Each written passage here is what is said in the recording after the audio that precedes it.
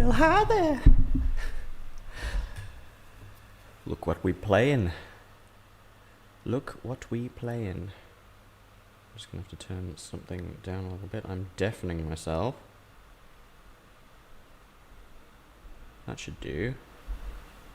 And that's the settings I usually use.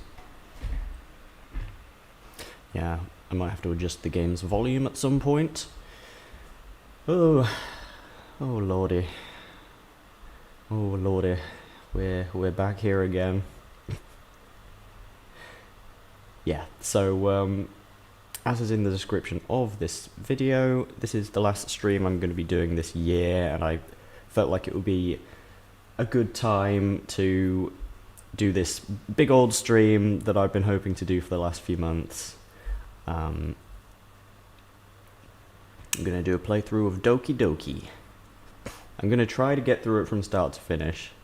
There is a possibility, depending on how it goes, that it may be a two-parter, but I'm going in with the expectation that this will be done today. It's not a very long game.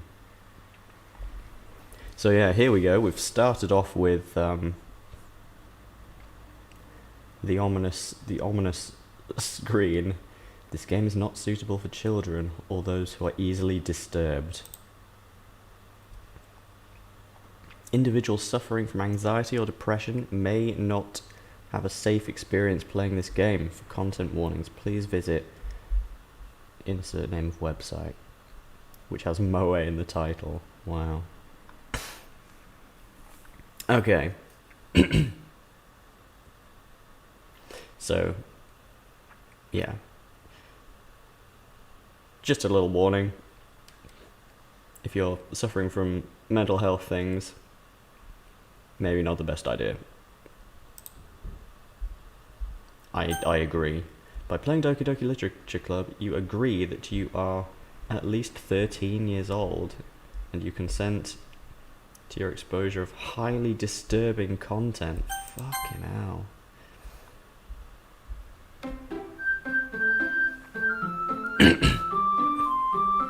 I mean, what could be more traumatic than a Japanese dating sim, right?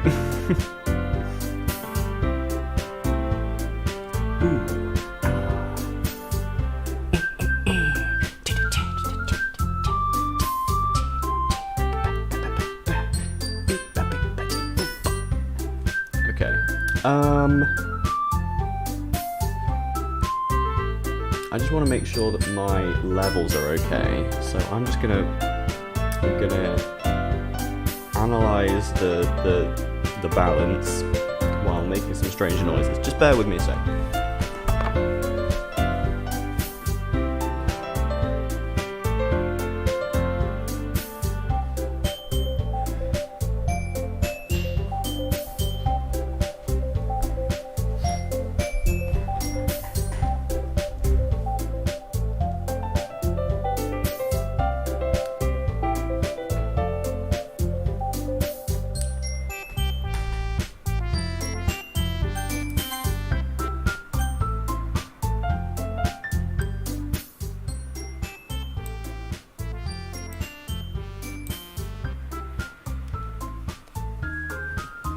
How's that? Is that better?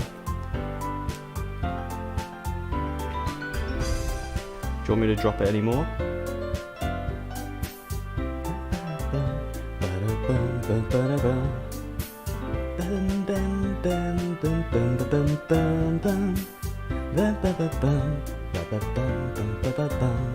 Excellent. Thank you for joining me, Gino. I'm afraid I can't promise you a particularly interesting experience to begin with, but I'll do my best.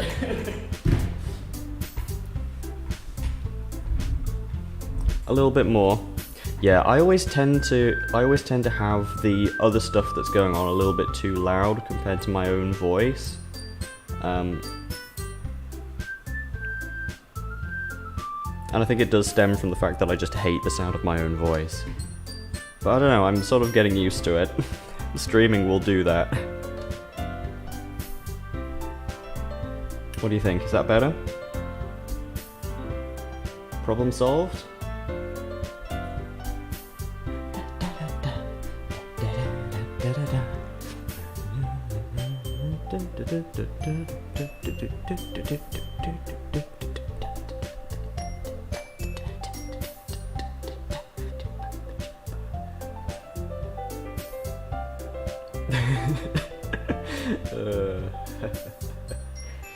Oh my god. Strike an anime pose.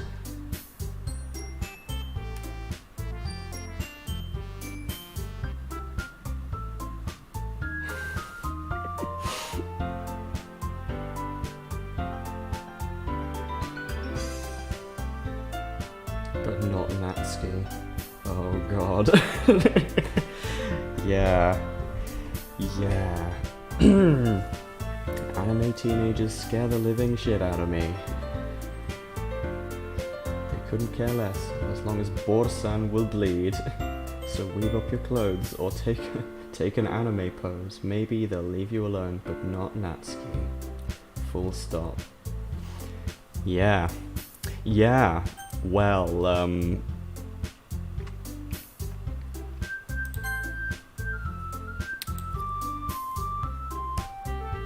didn't do my intro, so yeah, it's bored.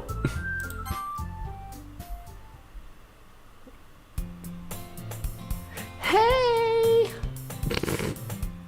Jesus. Yeah, yeah. It's okay. Ooh, I can actually full screen this one. I got so used to playing Bloody Majesty, which is a game that I cannot Oh no. What is going on? No, hold on. Yeah, I got so used to playing Majesty, which is a game which you cannot full screen. Oh, the aspect ratio has gone all funny. Bleh. Bleh. Bleh.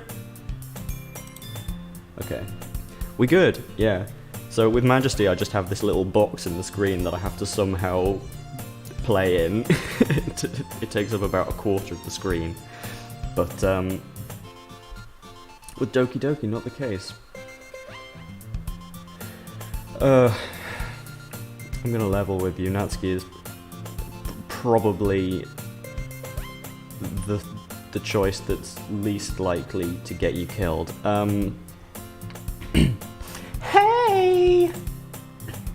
I see an annoying girl running towards me from the distance, waving her arms in the air like she's totally oblivious to any attention she might draw to herself. That girl is Sayori, my neighbor and good friend, since we were children. You know, the kind of friend you would never see yourself making today, but it just kind of works because you've known each other for so long. We used to walk to school together on days like this, but starting around high school she would oversleep more and more frequently and I would get tired of waiting. If she's going to chase me like this, I almost feel better off running away. Run! Run! However, I just sigh and idle in front of the crosswalk and let Sayori catch up to me. Shit. I accidentally skipped literally the first line of spoken dialogue. What the fuck is wrong with you? Oh my gosh, I overslept again. But I caught up to you this time. Maybe, but only because I decided to stop and wait for you. Eh? You say that like you were thinking about ignoring me. That's mean, Boar. Oh my gosh. Well, if people stare at you for acting weird, then I don't want them to think we're a couple or anything. Oh, I hate it. I hate it. Fine, fine. But you did wait for me after all. I guess you don't have to, you don't have it in you to be mean even if you want to. Whatever you say.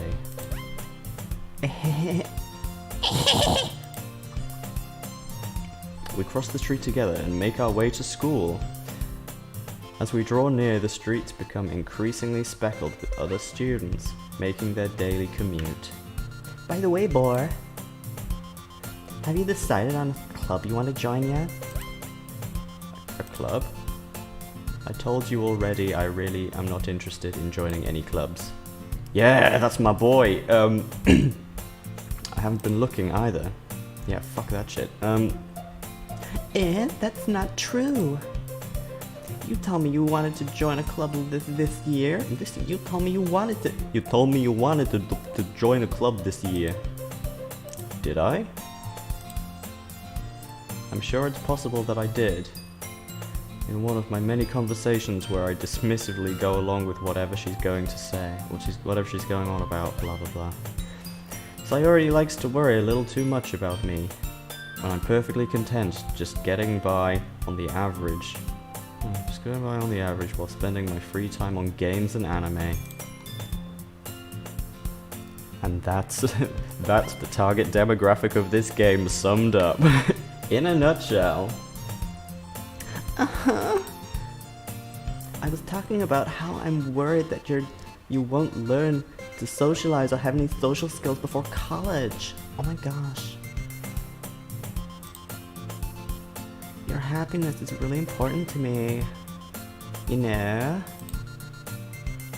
And I know you're happy now, but I die at the thought of you becoming a NEET in a few years because you're not used to the real world. You trust me, right? Don't make me keep worrying about you. Alright. I'll look at a few clubs if it makes you feel happy. No promises, though. Will you at least... Sorry. Will you at least promise you'll try a little?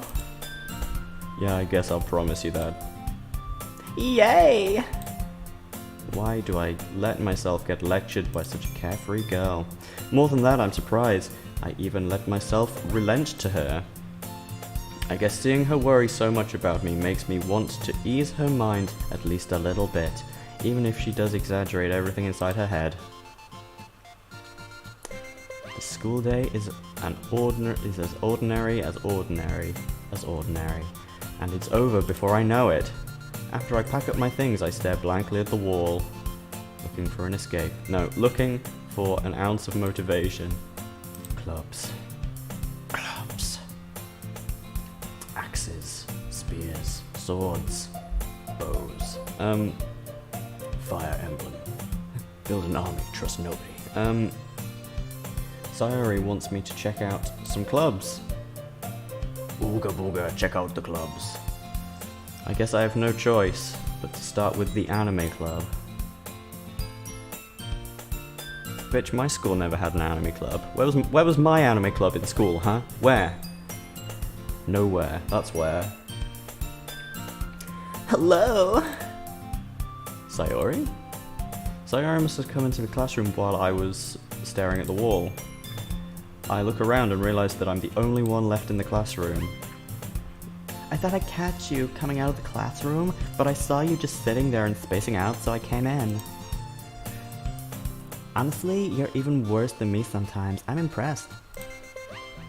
You don't need to wait up for me if it's going to make you late to your own club. Well, I thought you might need some encouragement, so I thought, you know. You know what? Well, that you come to my club. Sayori. Yeah? Yeah! There's no way I'm going to your club. Meanie!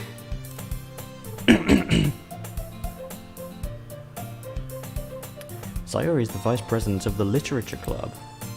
Boring as fuck, am I right? Not that I was ever aware that she had any interest in literature. In fact, I'm 99% sure she only did it because she thought it would be fun to help start a new club. So it's a new club. It's new and shiny. Since she was the first one to show interest, after the one who proposed the club, she inherited the title of Vice President. That said, my interest in literature is guaranteed to be even less. Yeah, I'm going to the anime club. Come on, please. Why do you care so much anyway? Well, I kind of told the club yesterday I would bring in a new member. And Natsuki said Natsuki made cupcakes. Cupcakes! Wow! How would that work? A cape that's a cup. And Natsuki made cupcakes for made cupcake. I can't read, really. Natsuki, she made these cupcakes, and we're gonna eat them, and it's gonna be good. So you should come to the club. Don't make promises you can't keep. Don't make a girl a promise if you know you can't keep it. I can't tell if Sayori is really that much of an airhead, or if she's so cunning as to have planned all of this out. I let out a long sigh. Fine. Fine, I'll stop by for a cupcake. Yes, let's go! It's time to get my extremely cancerous voices ready. And thus, today marks the day I sold my soul for a cupcake. Yeah. Valley Girl Boar does not exist. She cannot hurt you. Valley Girl Boar. I dejectedly follow Sayori across the school and upstairs, a section of the school I rarely visit, being generally used for third-year classes and activities. Sayori, full of energy, swings open the classroom door. Everyone, the new member is here. Oh my gosh. I told you don't call me a new member. I need to read who is saying the damn lines. I told you, fool, don't call me the new member, I haven't joined yet. I glance around the room. Welcome to the literature club, it's a pleasure to meet you. Sayori always says nice things about you. Arr, seriously, ye bawty boy? Way to kill yon atmosphere. Ah, boy, it's a nice surprise. What was I gonna do for Monica? Oh yeah, I got it. Hey, boy, what a nice surprise. Welcome to the club. All words escape me in this situation. Yeah, me too, buddy. This club is full of incredibly cute girls.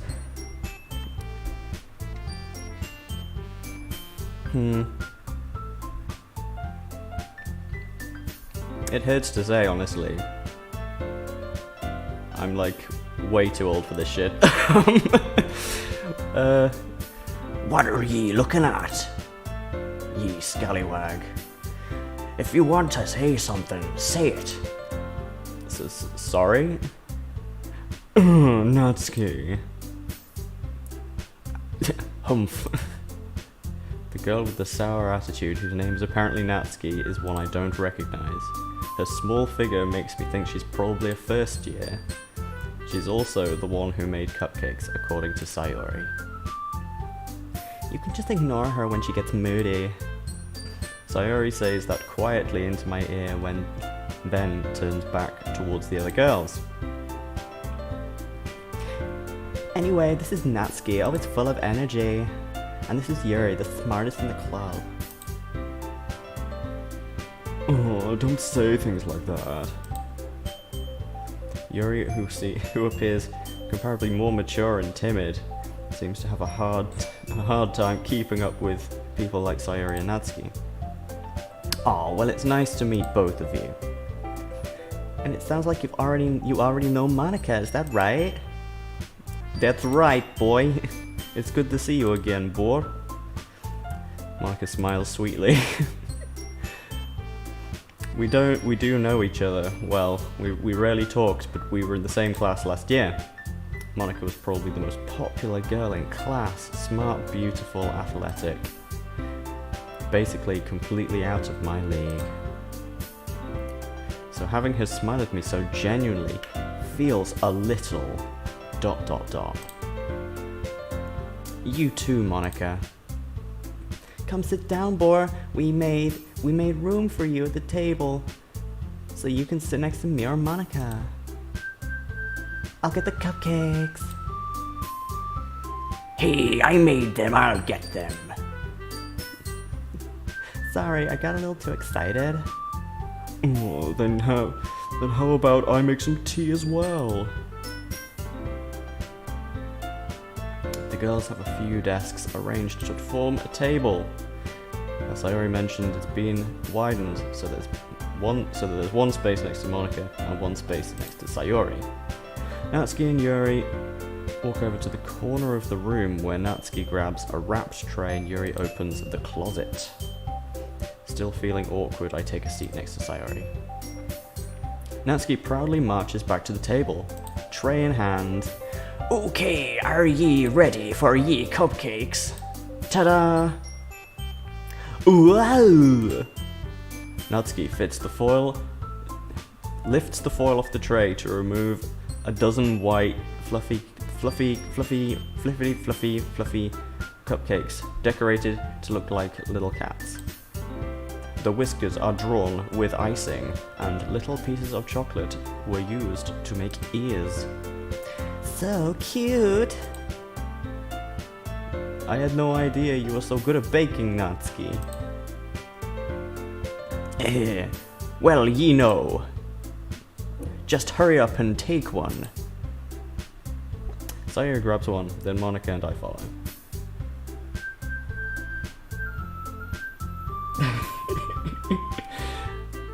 Oh, Gino. Poor naive Gino. It's delicious. Sayori talks with her mouth full and has already managed to get icing on her face. Ooh. When does dragon slaying commence? Oh, probably in about 6 hours' time. I turned the cupcake around in my fingers looking for the best angle to take a bite. Just eat the fucking cupcake. Natsuki is silent. Can't help but notice her sneaking glances in my direction. Is she waiting for me to take a bite? I finally bite down. Sensually. No. The icing is sweet and full of flavor. I wonder if she made it herself. This is M&S food. No, this is really good. Thank you, Natsuki. Why are ye thanking me, scurvy dog? It's not like I... Haven't I heard this somewhere before? Made them for you or anything. Made them for me crew. Eh? I thought you technically did, Sayori said. Well, maybe. But not for you. No, not for you, dummy. Alright. I give up on Natsuki's weird logic and dismiss the conversation. Yeah, in real life, I think real life tsundere behavior makes me want to slap people. Yeah, not gonna lie. Yuri returns to the table, she's got the tea and shit. Yeah, nice. You keep a whole tea set in this... Fuck. Yeah, that's not the right person. You keep a whole tea set, yes. Don't worry, the teenagers gave us permission. Really?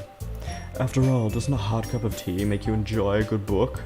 Help you to enjoy a good book. Ah, I guess. Hey, don't let yourself get intimidated. Yuri's just trying to impress you. Eh? That's not true. Insulted, Yuri looks away. I meant, you know. I believe you. Well, tea and reading might not be a pastime for me, but at least I enjoy tea. I'm glad. Yuri faintly smiles to herself in relief. Monica raises an eyebrow, then smiles at me. So what made you consider the literature club?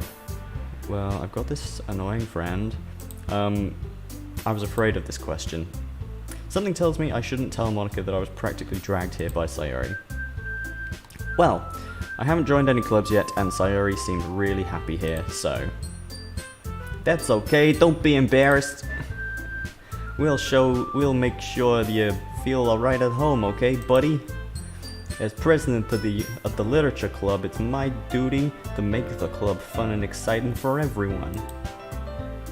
Monica, I'm surprised. How come you decided to start your own club?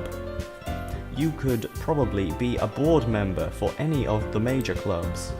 Weren't you a leader of the debate club last year? Oh, silly boar.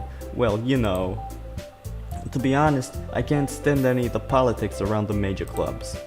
It feels like nothing but arguing about the budget and publicity and how to prepare for events. I was just trying to fry up a pizza. I'd much rather take something I personally enjoy and make something special out of it, you know? And if it encourages others to get into literature, then I'm fulfilling that dream. Monica really is a great leader. Monica also nods in agreement. Oh, I agree. Then I'm surprised there aren't more people in this club yet. It must be hard to start a new club. You could put it that way. Not many people are very interested in putting out all the effort to start something brand new. Especially when it's something that doesn't grab your attention, like literature.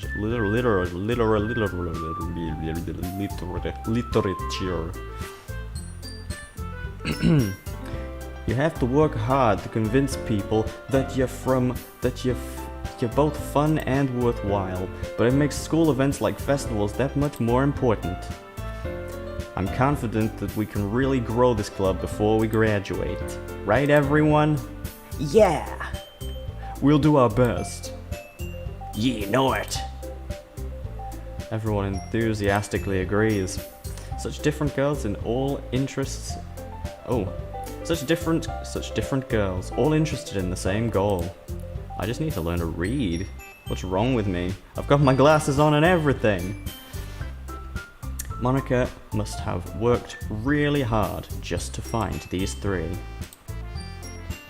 Oh wait, okay, so right-clicking actually just takes the... so if you want full screen, and see all of the artwork, then I guess that's what you do. Okay. Maybe that's why they were all so delighted by the idea of a new member joining, though I still don't really know if I can keep up with their level of enthusiasm about the club. So, Boar, what kinds of things do you like to read? Well, considering how little I've read these last few years, I don't really have a good way of answering that. Manga? I mutter quietly to myself, half joking. Natsuki's head suddenly perks up. It looks like she wants to say something, but she stays quiet. She stays quiet over there. Not much of a reader, I guess. Well, that can change. What am I saying? I spoke without thinking after seeing Yuri's sad smile. Anyway, what about you, Yuri? Well, you see...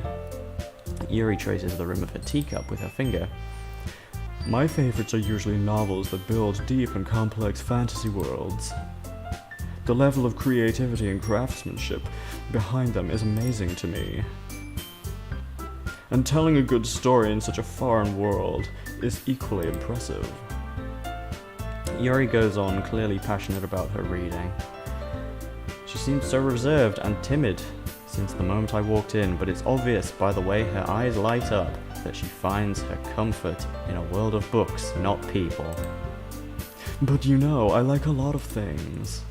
Stories with deep psychological elements usually immerse me as well. Isn't it amazing how a writer can so deliberately right-click by accident? Can so deliberately take advantage of your own lack of imagination to completely throw you for a loop? Anyway, I've been reading a lot of horror lately.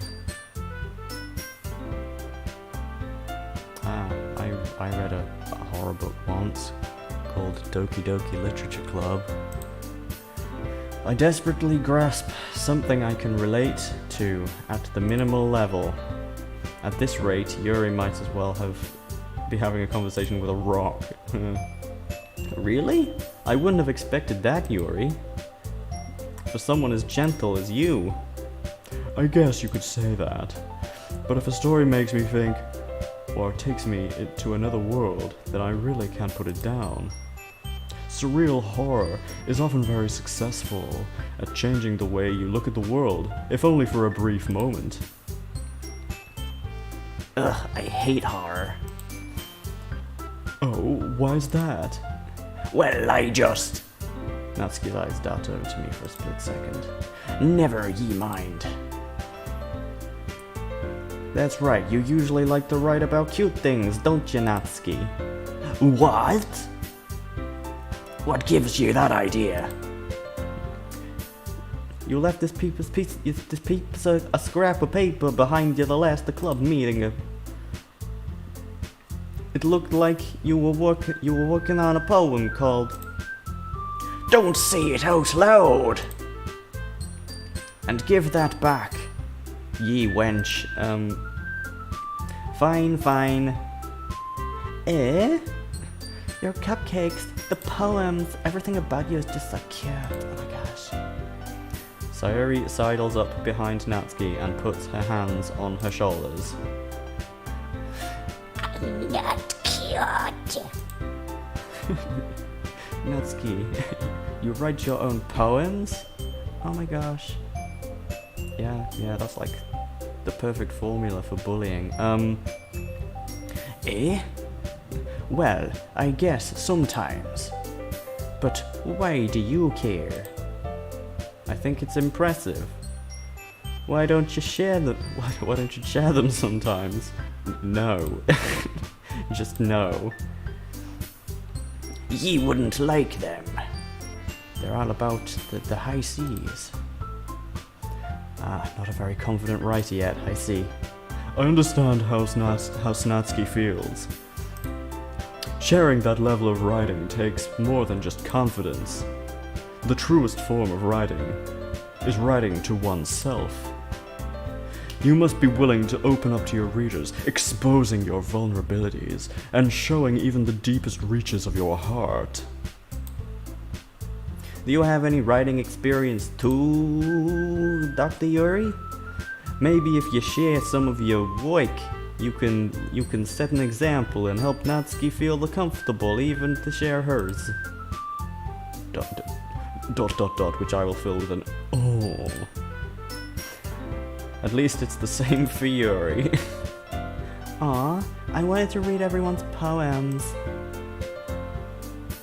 We all sit in the silence of the science. Okay. I have an idea, everybody. Natsuki and Yuri look quizzically at the moniker. Let's all go home and write a poem on our own, and then tomorrow we'll read them out and laugh at each other's lack of ability to do anything. The way everyone is, that way everyone is even. ... Yeah, let's do it. Oh my gosh. Plus, now that we have a new member, I think it will help us all get a little more comfortable with each other and strengthen the bond of the club. Isn't that right, Board? Monica smiles warmly at me once again. Hold on, there's still one problem. Hey, what's that? Now that we're back in the original topic of me joining the club, I bluntly come forth with what's been on my mind the entire time. I never said that I would join this club. Sayuri may have convinced me to stop by, but I never made any decision. I still have other clubs to look at, and I lose my train of thought. They look so sad and angry for some reason, and just not giving a shit. All 4 girls stare back at me with dejected eyes. But I'm sorry, I thought. Bored. You all. I'm defenseless against these girls. Being ganged up on. It's not fair. How am I supposed to stop myself right-clicking? How am I supposed to make a clear-headed decision when it's like this? Scientific silence. Should be a band name, yeah, that's right. That is, if writing poems is the price I need to pay in order to spend every day with these beautiful girls. Right. Okay, I've decided then. I'll join the literature club. One by one, the girls' eyes light up. Yes, I'm so happy, oh my gosh. I'm so pleased. Sayori wraps her arms around me, jumping up and down. Hey, you really did have us scared for a moment. If ye really just came for ye cupcakes, it would be super annoying, and I would make ye walk yonder plank. Well, that makes it official. Welcome to the literature club, buddy boy. Thanks, I guess. Okay, everyone. I think with that we can officially end today's meeting on a good note. We got a new member. Everyone's ready. Everyone remembers tonight's assignment. Ooh. Yeah, that was the kind of homework that I always hated at school, where they were just like, hey, get this done by tomorrow, yeah? Write a poem to bring to the next meeting so we can all share. Monica looks over at me once more. Bored. I look forward to seeing how you express yourself. Hehehe. Yeah. Can I really impress the class star Monica with my mediocre writing skills? I already feel the anxiety welling up inside me. Meanwhile, the girls continue to chit-chat as Yuri and Natsuki clean up their food. Hey Bora, since we're already here, do you want to walk home together? That's right, Sayori and I never walk home together anymore because she always does the thing with the club. Sure, might as well. Yay! Yes! With that, the two of us depart the club room and make our way home. The whole way, my mind wanders back and forth between the 4 girls. Sayori, Natsuki, blank space, and of course Monica.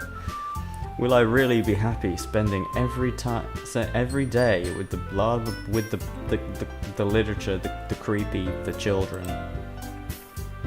Perhaps I'll have the chance to grow closer to one of these girls. Alright. Yeah, one thing is for certain, my heart will not be going Doki Doki. I've been out of this shit for 10 years, goddammit.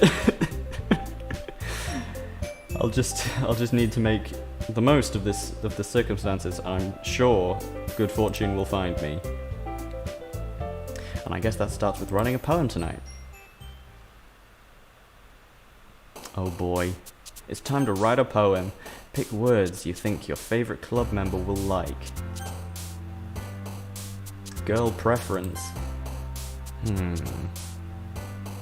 Honestly, I'm not sure.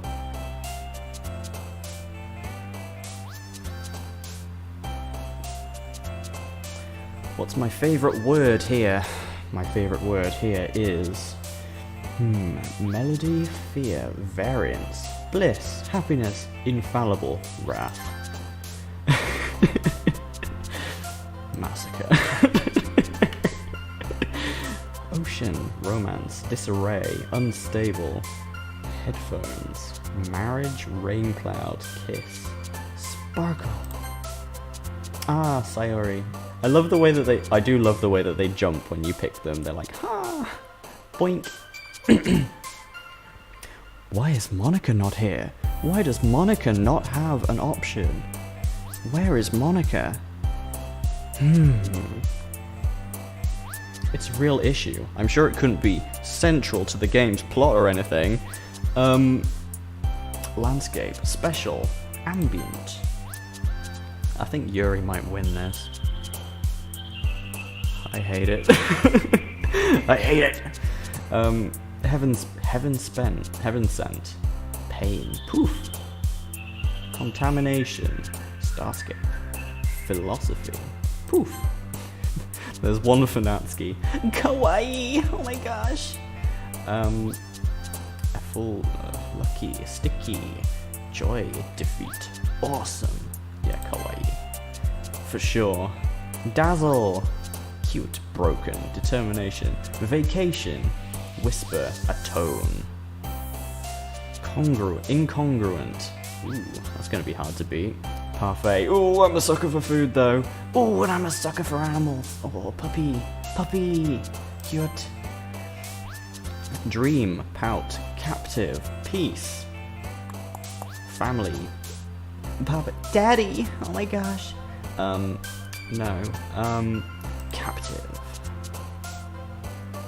Rainbow, amazing time, scars, intellectual. Bunny. No. Secretive. Games. Laugh. Whistle. Email. Vertigo. Ooh. Pure. Portrait. Journey. Imagination. Sing. Giggle. Breathe. Dance. Beauty. Desire. Journey. Unrequited. Entropy. Oh yeah. Fireworks. Sugar. Unending. Aura, lazy.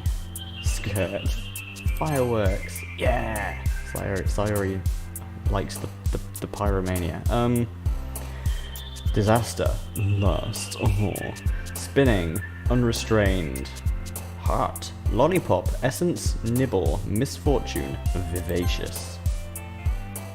I don't even know what that word means. I just like the sound of it. Vivacious. Disown. Blanket. Playground. Passion. Graveyard. Marshmallow. Sensation. Vivid. Bouncy. Crimson. Tenacious. Let's go with my favorite color. Afterimage. Jump. Eternity. Cry. Fun. Charm. Anxiety. Fluffy. Heartbeat. Flying. I'm interested to see what happens if I click anxiety. Okay, that one's Yuri. Okay. Now, for reasons, I have to click this one. And I'm interested to see who's gonna jump.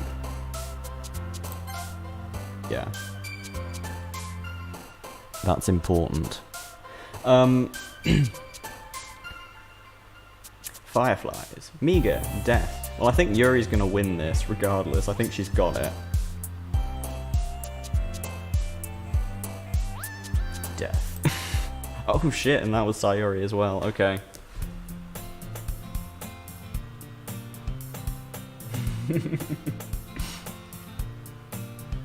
Angst, teen rage, etc. Yeah, pretty much. Hey again, boy. Glad to see you didn't run away. Well, you haven't read my fucking poem yet. No, don't worry. This might be a little strange for me, but at least I can keep my word. Well, I'm back at the literature club. It was I was the last to come in, so everyone else is already hanging out. Thanks for keeping your promise, boy. At least this isn't too overwhelming of a commitment for you. Making you dive headfirst into literature when you're not accustomed to it. Oh, come on. Like he deserves any slack. Sayori told me ye didn't even want to join any clubs this year. Early last year, too. I don't even know your plan to just come here and hang out or whatever. But if ye don't take us seriously, ye won't see the end of it. Wow, that's foreshadowing. Natsuki, for God's sake, you can't spoil the plot like that. Natsuki, you certainly have a big mouth for someone who keeps her manga collection in the club room. Natsuki finds herself stuck between saying Monica and manga. Mangaka! Swiftly defeated, Natsuki plops back into her chair. Don't worry, guys. I'm here to save the day. I'm Sayori. Bor always gives me its best as long as he's having fun. He helps me with busy work without me even asking. Wow, okay. Like cooking, cleaning my room. How dependable. Sayori, that's because your room is so messy and distracting. And you almost set your house on fire once. Is that so? You two are really good friends, aren't you? I might be a little jealous. Oh. How come you and Bor can become such good friends too?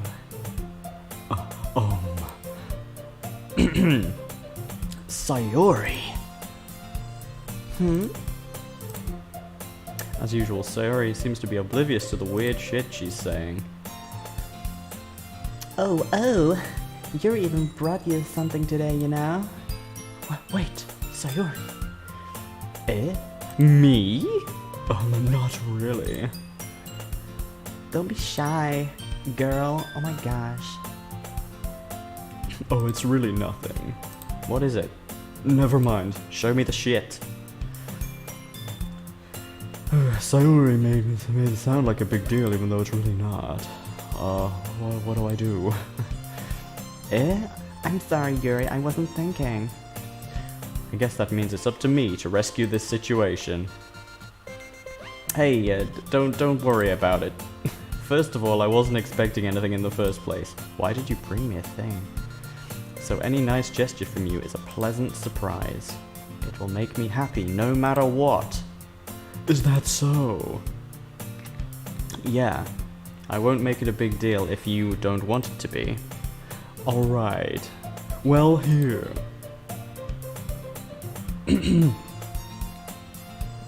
Yuri reaches into her bag and pulls out a book. I didn't want you to feel left out, so I picked out a book that I thought you might enjoy. It's a short read, so it should keep your attention even if you don't usually read. And we could, you know, discuss it if you wanted. How is this so accidentally being so cute? So cute. She even picked out a book she thought I'd like, despite me not reading much. Yuri, thank you. I'll definitely read this. Ooh, Schmorker's here. Welcome.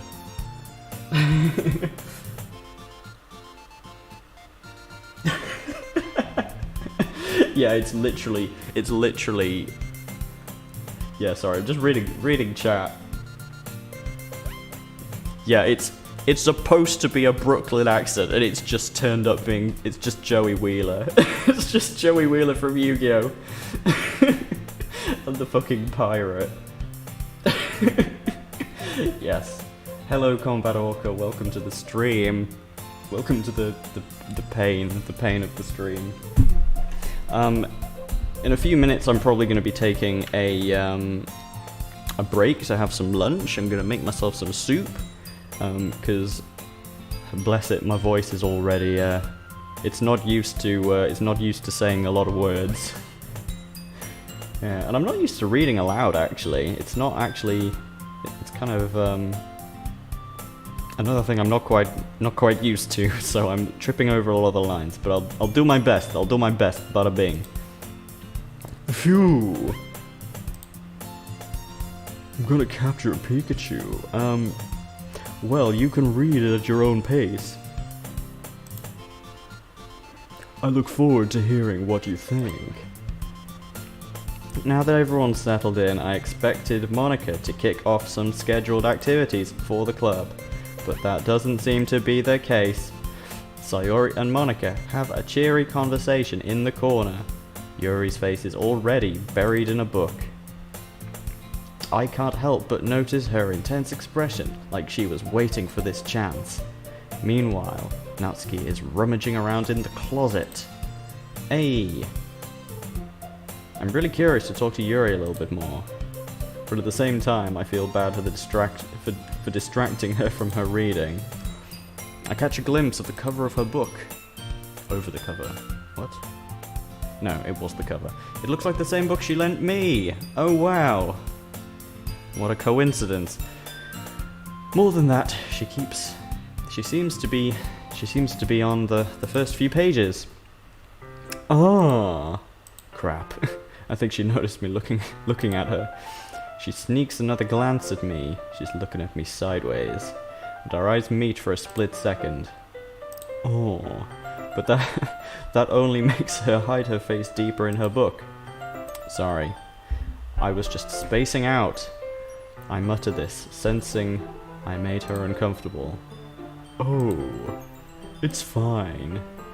If I was focused, then I probably wouldn't have noticed in the first place. This fucking voice is going to be the end of me.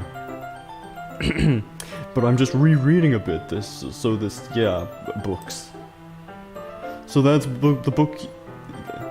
Let's just all be Maximilian Pegasus. Ooh! That's the book you gave to me, Yuri boy. That's the book you gave to me, right? You wanted to reread some of it. I'm mixing up the voices now. Not for any particular reason. Just curious. How come you have 2 copies of the same book?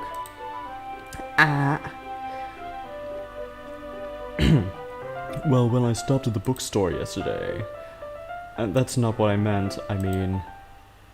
I just happened to buy 2 of them. Yeah, okay. There's something fairly obvious here that Yuri isn't telling me, but I decide to let it go. I'm definitely start reading it soon. Yeah, I will definitely start reading it soon. I'm glad to hear. Once it starts to pick up, you might have a hard time putting it down, boy. It's a very engaging and relatable story. Is that so? What's it about, anyway? Oh, she looks so happy for a minute there. Well... Yuri closes the book and scans her eyes over the back. The book is entitled Portrait of Markov. There's an ominous looking eye symbol on the front cover. Alright. I just want to make sure I don't accidentally give anything away. Basically, it's about a girl from high school. So like 99.9% of all anime. Basically, it's about a girl in high school who moves in with her long-lost younger sister. But as soon as she does, her life gets really strange. She gets targeted by these people who are trying to capture her Pokemon, for people who escaped from a human experiment prison. And while her life is in danger, she needs to desperately choose who to trust. No matter what she does, she ends up destroying most of her relationships, and her life starts to fall apart. That's kind of dark, isn't it? Yuri made it sound like it was going to be a nice story, so that dark tale came out of nowhere. Yuri gently giggles all of a sudden. So normal. Are you not a fan of that sort of thing, Bor? No, it's not that. I mean, I can definitely enjoy those kinds of stories, so don't worry. I hope so. Yeah, I totally forgot that Yuri is into those things. She's so shy and reclusive on the outside, but her mind seems to be completely different. It's just that those kinds of stories, they challenge you to look at life from a strange new perspective. When horrible things happen, not just because someone wants to be evil, but because they have their own goals, or their own philosophy that they believe in. Then suddenly, when you thought you related to the protagonist, they're made out to be the naive one for letting their one-sided morals interfere with the villain's plans. I'm rambling, aren't I? Not again. I'm sorry. No, don't apologize. Don't apologize. I haven't lost any interest or anything. Conversation's a lot easier when the other person is doing most of the talking anyway. Well, I guess it's alright then. But I feel like I should let you know that I have this problem. When I let things like books and writing fill my thoughts, I kind of forget to pay attention to other people. So I'm sorry if I end up saying something strange. And please stop me if I start talking too much. That's impossible, girl. That's impossible. I really don't think you need to worry. Your words are just... They're just lines on a screen. That just means you're passionate about reading. The least I can do is listen. And it's a literature club after all. Yeah, it kind of comes with the territory. Oh. That's true. In fact, I might as well get started reading it right now. You don't have to. Aha. What are you saying? Just a moment ago you said you were looking forward to it. Oh. Let me just get the book. I quickly retrieved the book I had put in my bag. Yeah, Yuri. You'd better prepare for trouble, because we're about to make a double. Alright, it's fine if I sit here, right? I slip into a seat next to Yuri's. Oh, stop saying that! You're making it too easy for me. Yeah. Oh, senpai. Are you sure? You seem a little apprehensive. I'm sorry. It's not that I don't want you to, it's just something I'm not very used to. That is, reading in company with someone. I see. Well, just tell me if I end up distracting you or anything. Oh, alright. Spoiler, this situation is entirely distracting. I soon understand what Yuri means about reading in company. It's as if I can feel her presence over my shoulder as I read. It's not a particularly bad feeling. Maybe a little distracting, but the feeling is somewhat comforting. Yuri is in the corner of my eye. I realize that she's not actually looking at her own book. I glance over. It looks like she's reading from my book instead.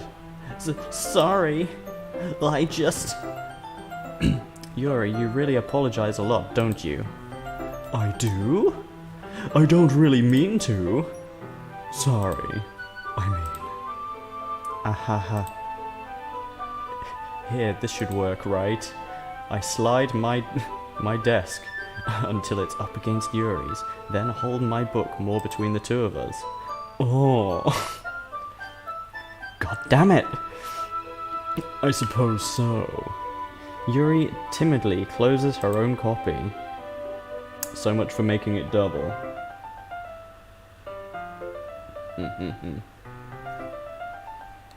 Yeah, I think I'll get to the point where we're about to start reading poems, and then I'll do lunch things. I'll have sort of like maybe a 20-minute break, something like that. Once we each lean in a little bit, our shoulders are almost touching. I feel like my left arm is in the way, so instead I use my right hand to hold the book open. I guess that makes it feel a bit difficult to turn the pages. Here. Yuri takes her left arm and holds the left side of the book between her thumb and forefinger. I do the same thing with my right arm on the right side of the book. That way I turn the page, and Yuri slides it under her thumb after it flips to her side. But in holding it like this, We're huddling even closer together than before. It's actually very distracting. Yeah, no shit. It's as if I feel the warmth of Yuri's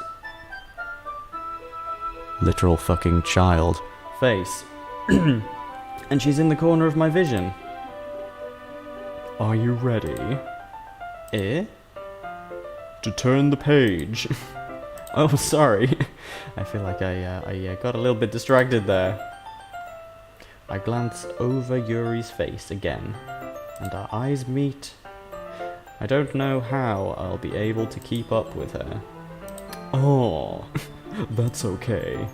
You're not used to reading, right?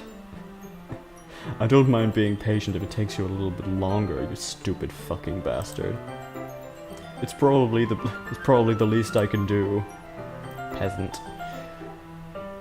Since you've been so patient with me. Yeah, thanks. We continue reading. Yuri no longer asks me if I'm ready to turn the page. Instead, I just assume that she finishes the page before me, so I turn it of my own volition. We continue the first chapter in silence.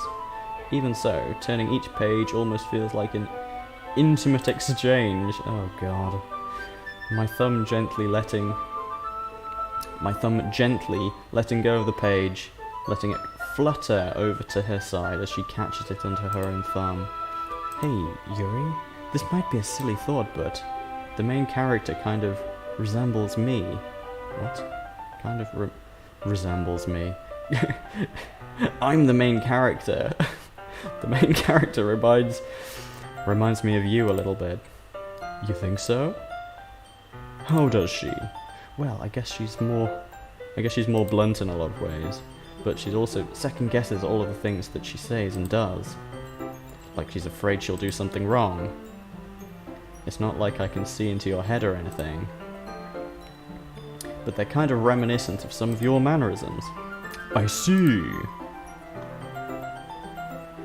Yuri remains silent for a moment. But bored? That's probably a terrible thing to have in common with her. It's so embarrassing that you think that. Wait! I didn't mean it in a bad way or anything. Sorry, I really need to stop right-clicking. Sorry, I really didn't know you were self-conscious about that sort of thing. Please. Triple dot. I guess I more meant that it's kinda cute. Ah! What are you saying all of a sudden? Okay, everyone, break it up. I think it's about time we share today's poems with each other, you know? We do the thing that we're supposed to do, and we don't inappropriately creep on 17-year-old girls, yeah? We might not have enough time if you wait too long, boy. Oh. Stop it. She's gonna say that a lot, isn't she? Yuri exhales. Spared from finishing her thought. Is that alright, Yuri? You look kinda down. I'm sorry if you haven't been looking forward to this. Oh, it's not. It's fine. Yuri releases her hand from the book, causing it to close on top of my thumb. Alright. I guess I'll do some more reading tonight. Or would you prefer I only read it with you? I guess I don't have too much of a preference either way. In that case, I'll read a little bit more tonight. It'll be more fun to read with you after it picks up a little bit, you know? I feel like Yuri is the kind of person who would finish the book tonight. Yeah, your idea of reading a little bit is like her idea of reading a little bit is completely different. That's good reasoning. In that case, feel free to finish the first 2 chapters in your own time. Alright, I stand up. Make a mental note where I left off in the book. Oh, that's not a good idea. You need a bookmark, my dude. I can never remember the page number I get to. then slip it into the back of my bag. Into the bag of my back. What? By the way, did you I'm just mixing up all the voices now. Hey, bada bing!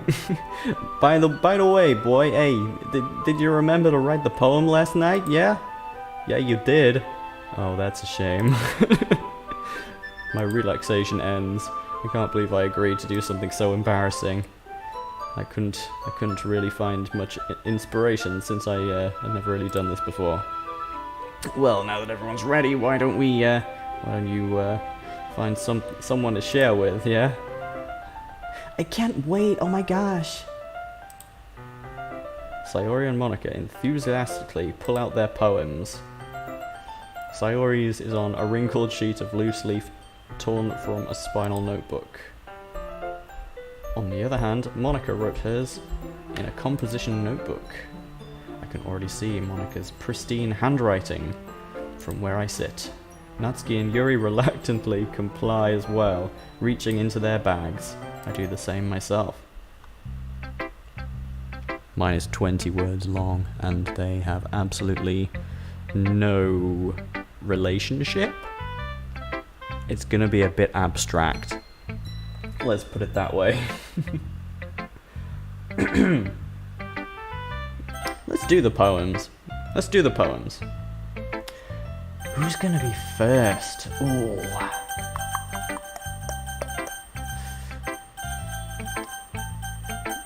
Since Yuri won the last round, let's do Yuri first, because I'm kinda used to doing her voice right now. Yuri seems to be more experienced, so I should start with her. I can trust her opinion to be fair. As Yuri reads the poem, I notice her eyes lighten. Oh, exceptional. What was that? Did I say that out loud? Yuri first covers her mouth, but then ends up covering her whole face. I mean, you just said a nice thing about my poem. That's all. There's no need to throw all your shit out the pram. He's going to hate me. At this rate, you'll never capture Pikachu. You really didn't... Right click again. You really didn't do anything wrong, Yuri. That's... I guess you're right. Well, what am I getting so nervous for? Yuri takes a breath. So, what kind of writing experience do you have? Your use of imagery and metaphors indicates you've written a lot of poetry before. Really? Wow, that's a huge compliment coming from you. That's a huge lie coming from you. This is actually my first time, really. Huh? Yuri stares at me blankly, then looks at my poem again. Triple dot. Well, I know that. I just mean, Yuri trails off, unable to find an excuse. She traces her finger along the words in the poem, as if breaking it down more thoroughly. It's 20 words. Yeah. Okay. This is the reason I was able to tell. It's just that there are specific writing habits that are usually typical of new writers. Having been through that myself, I kind of learned to pick up on them, yeah.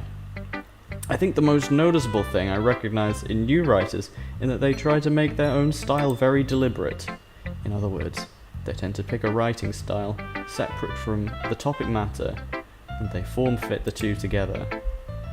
The end result is that both the style and the expressiveness are weakened. Once Yuri finds her trail of thought, it's as if her demeanor completely changes. Her stammering is completely gone. She sounds like an expert. Of course. That's not something you can be blamed for. There are so many different skills and techniques that go into writing even a simple poem that's 20 words long. Not finding them and building them, but getting them to go to work instead of playing video games. To get them to work together is probably the most challenging part.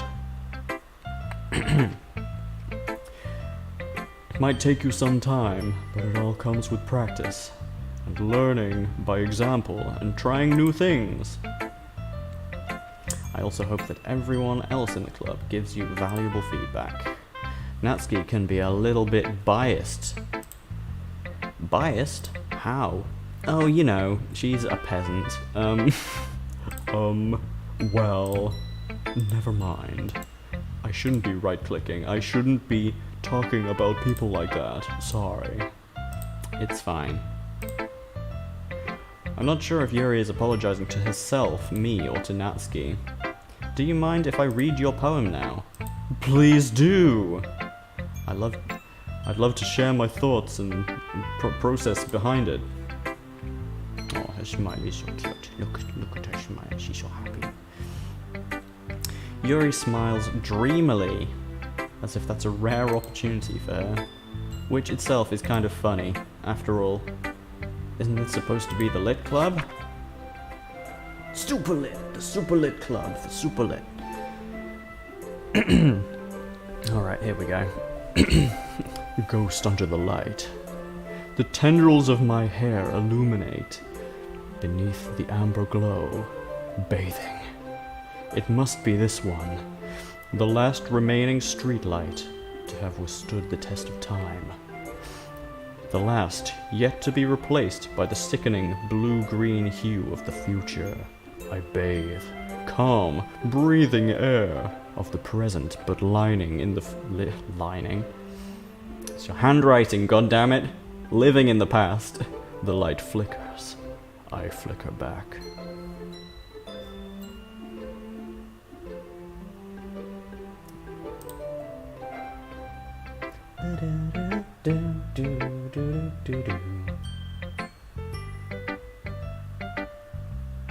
You're making...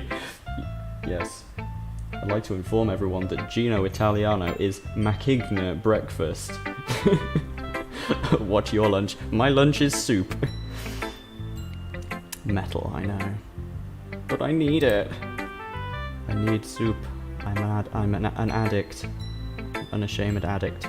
I'm sorry, I have such terrible handwriting. Yes, you do. What? I wasn't thinking that at all. I mean, I might have been thinking that. But it took you a long time to read. Ah, that's because I'm retarded. Well, I just don't read script very often. Yeah, that's the reason. I actually think your handwriting is pretty. Pretty? Oh my gosh, Yuri, it's so pretty, just like you. Eh? That's a relief. Also, I like the poem. It was alright. Even though it's short, it was really descriptive. Well, it was an evening's work, wasn't it? Like, if you're writing a poem that you're actually happy with in an evening, I think it has to be quite short. It wasn't too short. I usually write longer poems. Not at all. I'm really glad you like it. I'll be honest. Since it's our first time sharing, I wanted to write something a little more mild. Oh boy. Something easy to digest with your digestive tract and your intestines, I suppose. Are you into ghosts, Yuri? Ooh. Actually, the story isn't about a ghost at all, boy. Really? I must have totally missed the point, because I'm super into ghosts. Well, I suppose you did only glance at it after all. But remember that poets often express their own thoughts, feelings, and experiences in their work. They usually do more than tell a simple story or paint a picture. In this case, perhaps the subject of the poem is only being symbolically compared to a ghost, lingering in her last remaining place of comfort, unable to let go of the past, and soon to be left with nothing. That's a lot more solemn, putting it that way. I hadn't even thought of that. That's impressive. Eh? It's nothing really. Yours was impressive too, so... no. If anything, I could probably learn a thing or two from you. You think so? Yeah, of course. Oh. You know, I was really nervous about doing all of this, but in the end, I enjoyed it. I'm going to keep doing my best for you, boy. Me too. Who's next? Who is next? Who is going next? I'm gonna leave Monica till last because she doesn't matter. Let's do Sayori next. Hey girl. This is a good poem, boy. Oh my gosh. Are you sure it's your first time? I can't believe you walked out of the house with this poem, girl. Oh my gosh. Of course. It's not that good. Am I the kind of guy who would be writing poems in his spare time? I guess you're right. But that's why it impressed me. Oh my gosh, it totally impressed me. Well, to be honest, I was afraid that you wouldn't do it seriously. Or that you wouldn't write one at all. I'm really happy that you wrote one. Seriously, I would not have been happy with you if you hadn't written a poem. That would have been real bad. It would have seriously ruined my weekend. It really reminds me of how you're really a part of the club now. Not to mention the fact that I'm standing in front of you in the club room. Well, of course. But I'm not really into it yet. But that doesn't mean I'll break your spine? No. Why did I read it like that? Always with the violence. Mean I'll break my promise. See? It's like I said before, boy. Deep down, you're not selfish at all, you know? Trying new things like that is for other people. That's something that only really good people do. Thanks. I'm not really sure if Sayori sees the full picture of my motive here. Then again, I can't deny that she's part of the reason I joined. Knowing how much this means to her and all. Yeah. And I'm gonna make sure you have lots of fun here, okay? That'll be my way of thanking you. All right, I'm going to hold you to that then. Yay! Yay! Yay!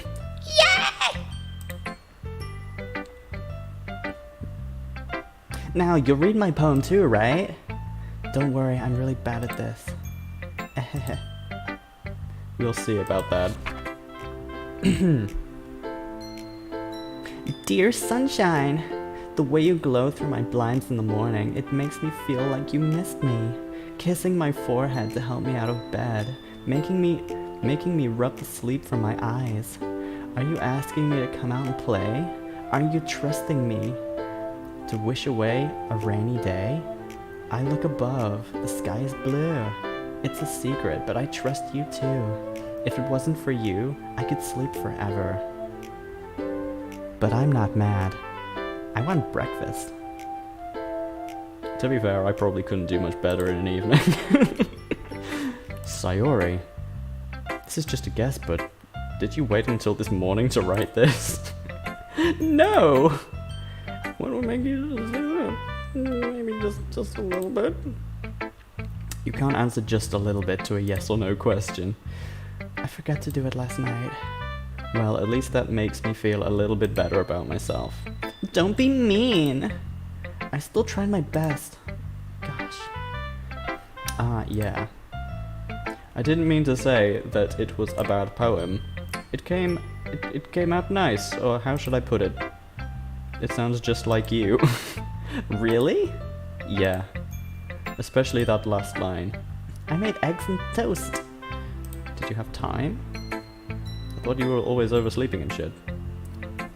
Even though you were late to school. Yeah, there we go. We're on the same path there. Means Dr. Borin's story. I had to skip It's bad to skip breakfast. It's true. I get all cranky. My gosh. Well, I guess there's no point in arguing. Anyway, thanks for showing me. Now fuck off.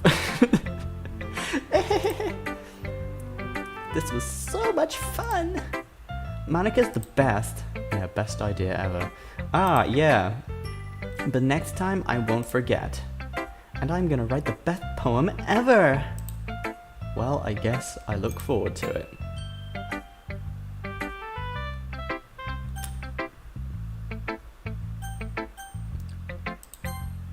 More like Notski. What are you looking at, bitch? Well, if it's about time, I expect it for someone like you, landlubber. That's a little bit blunt. Well, excuse me. It's not like I said it was bad or anything. It just didn't invoke any emotions. So basically it's not cute enough for your tastes. No, it just doesn't evoke the feelings of yon 7 seas. Do you want to get smacked? I'll pass. Well, anyway, I guess I need to show you mine. Not that you'll like it or anything. Oh, fucking hell, I'm gonna have to read this in the voice. Okay. Eagles can fly, monkeys can climb, crickets can leap, horses can race, owls can seek, cheetahs can run, eagles can fly, people can try, but that's about it.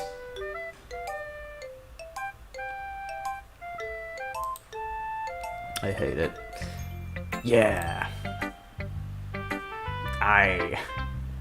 I told ye it wasn't gonna be like that. I like it. What? What? Just be honest, landlubber. I am. Why are you convinced that I wouldn't like it?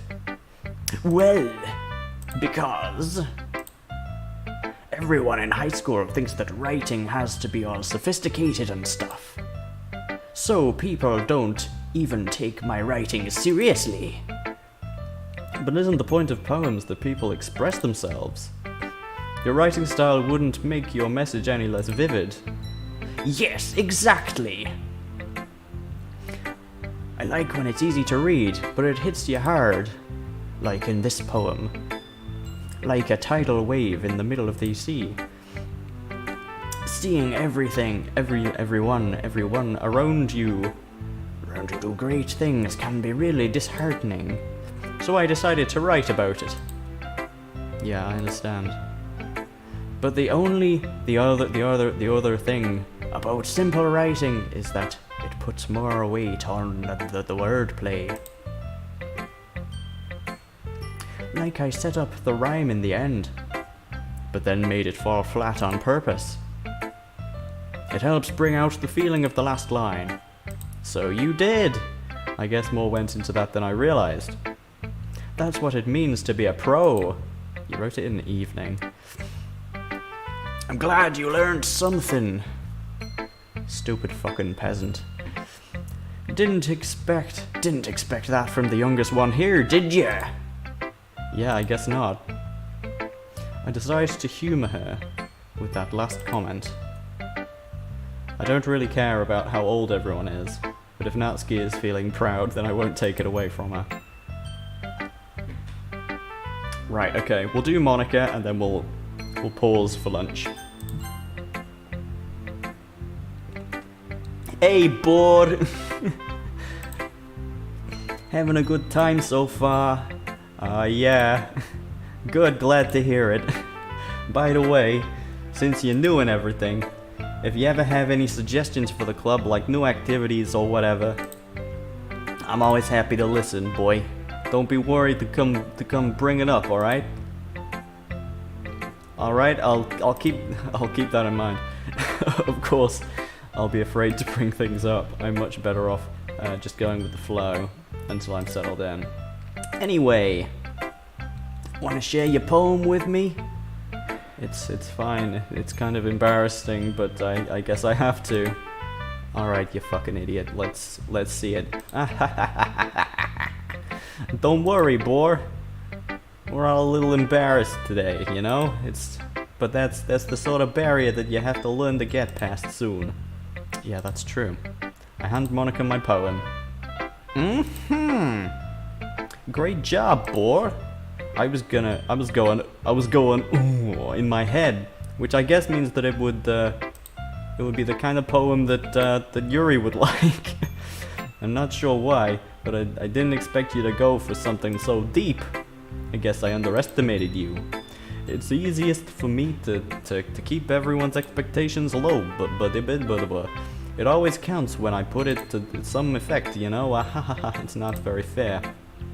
Well, I guess it worked anyway. You know that Yuri likes this kind of writing style, you know? Yeah.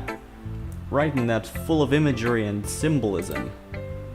Unlike Sayori, who likes using simple and retarded words. No, simple and direct words for stupid people. No, simple and direct words to describe happiness and sadness. Yuri likes it when the readers are left to derive their own meaning from it. It's very challenging to write that effectively.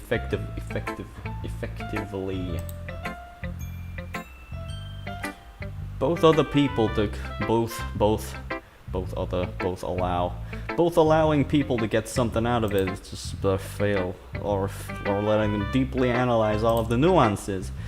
It can take years of practice, which I assume Yuri has at this point. I never really asked though. I guess I'm nowhere near her level yet. It wasn't Monica who said that, that was me who said that. Don't worry so much about that. You do your own thing. Just keep exploring and learning new things, yeah? I'm sure I'll end up trying different things a lot. It could take a while before I feel comfortable doing this. That's okay. I'd love to see you try new things. And it's the best way to find the kind of style that suits you. Everyone else might be a little bit biased towards their own kind of stories, but I'll always help you find what suits you the most. So don't force yourself to write the way everybody else does, capiche? It's not like you have to worry about it impressing them or anything. Ahaha. Ahaha. Anyway, do you want to read my poem now, Dick? Don't worry, I'm not very good. It's okay, none of us are. You sound pretty confident for someone who claims to be not very good. Well, that's because I have to sound confident. I have to sound confident. That doesn't mean I always feel that way, you know? I see. Well, let's read it then. Hole in wall. It couldn't have been me. The way the direction the speckle protrudes. A noisy neighbor? An angry boyfriend? I'll never know. I wasn't home. I peer inside for a clue. No, I can't see. I reel, blind like a film left out in the sun. But it's too late. My retinas. Already scorched with the permanent copy of the meaningless image. It's just a little hole. It wasn't too bright. It was too deep. Stretching forever into everything. A hole of infinite choices. I realize now, but I wasn't looking in. I was looking out. And he on the other side was looking in.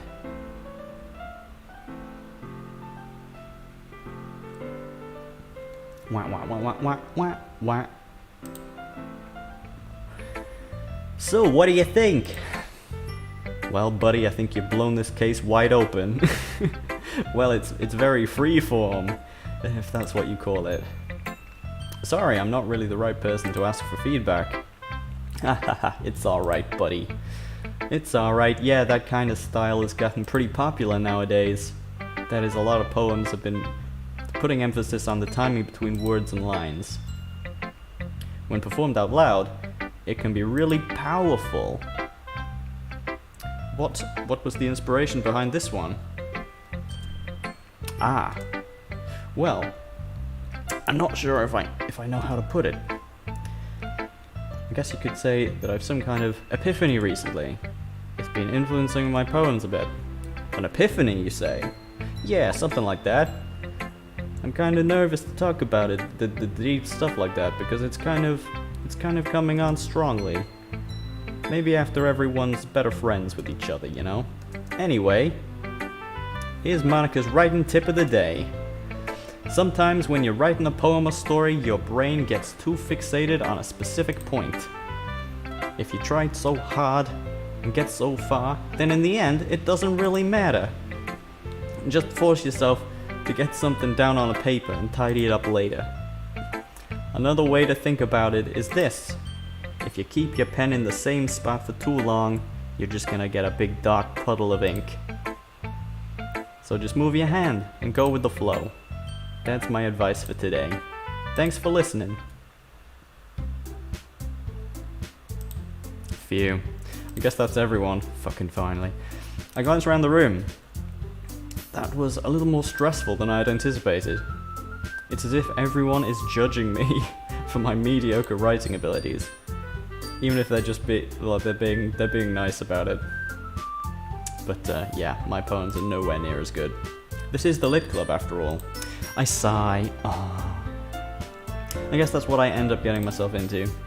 Across the room, Sayori and Monica are happily chatting. My eyes land on Yuri and Natsuki. They gingerly exchange sheets of paper, staring at their respective poems.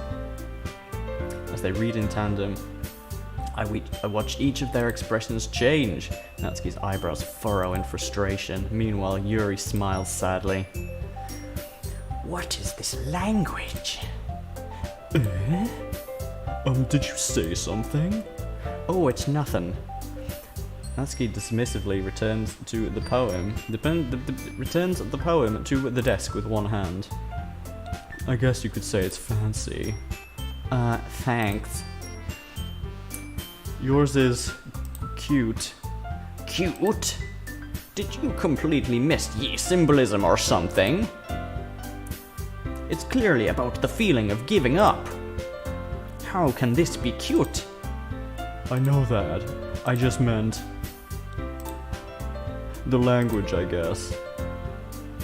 I was trying to say something nice. You mean you have to... Ugh. You mean ye have to try to come up with something nice to say? Thanks, but it really didn't come out nice at all. Maybe I do have a couple of suggestions. Humph. If I was looking for suggestions, I would have asked someone who actually liked it.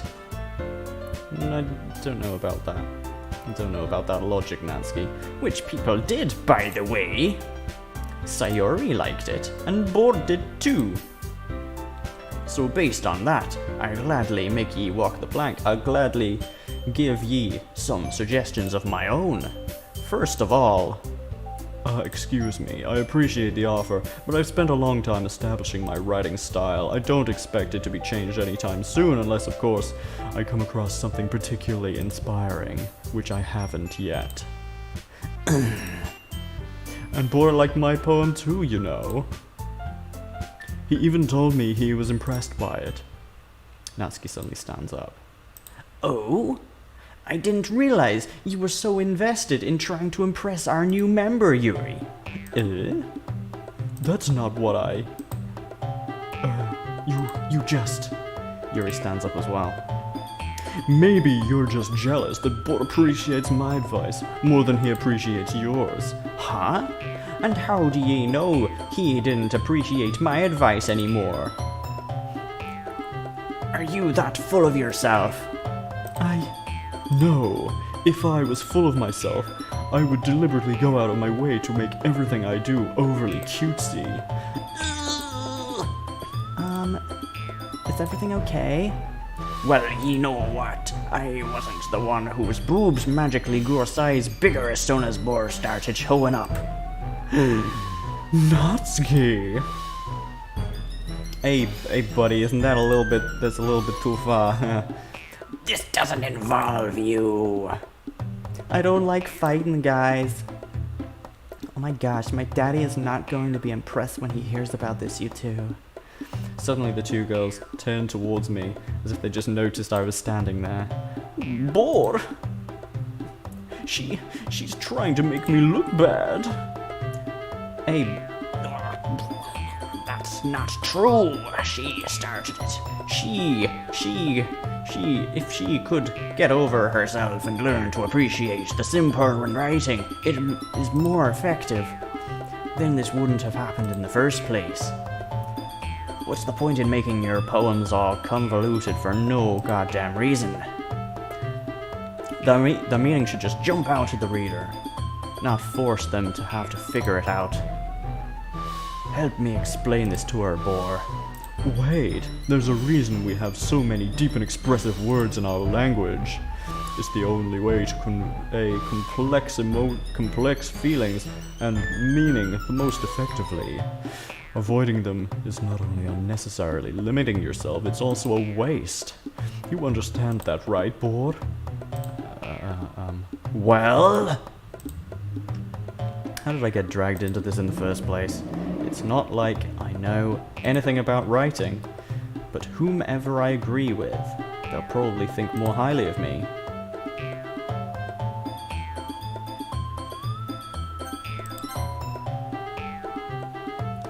Natsuki.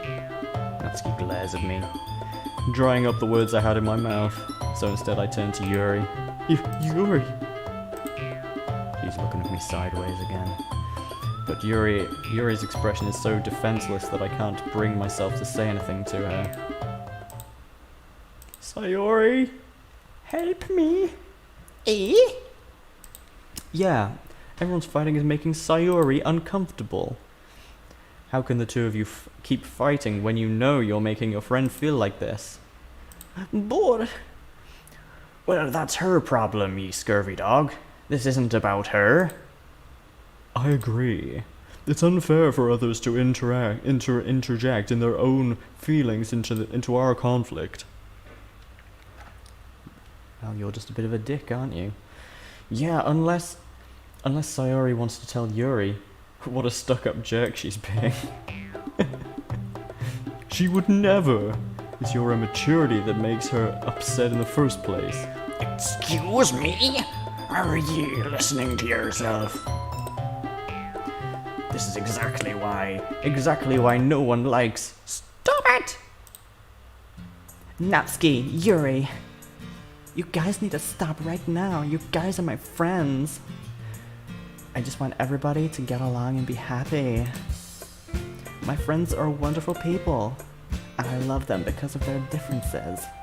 Natsuki's poems, they're amazing because they give you so many feelings that are just a few words. And Yuri's poems are amazing because they paint beautiful pictures in your head. Everyone's so talented. So why are we fighting? Because... Well... Also, Natsuki's cute and there's nothing wrong with that. And Yuri's boobs are the same as they've always been. Enormous. Big and beautiful. Sayori stands triumphantly. Monica stands behind her with a bewildered expression. I'll make some tea. Yuri rushes off. Natsuki sits down with a blank expression on her face, staring at nothing. So this is why she's the vice president, I whispered to Monica. She nods in return.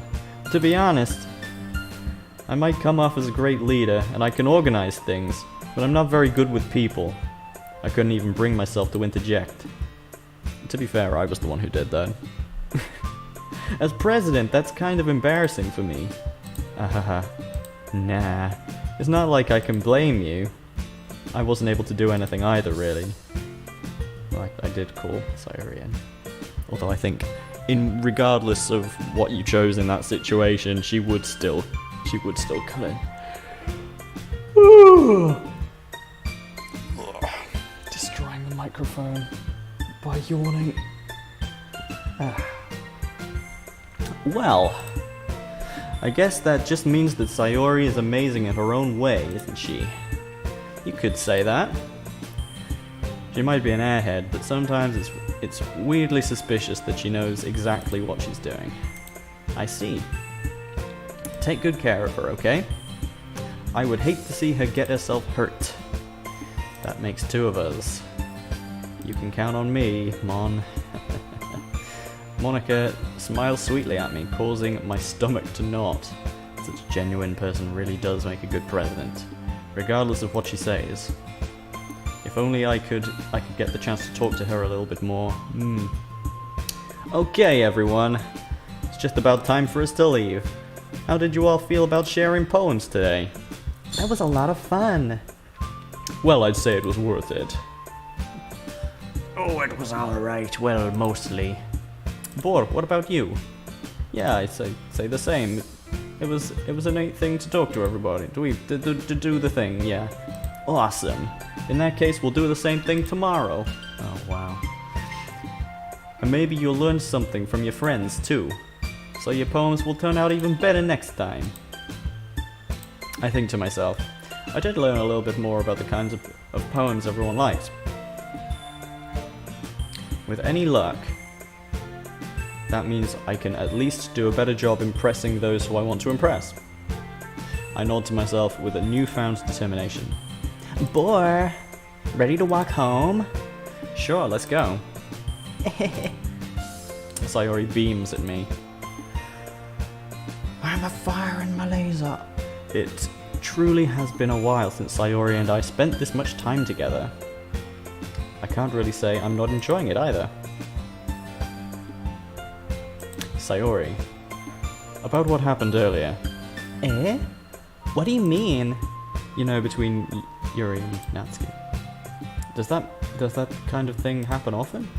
No. That's really the first time I've seen a fight like that. I promise they're wonderful people. You don't hate them, do you? No. I just wanted your opinion, that's all. I can see why they're such good friends of yours. Blah, few. Fluff. It's nice that I get to spend some time with you. You can't be a Brooklyn Valley girl. I'm sorry, you're not allowed. It's so nice that I get to spend time with you at the club. But I think seeing you get along with everyone is what makes me the happiest. And I think everyone really likes you. That's... Every day is going to be so much fun. It looks like Sayori still hasn't caught on to the kind of situation I'm in. Surely being friends with everyone is nice. Does it really need to stop there? Yes, please. Please stop it. We'll just have to see what the future holds, Sayori. I pat Sayori on the shoulder. I said that more to myself than to her, but it's easy to use Sayori as an internal monologue sometimes. Okay. Yeah, let's do this. Okay. It's lunchtime. Yeah, so before we do this, let's be right back.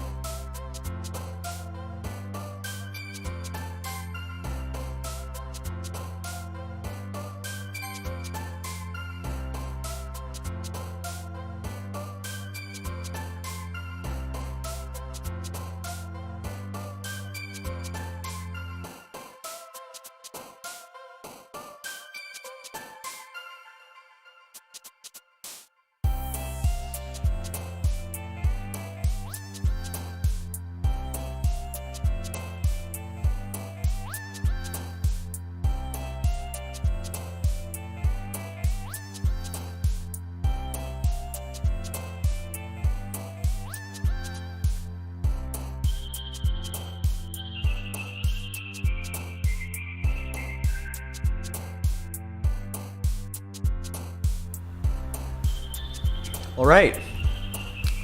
I've got soup. Got some super soup.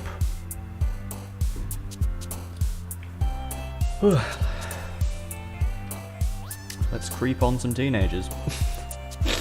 Let's see. Inferno. Oh, wow. Childhood, marriage, meager, smile, despise. Question. Sing, dance, romance. Dance.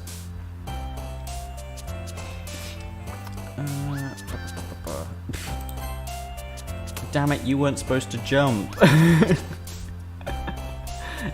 Gore. Ooh. Ambient. Massacre. I clicked on those two before. Let's go for something else. Comfort. Landscape. Rain cloud.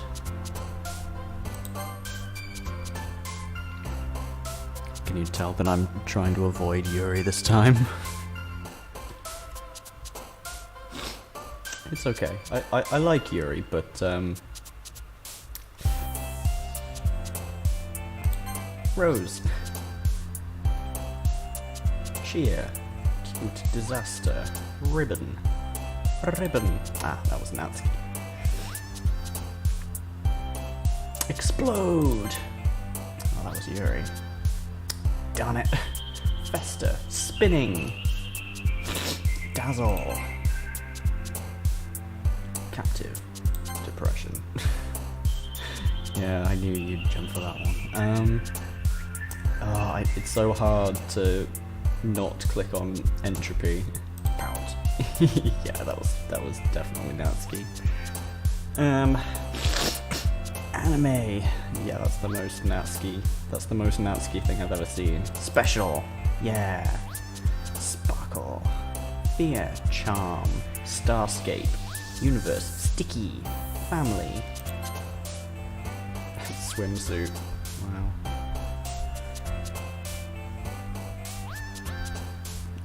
Parfait. Dream. Vivacious. Vivid. Nature. Tears. Chocolate. Yay. Chocolate. Hopeless. Empty. Bouncy. Flea. Email. Fickle. Bunny. Electricity. Melody. Music. Passion. Boop. Together. Precious. Awesome. Incapable. Giggle. Fun. Okay. Poof is going to be hard to not click on. Silly. Oh, it's kind of hard to get Sayori because people tend to either go they tend to go for one end of the spectrum or the other, and Sayori kind of goes between the Yuri end and the Natsuki end. So it's kind of hard to actually get Sayori the Sayori ones sometimes.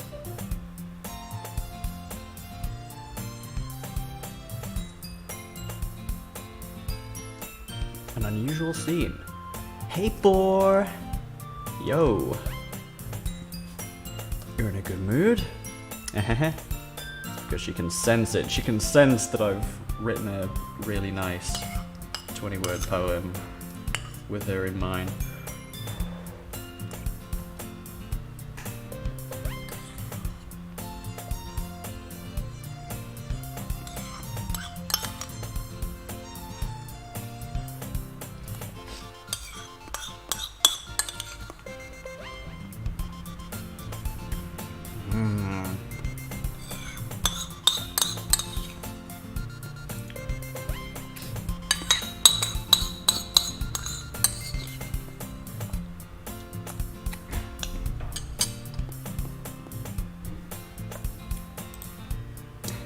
That would help.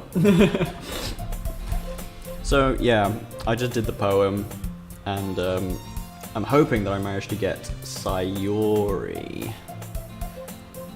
I clicked on the Sayori ones and she jumped a whole bunch, so I guess that means that it's probably going to be Sayori. I'm going to get more soup.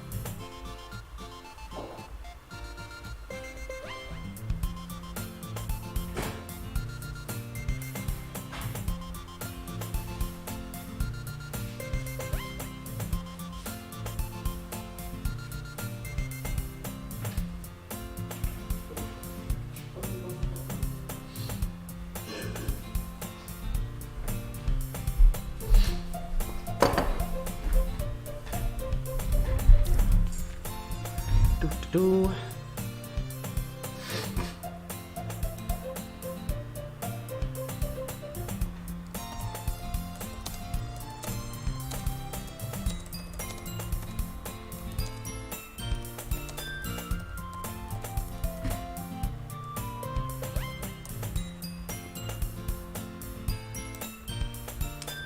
Okay. I'm just still not used to you being in the club, that's all. I see. That's a pretty simple thing to get you in a good mood. But I guess it's always the simple things with you anyway. It's kind of mean. What the heck, man? Speaking of which, I'm kinda hungry.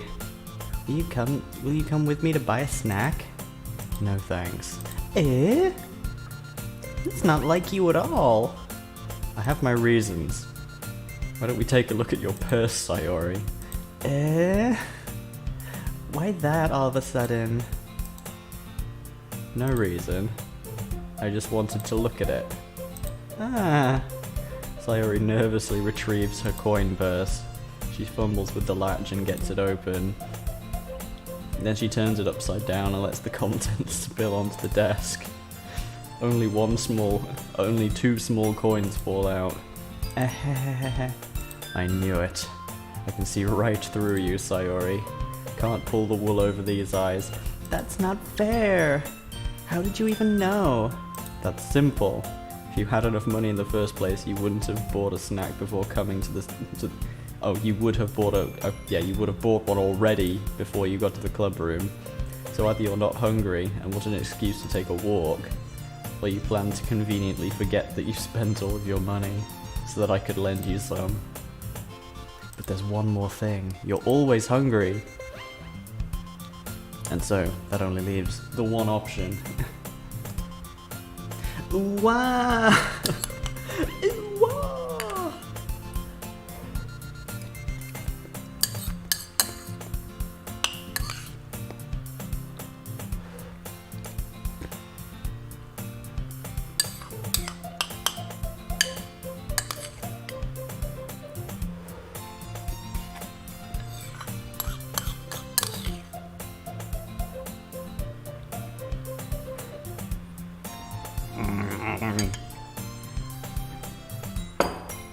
Soup consumption ASMR. The thing you never knew you were gonna have in your life at this point, but it's there and you can't unhear it. I give up. Don't make me feel so guilty. If you feel guilty, that means you deserve to feel guilty. Oh. Ooh. Yuri suddenly giggles. Eh? I didn't notice that she was listening in. Her face is in her book as always. Oh. I wasn't listening or anything. It was just something in my book. Yuri, tell Borg to let me borrow some money. That's... Don't get me involved like that, Sayori. Besides, you should only buy what you can responsibly afford. And frankly, after pulling a mischievous little stunt like that, your suffering is fair enough retribution. Oh. Did I just... I didn't mean that. I got too absorbed in my book. Ooh. I really like that you speak your mind, Yuri. Doesn't happen much, but it's a fun side of you. That's... There's no way you could think, there's no way you could think that. No. You were right, though. I did something bad, and now I have to accept the revolution. Retribution. That. Still coming from you, Sayori. I guess there's a little devil inside of all of us, isn't there?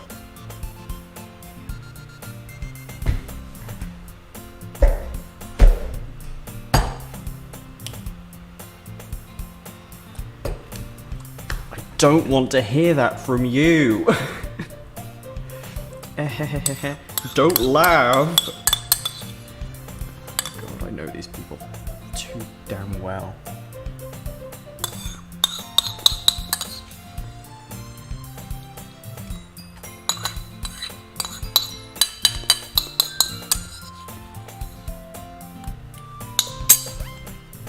Right, Super's history.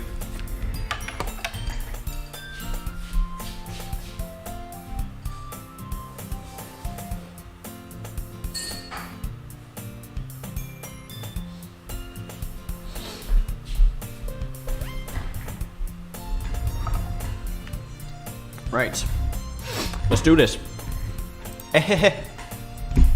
Don't let her fool you.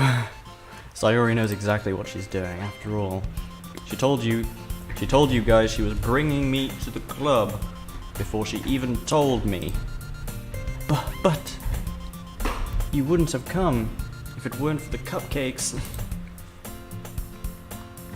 So I had to trick Natsuki into making them.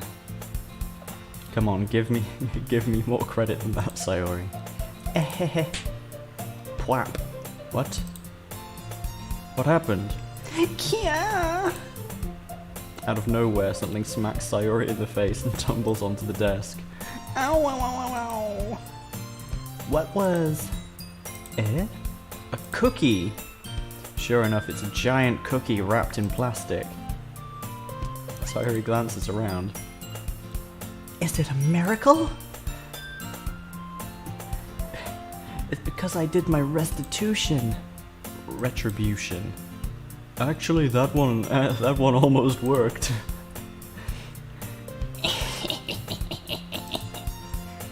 I was just gonna give it to ye. But then I heard you blab about the cupcakes. It was totally worth seeing your reaction, though. Har har har. Natsuki. That's so nice of you, girl. I'm so happy. Natsuki hugs the cookie. Jeez, just eat it. Damn, Natsuki, you could have killed her with that. Murderous intent. Sayori rapidly tears open the wrapper and takes a big old bite. A big old chunky bite. So good! Oh. Sayori suddenly clasps her hands over her mouth. I bit my tongue. We're going through a lot over just one cookie. Natsuki takes a bite of her own cookie. Yours looks really good too, Natsuki. Can I try it? Jeez, beggars can't be choosers. But yours is chocolate. Yeah, but why do ye think I gave ye that one? Fine. Still, I'm really happy that you shared this one with me. Sayori gets out of her seat and goes behind Natsuki, then wraps her arms around her. Arr, jeez. I get it. Cookie still in hand, Natsuki reaches up to nudge Sayori off her. Sayori suddenly leans down and takes a bite out of Natsuki's cookie. Hey! Did you seriously just do that? Mouthful, Sayori trots away to safety. Literally taking food from her. Let's not get into that right now. Yuri and I laugh as well.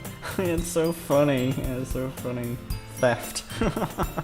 Theft and attempted theft. Fraud.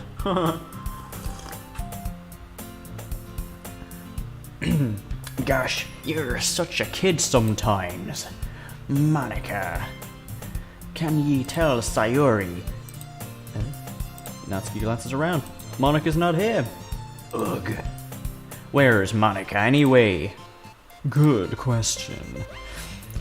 Have any of you heard anything about her being late today? Not me, girl. Yeah, I haven't heard either. That's a bit unusual. I hope she's okay. Of course she's okay. She probably just had something to do today. She's pretty popular after all. Eh? You don't think she has a... I wouldn't be surprised. She's probably more desirable than all of us combined. That's true.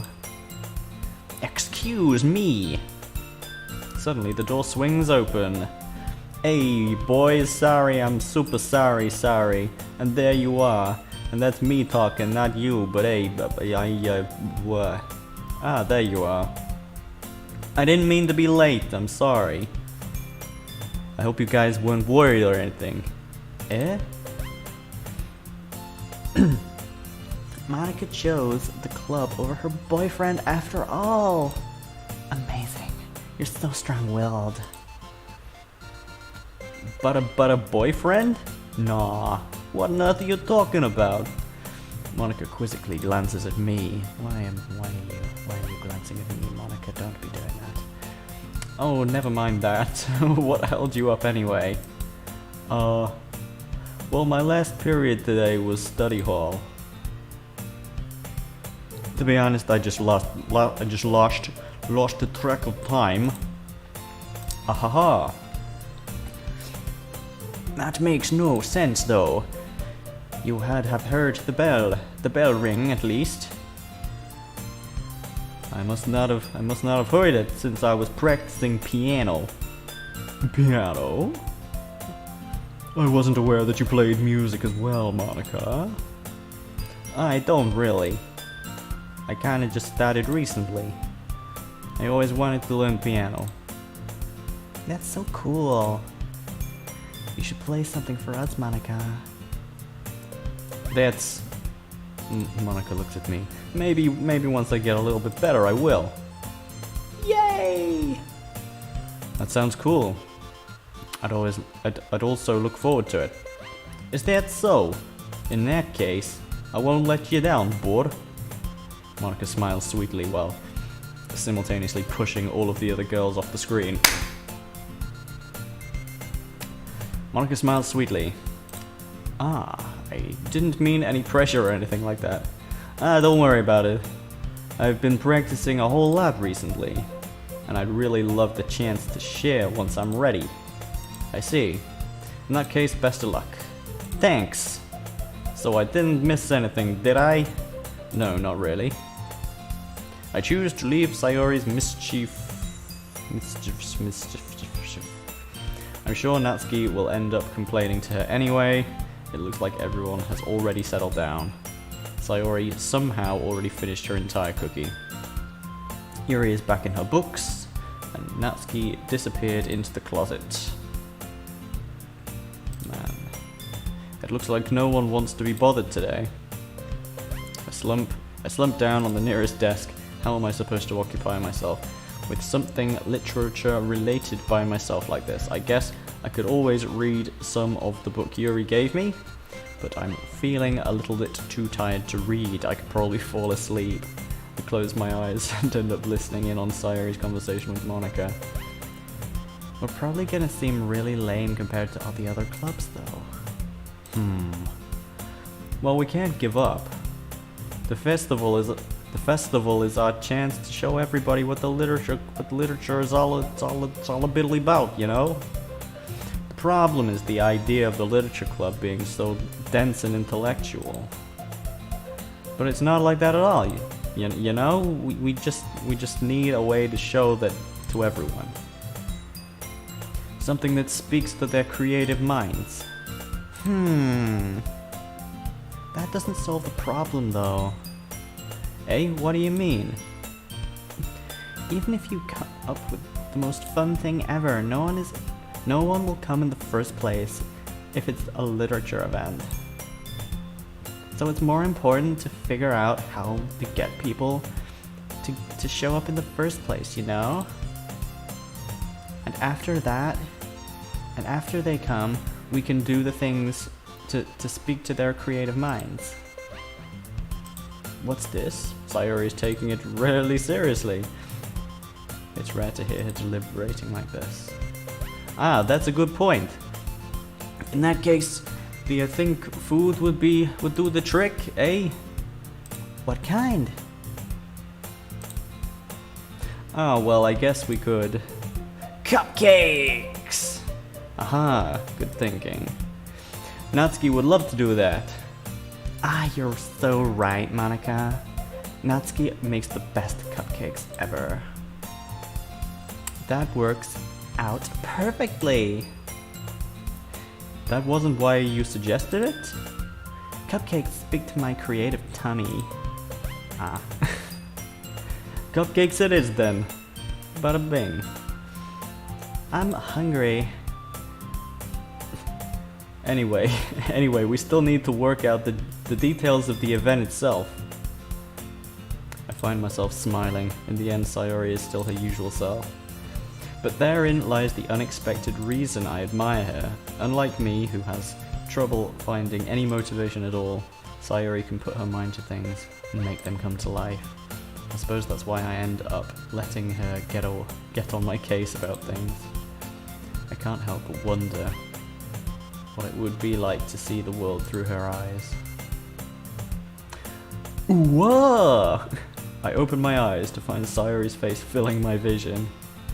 I nearly fall out of my chair. Sorry. Wait, actually I'm not sorry at all. It's your fault for sleeping like that. What the hell? This isn't the napping club. Seriously, girl, you need to wake up. Does our school have a napping club? You're staying up late again, aren't you? Now that you're in a club, you're gonna have less time for anime, you know? Gosh, staying up late and not getting enough sleep, it's bad for your skin. You'll need to get used to it. Don't say that so loud.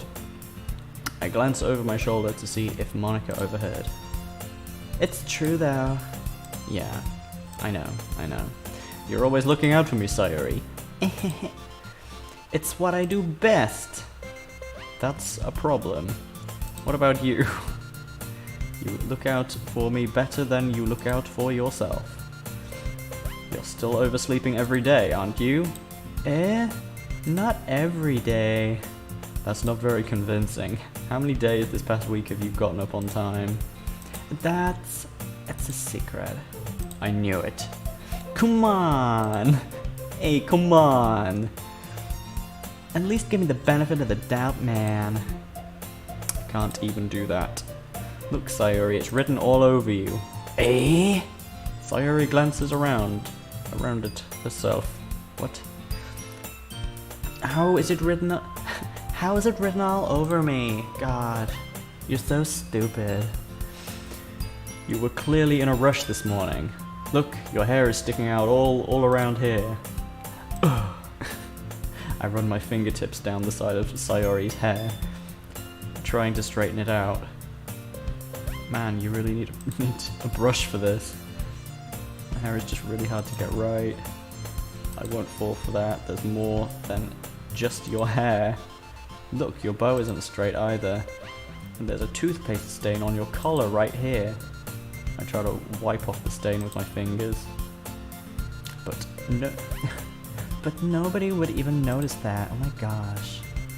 Of course they would. Nobody's gonna tell you about it because they don't want to embarrass you. Fortunately, I really don't care about that. You meanie. And you don't even keep your blazer buttoned up. Seriously, Sayori. Why do you think you don't have a boyfriend yet? That's super mean. That is super mean. What the hell? Who the heck cares about whether a blazer's buttoned up? Fuck that, man. I ain't a teacher. You dress however the hell you like, Sayori.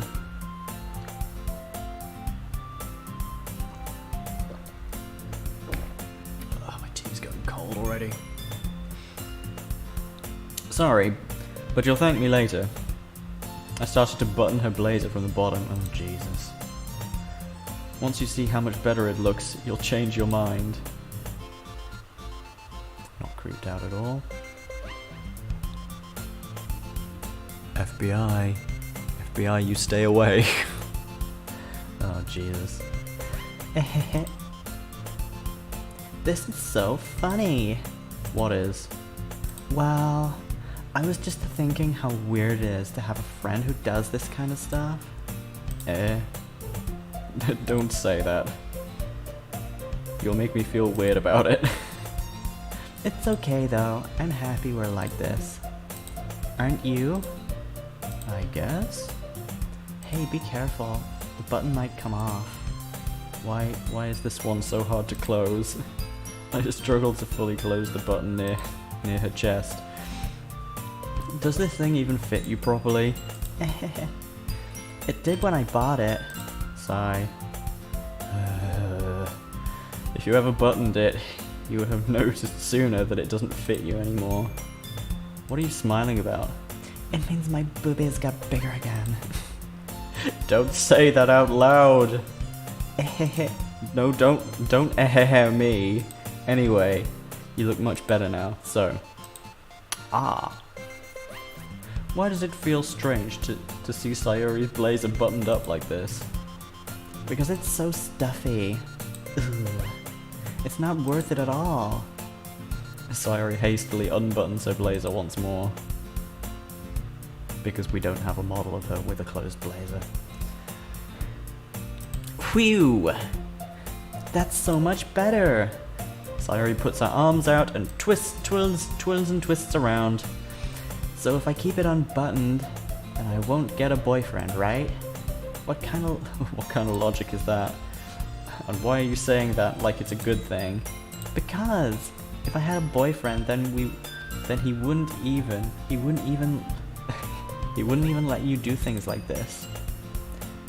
And you take care of me better than anyone else would anyway. So that's why I'm keeping it in the way that it is. Stop saying all these embarrassing things, you cretin. Eh? I didn't say anything embarrassing. Oh my gosh. Jeez. Well, anyway, just focus on trying to wake up a little earlier. Only if you focus on going to bed earlier. Fine. It's a deal. A deal. You've got yourself a deal, girlie. We should have there should be an count for this game. How many times has she done that so far? Must be getting on for 20. Oh.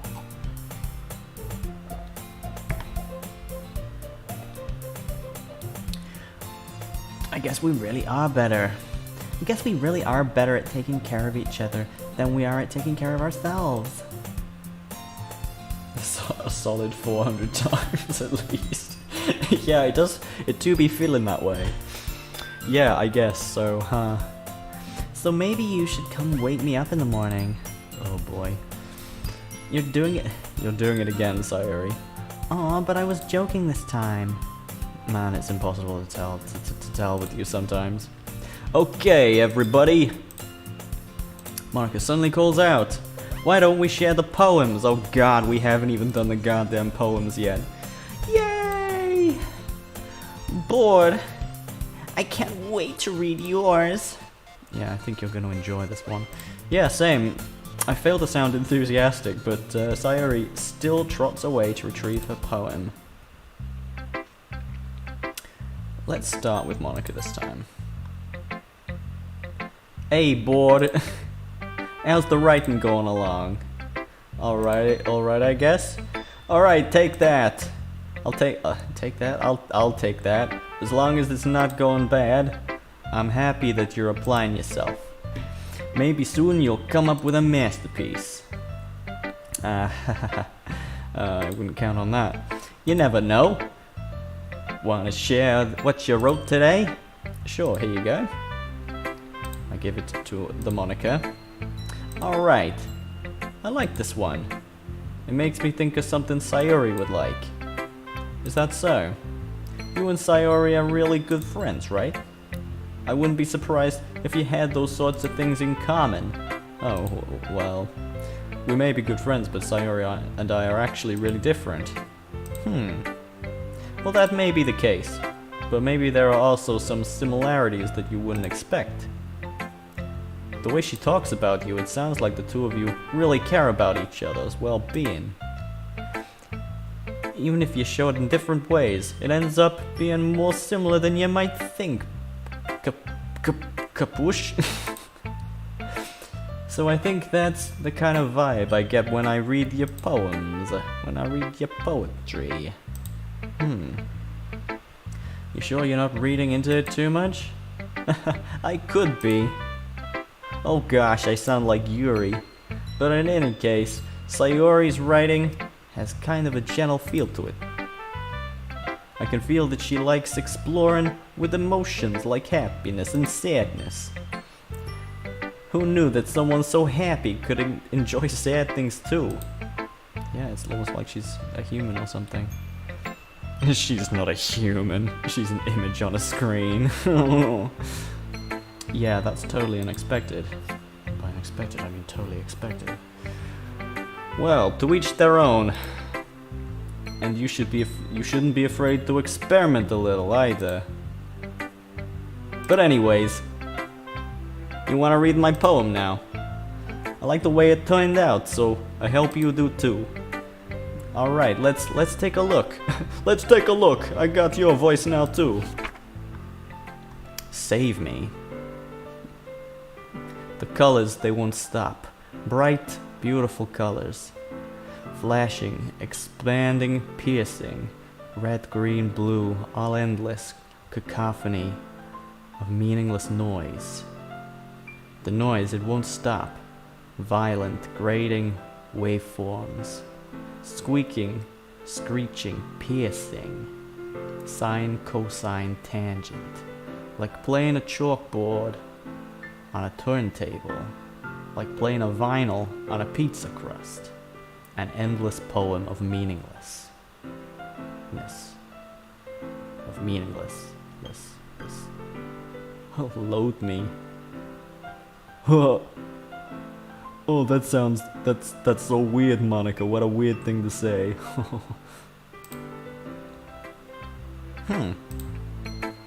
It's even more abstract than the last one. Yeah, I guess you could say that. I guess it's just the way I write. I'm sorry if you don't like it. No, I never said that. It's just a kind of thing I never really seen before, I guess. I kinda like playing with my space on the paper, choosing where and how to space the words can totally change the mood of the poem. It's almost like magic. The way I wrote the lines really short makes it feel like they're trying to speak over the noise. I see. It's still hard for me to tell what it's about though. Sometimes asking what a poem about isn't the right question. A poem can be as abstract as a physical expression of a feeling, or a conversation with the reader. So putting it that way, not every poem is about something. Anyway, here's Monica's writing tip for the day. Sometimes you'll find you'll find yourself facing a difficult decision.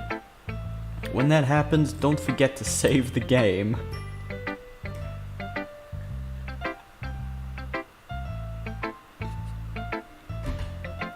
You never know when you might change your mind. Thank you for the reminder, Monica. Let's do that.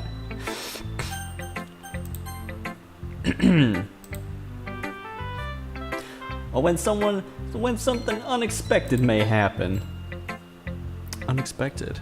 Well, I dare say that there is nothing about this game that could possibly be unexpected, given what we've seen so far. Wait, is this tip even about writing? What am I even talking about? That's my advice for today. That's my advice for today, yeah. Thanks for listening.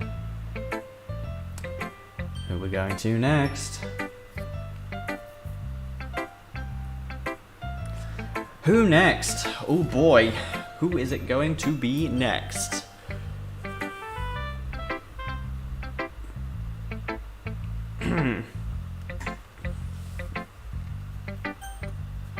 Sayori? Natsuki? Yuri? Let's go to Natsuki.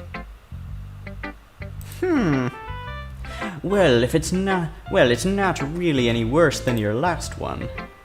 But I can't really say it's any better either. Phew. Huh? Phew? What's that? Ah, well, anything that isn't a train wreck I'll take as a win. And I get the feeling you're probably the most critical. Hey, what makes you say that? Well, maybe that was a compliment. Ahaha, glad to see someone recognizes my experience. Well then, keep practicing and maybe you'll be as good as me someday. That's, something tells me Natsuki completely missed the point. Come to think of it, this kind of reminds me of Sayori's poem from yesterday. You think so? Yeah, well I guess if you've been friends with her for so long, you might be on the same wavelength. But she never really struck me as her type. Sayori has a type all of a sudden. Well, I don't know, but honestly, how can anyone so fluffy spend so much time with someone like you? It's like she's dragging around a dead weight. Ugh. That was a little unnecessary. But think of it this way. If it weren't for me, she would probably just fly away. Like letting go of a balloon. You could say we each take care of each other in our own ways. Yeah, you could say that she'd hit the ceiling. Whatever it is, I don't get it. Oh yeah, I guess I'm supposed to show ye me poem. Here, have a read of Ye pot of gold. Amy likes spiders. Ye know what I heard about Amy. Amy likes spiders. Icky, wriggly, hairy, ugly spiders. That's why I'm not friends with her. Amy has a cute singing voice. I heard her singing her sea shanties, my favorite love song. Every time she sang the chorus, my heart would pound to the rhythm of yonder words, but she likes spiders. That's why I'm not friends with her. Amy has a lot of friends. I always see her talking to people. She probably talks about spiders. What if her friends started to like spiders too? That's why I'm not friends with her. It doesn't matter if she has other hobbies. It doesn't matter if she keeps it private. It doesn't matter if it doesn't hurt anyone. It's gross. She's gross. The world is better off without spider lovers, and I'm gonna tell everyone. 5 stars. Excellent reading by me. Not bad, right? It's quite a bit longer than yesterday's. Yesterday's was a bit too short. I was just warming up. I hope ye didn't think that was the best I could do. No, of course not. Anyway, the message is pretty straightforward in this poem. I doubt I have to explain it. Sometimes you can explain complicated issues with much simpler analogies. And it helps people realize how stupid they're being. Like anyone would agree with the subject, the poem is an ignorant jerk. Do you know people like that? Of course. It's about how everyone thinks. That doesn't matter. It can be about anything. I wrote it to be easy to relate to. Everyone has some kind of weird hobby or guilty pleasure. Something that you're afraid if people find out, they'll make fun of you or think any less of you. But that just makes people stupid. Who cares what someone likes as long as they're not hurting anybody? As long as they're not hurting anyone and it makes them happy. I think people really be needing to learn to respect others liking weird things. Well, you're definitely right. At least I can relate to that. And I'm sure a lot of people can too. It's what I do best, after all. I don't like writing, unless there's a good message to take away from it. Like, conveying emotions is important, but I want to make people think, not just feel. Remember that.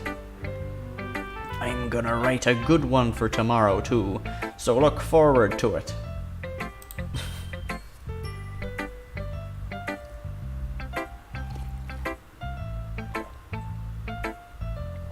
Oh, thank you, Gino. All the best.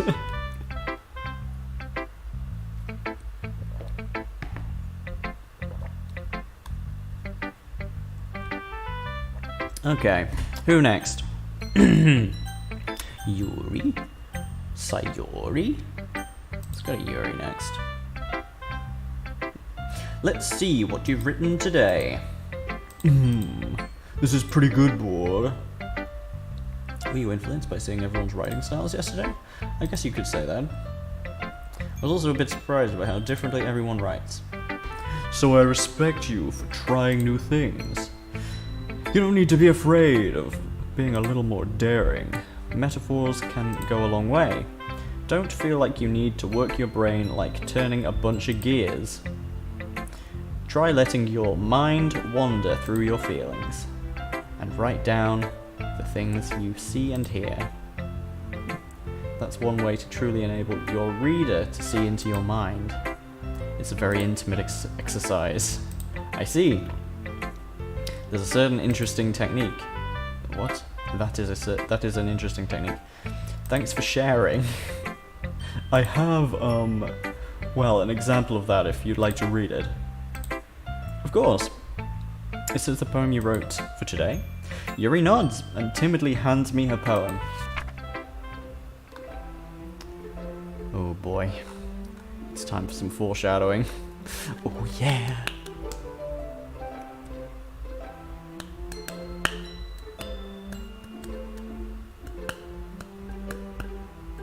The raccoon. It happened in the dead of night while I was slicing bread for a guilty snack. My attention was caught by the scuttering of a raccoon outside my window. That was, I believe, the first time I noticed my strange tendencies as an unordinary human. I gave the raccoon a piece of bread. My subconscious, well aware of the consequences, well aware that a raccoon that is fed will always come back for more. The enticing beauty of my cutting knife was the symptom. The bread, my hungry curiosity. The raccoon, an urge. The moon. Increments? The moon increments its phase and reflects that much more light off of my cutting knife. The very same light that glistens in the eyes of my raccoon friend. I slice the bread, fresh and soft. The raccoon becomes excited. Or perhaps I'm merely projecting my emotions onto the newly satisfied animal. The raccoon has taken to following me. You could say that we've gotten quite used to each other. The raccoon becomes hungry. More and more frequently, so my bread is always handy. Every time I brandish my cutting knife, the raccoon shows me its excitement, a rush of blood. Classic Pavlovian conditioning. I slice the bread, and I feel myself again. Feed myself again. Jeez. Boy, I wonder what this one's about, Yuri. I was a little bit more daring with this one than with yesterday's. Yeah, I can see that. It's a lot more metaphorical. I don't know if it's my fault, but I can't begin to imagine what this poem is about. Oh, I know exactly what it's about. That's right, it's a bit closer to my preferred writing style. Using the poem as a canvas to express vivid imagery, and conveying emotions through them. Yeah, if I take it at face value, then I can't even figure out what it's supposed to mean. Well, I think it's something that different people can relate to in their own way. I wanted to express the way it feels for me to indulge my more unusual hobbies. unusual hobbies. It's those sorts of things that I usually forced to keep to myself. So I sometimes enjoy writing about them. Huh, that's funny. Didn't Natsuki also write something about that? About someone being ridiculed for a strange interest. Eh? She did? Yeah. She was talking about how it doesn't matter what you're into as long as you're not hurting anybody. She's right! I mean, does she really feel that way? Yes. Sounds like you two have that in common. Yeah. Well, that's interesting.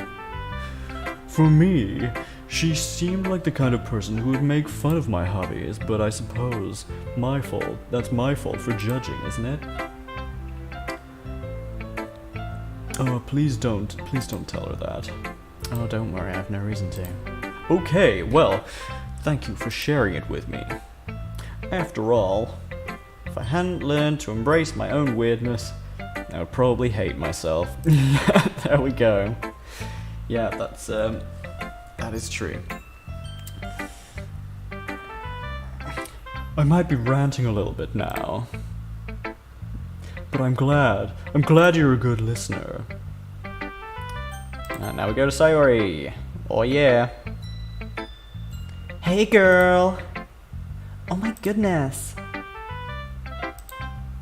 This is so good, Boar! So good! Yeah? I love it! Especially after yesterday's poem. Ugh. You're too honest sometimes, Sayori. No, but really! I want to put this on my wall. Can I? Sayori? You must be... You're seriously overreacting. It's not that good. I honestly have no idea what I'm doing. Well, maybe that's why. Because I have no idea what I like either. Jeez. I'm sure Yuri's opinion has to be a little more constructive than this. Maybe even Natsuki's. Are you sure you don't like it just because I wrote it? Eh? Well, I'm not sure that's part of it. I'm sure it's part of it. Yeah, I'm sure it is actually part of it. I think I understand you better than a lot of people, you know. So when I read your poem, it's not just a poem. It's a board poem. And that makes it extra special. Like I can feel your feelings in it. Sayori hugs the sheet against her chest. You're being weird. Well, I'm not very good at figuring out if a poem is good or not. But that's why I just go by my heart. If it makes me feel things, then it must be a good poem. I'm not sure that's exactly how it works. Then again, I guess conveying feelings is a pretty important part of this whole thing. Yeah, maybe. Honestly, I don't even know what kind of writing you like in the first place. Yeah, me neither. Why don't you at least try giving it some thought? Why don't you at least try at giving it some thought? Oh, you want me to write? You want to write something? You want to write something for me? You're not Monica. You're not Monica. Oh, you want to write something for me? Oh, Dr. Boar. That's so sweet. Yeah, right. But you're always thinking about other people. You need to think about yourself once in a while. If you don't, you might end up getting hurt at some point. Well, I don't really know what you mean, but I'll try to keep it in mind. Well, whatever. Anyway, let's see. I guess I like happy poems. Wait, sometimes I like sad poems too. Sometimes a little bit of both. There's a word for that, right? That word I'm looking for. Bittersweet. Yeah. Yes, queen. I think I like... Kill me. I like things that are happy and things that are sad, you know? Happy and sad. I can't see you liking something sad, Sayori. Well, I like happy the most. But sometimes you have a little rain cloud in your head. A sad poem can help give the rain cloud a little hug and make a happy rainbow. Sayori, that's unexpectedly poetic. Is it? Maybe I'm getting better expressing my feelings after all. Thanks, Board. I should go write that down then. You can read my poem now, okay? Okay, what do we have here? Bottles! Bottles, bottles, bottles. More delicious foreshadowing, I'm sure. I pop off my scalp like a lid of a cookie jar. It's a secret place where I hide all my dreams. Little balls of sunshine, all rubbing together like a bundle of kittens. I reach inside with my thumb and forefinger and pluck one out. It's warm and tingly, but there's no time to waste. I put it in a bottle to keep it safe, and I put the bottle on the shelf, and all the other bottles. Happy thoughts, happy thoughts, happy thoughts in bottles, all in a row. My collection makes me a lot of friends. Each bottle is starlight to make amends. Sometimes my friend feels a certain way. Down comes a bottle to save the day. Night after night, more dreams. Friends after friends. More bottles. Deeper and deeper my fingers go, like exploring a dark cave. Discovering the secrets hiding in the nooks and crannies, digging and digging, scraping and scraping. I blow dust off my bottle caps. It doesn't feel like time elapsed. My empty shelf could use some more. My friends look through my locked front door. Finally, all done. I open up, and in come my friends. In they come in such a hurry. Do they want my bottles that much? I frantically pull them from the shelf, one after the other, holding them out to each and every friend, each and every bottle, but every time I let one go, it shatters against the tile between my feet. Happy thoughts, happy thoughts, happy thoughts in shards all over the floor. They were supposed to be from my friends who aren't smiling. They're all shouting, pleading, something. But all I hear is echo, echo, echo, echo, echo inside my head.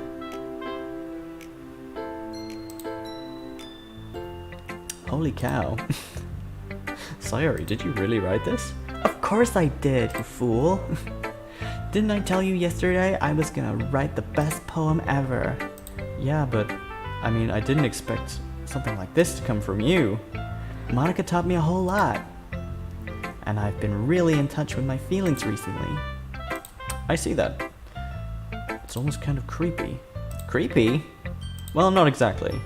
Maybe because I'm so used to you being cheerful. Well, never mind. I'm thinking too hard about it. The point is, it came out good. So you should be proud of it. Aw, thanks. Thanks, Board. I feel like I was meant to express myself this way. It even helps me to understand my own feelings a little bit better. Writing is like magic. You've gotten pretty passionate about this, huh? I hope you keep it up. Yeah. Writing's the best. I'm gonna keep writing until I die.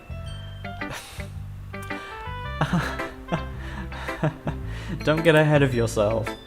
Sayori's always had a habit of getting obsessed with something before dropping it more than a week later. I wonder if this is one of those times. But seeing the passion in her eyes makes it hard for me to be pessimistic.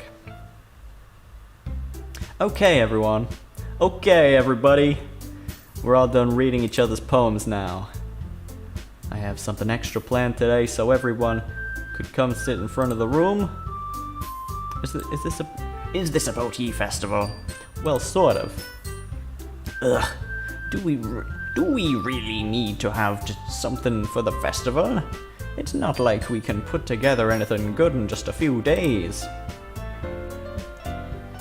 We'll just end up embarrassing ourselves instead of getting any new members. That's a concern of mine as well.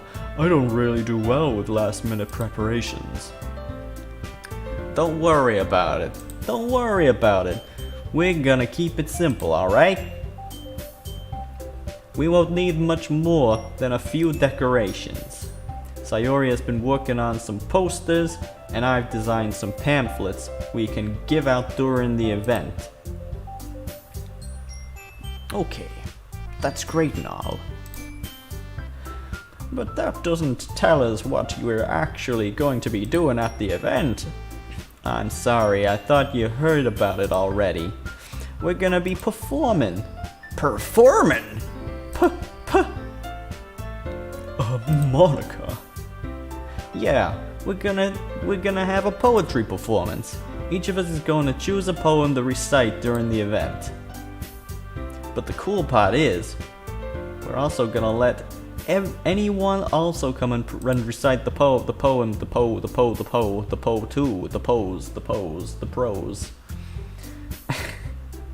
Sayori's putting in all the posters in case anybody wants to prepare anything ahead of the event. Sayori, who's been coloring a poster, holds it up for us to see. Are ye kidding me, Monica? Ye didn't already start putting these posters up, did ye? Well, I did. Do you really think it's that bad of an idea? Well, no, it's not a bad idea, but I didn't sign up for it, you know. There is no way I'm going to perform in front of a group of people like that. I agree with Natsuki. I could never in my life do something like that. Imagining it, Yuri shakes her head in fear. Guys. No, Sayori. I understand where they're coming from. Remember that Natsuki and Yuri have never shared their poetry with anybody until just a couple of days ago. It's a lot to ask for them to recite their poems out loud to a whole room full of people. Yeah, you could have considered this, surely. Surely some consideration would have been good, Monica. I guess I kind of overlooked that. So I'm sorry. But I still think we should give it our best. We're the only ones responsible for the fate of this club. If we start the event and each put on a good performance, then it will inspire others to do the same. And the more people who perform, the better we'll be able to show everyone what literature is all about. Yeah. Oh yeah. It's about expressing your feelings, being intimate with yourself, finding new horizons, and having fun. That's right, and that's why we're all gonna get bullied horribly at school. Sorry.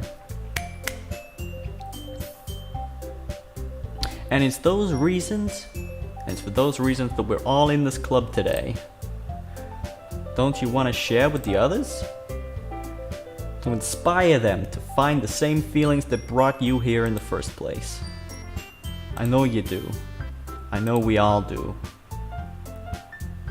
And if all it takes is standing in front of a room for 2 minutes and reciting a poem, then I know you can do it. Natsuki and Yuri remain silent. Sayori looks worried. I guess that leaves me no choice. You have my sword. And my bow. I don't think it's too much to ask. I think that Sayori and Monica have been trying really hard to get new members. The least we can do is to help them out a little bit. Well, maybe, but it looks like Natsuki doesn't have any arguments left. Ooh, okay, fine. I guess I'll just have to get over it. Alright. Whew. Thanks, Natsuki. What about you, Yuri? Yuri dejectedly glances around at everyone else's expectant faces. Oh, I guess I don't really have a choice. That's everyone. You're the best, Yuri. This club is seriously going to be the death of me. Oh gosh. You'll be fine, Yuri. You'll be fine. But anyway, let's move on to the main event. I want each of you to choose a poem of yours. We're going to practice reciting them in front of each other. No way! Monica, this is too sudden. Well, if you can't recite the poem in front of the club, how do you expect to do it in front of strangers? Oh no. Don't worry. I'll start off to help everyone feel a little more comfortable. Can I go next? Of course. Of course. I'm going into Yuri's voice. Bada bing. Of course. Now, let's see. Monica flips through her notebook to the specific poem she has in mind for herself. She then stands behind the podium. The title of the poem is The Way They Fly. Ahem. Monica begins to recite the poem. Her clear, confident voice fills the room. More than that, her inflection is pristine. She knows exactly how to apply emotion behind every line she recites, bringing the words to life. Is this something she's done before? Or is she simply a natural? I glance around me. Everyone has their eyes on Monica. Sayori looks amazed. Yuri has an intense expression on her face that I don't understand. Meanwhile, Monica finishes the reciting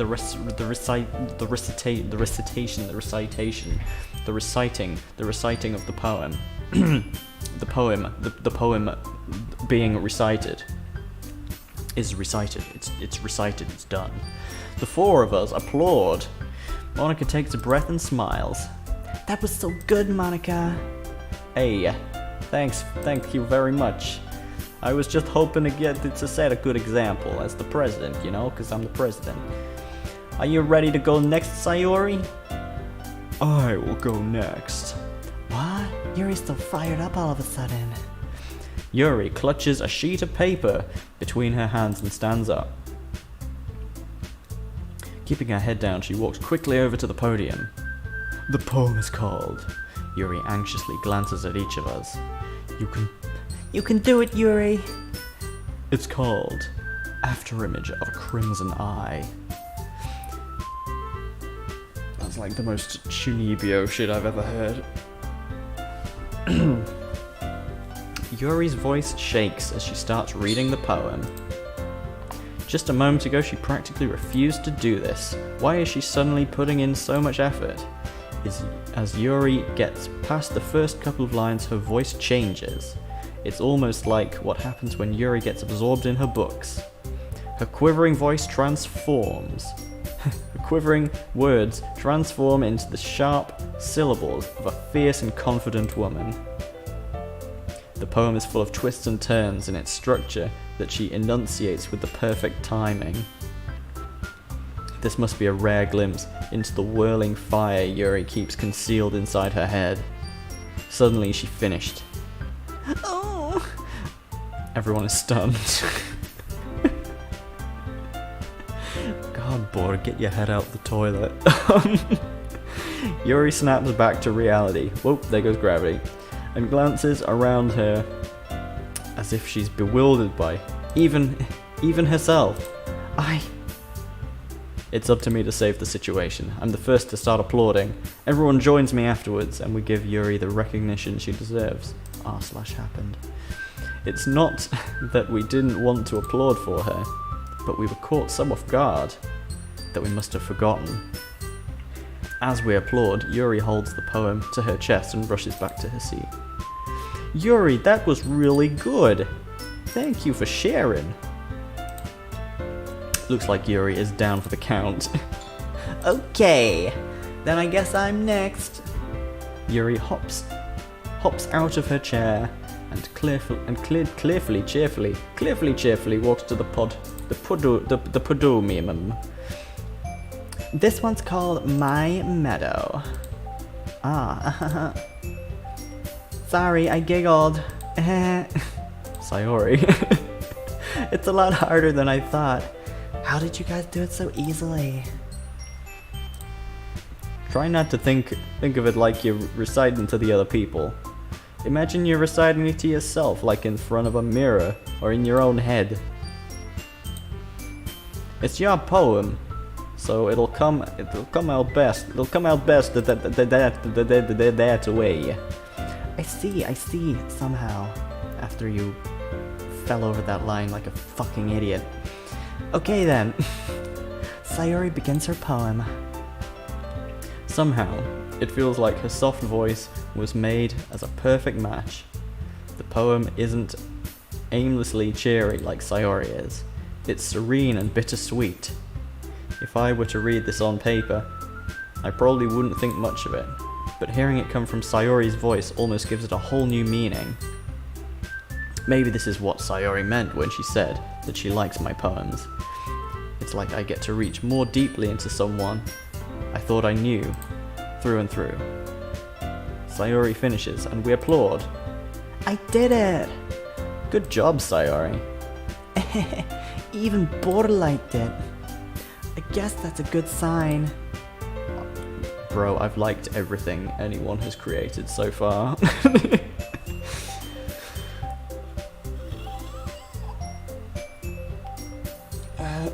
This character just isn't judgmental. Which is a good way to be, in a lot of situations. What does that even mean? It came out nice, Sayori.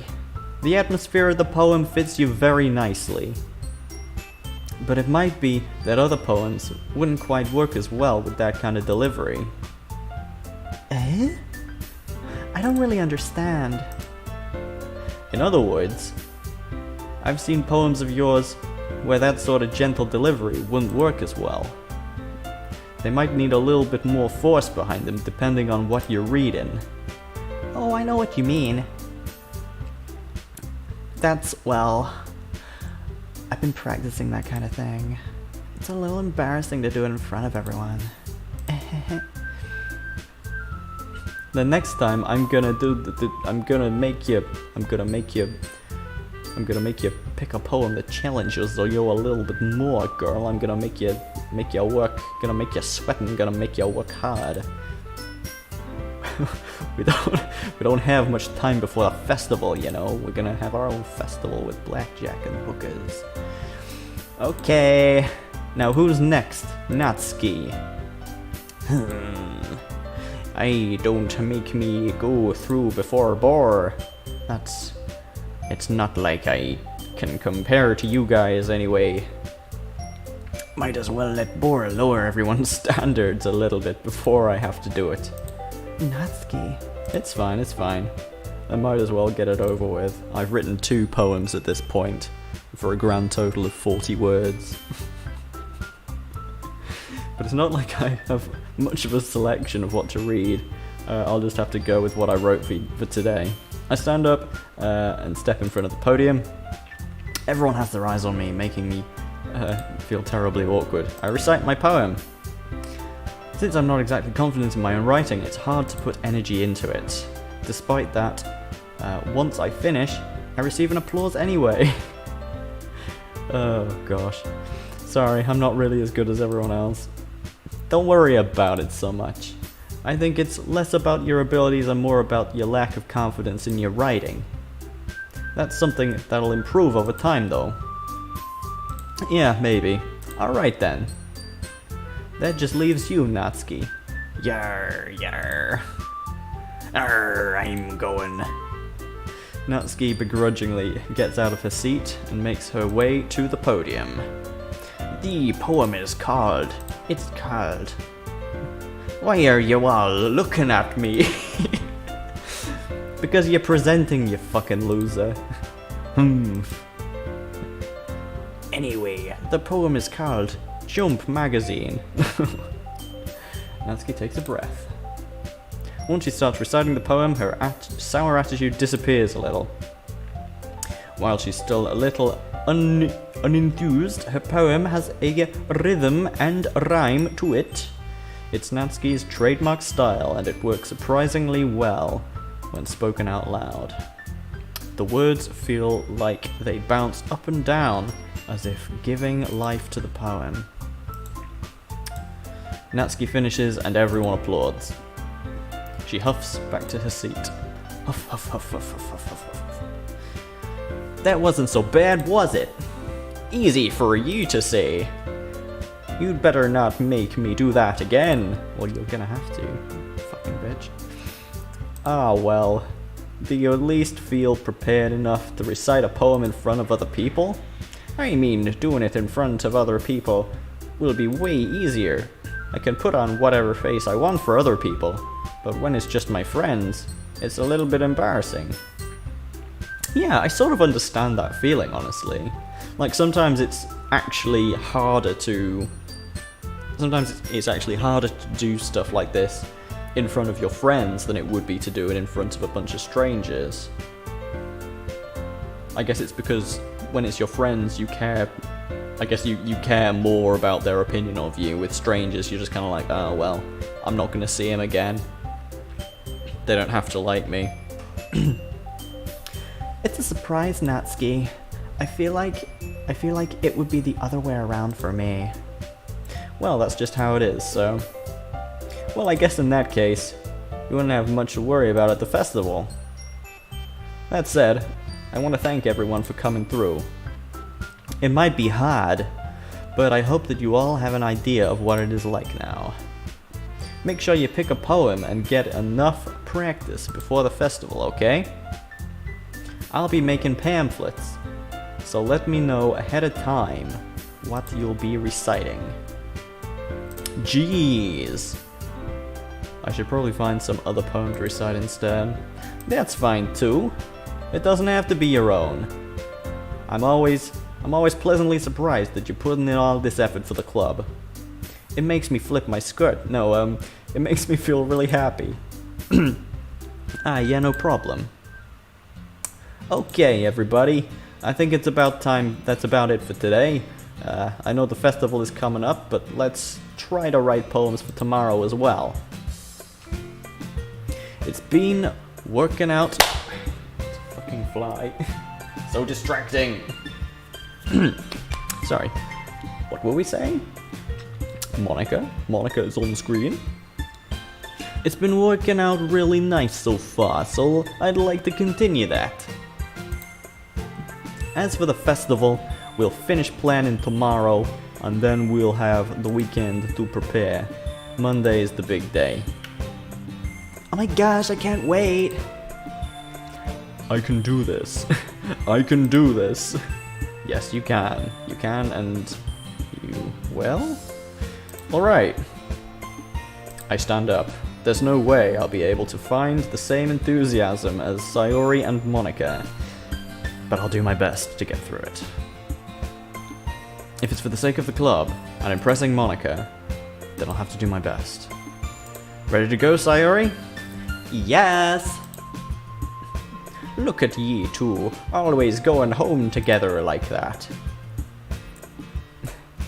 It's kind of adorable, isn't it? Jeez, you guys, don't make such a big deal out of it. It must be a little nice, though. Well, how am I supposed to respond to that?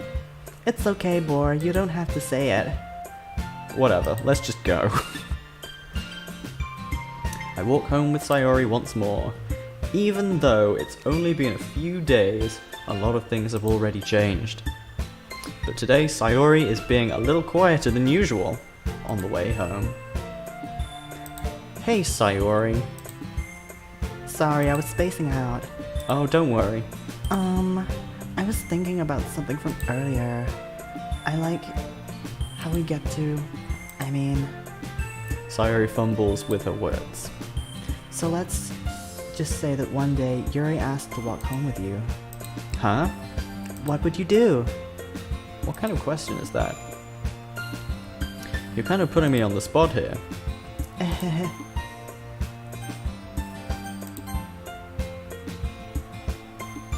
No contest.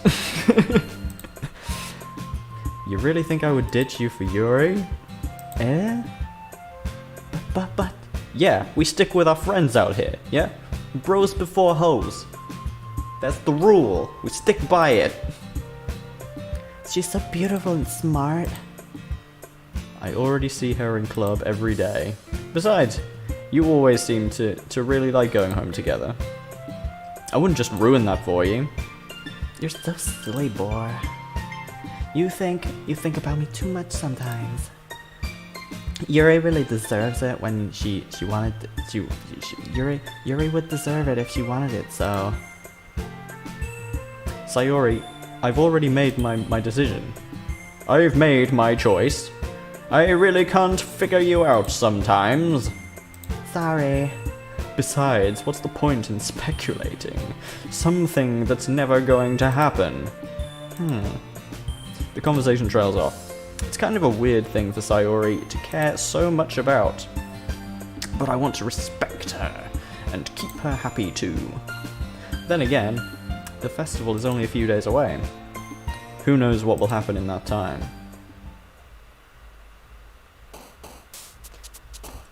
Okay, boom cha boom, but cha, boom cha boom, but cha.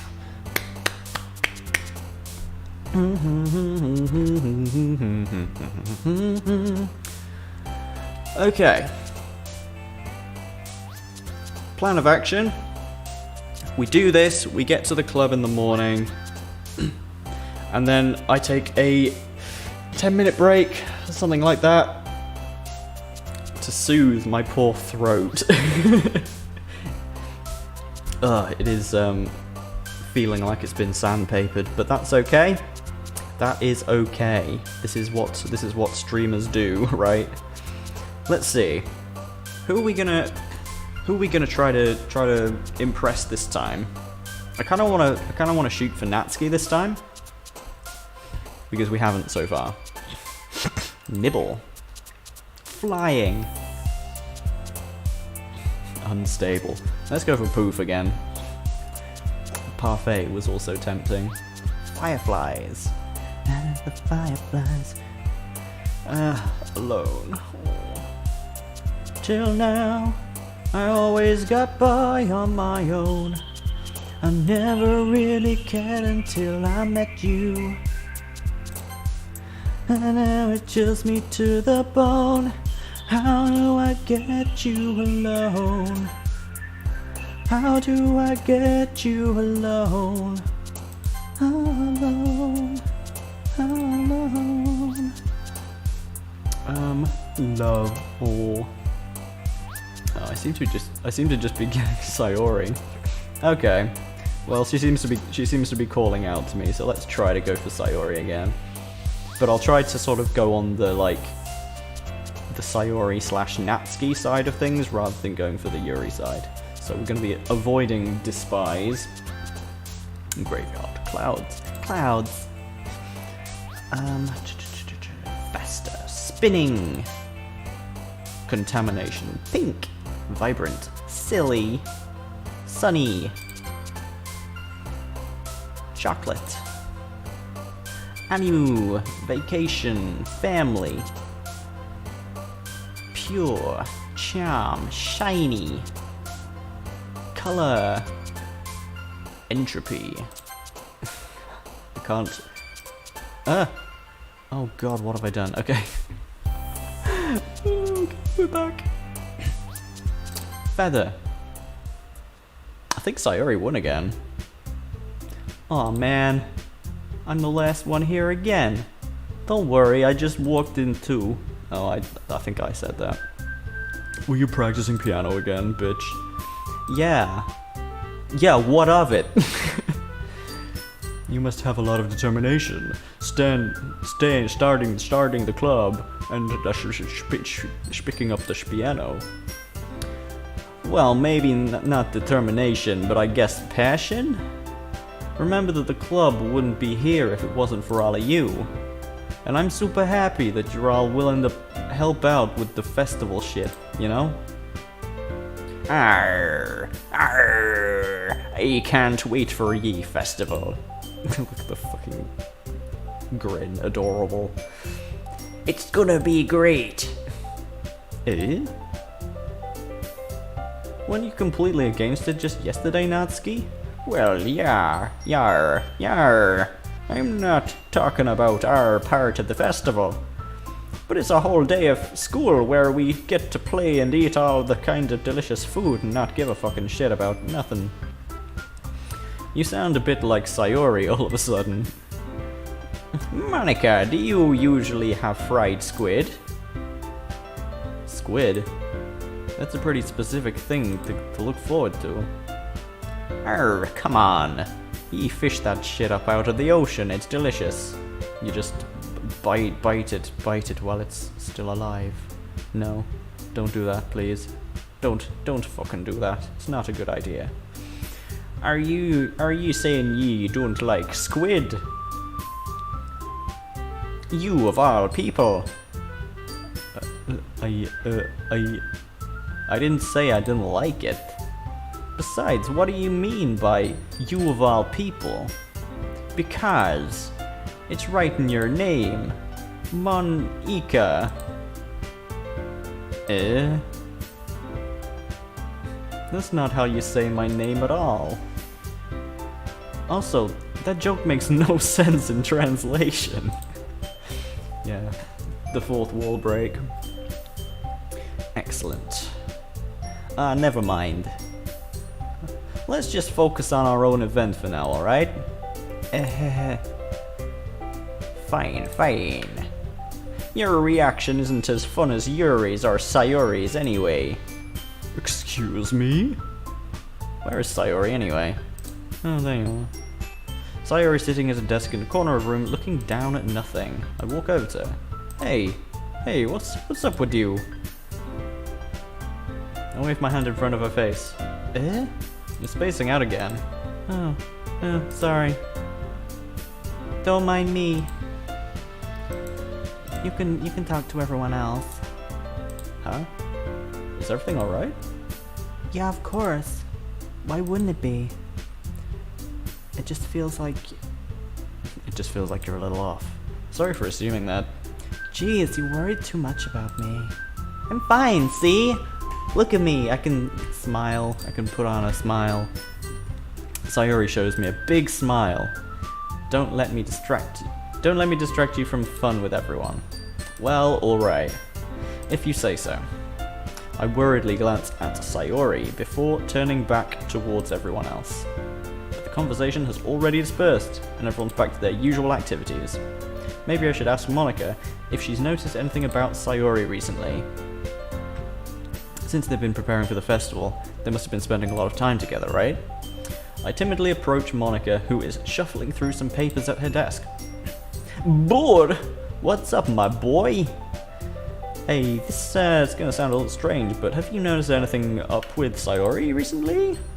Anything up with her? In what particular way do you mean? Maybe I'm reading into this a little too much, but she seems to be downcast. Oh, you think so? Well, I can't say I've noticed anything about her. Monica peers across the room at Sayori, who is idly dragging a rubber eraser up and down her desk. Maybe there is something on her mind. But I'm surprised. I'm not the one asking you, Boar. You certainly know her a lot better than I do.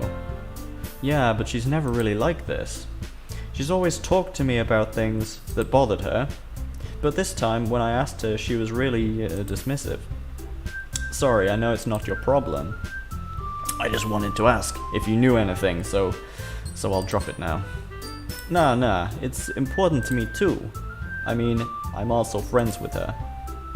And I also care a lot about the well-being of my club members, you know? Maybe I'll try talking to her myself. Are you sure about that? She seemed like she wanted to be left alone. Are you sure? Maybe she's just having a hard time bringing it up with the person of interest. Person of interest? What do you mean by that? I'm saying that maybe the thing on her mind is you, Boar. Me? How on earth would you come to that conclusion? Well, I probably shouldn't say this much, but Sayori talks about you more than anyone else, you know? Eh? She's been so much happier since you joined the club. It's like an extra light was turned on in her head, in her stupid little head. What? No way. Sayori has always been like that. She's always been full of sunshine. She's always been a permanent light source. It's not any different now than it always has been. You're so funny, boy. You're such a funny guy. You're so funny. You're so fucking funny. You're hilarious. So goddamn funny. Have you thought that maybe you're always seeing her as so cheerful because that's just how she is when she's around you? I said too much.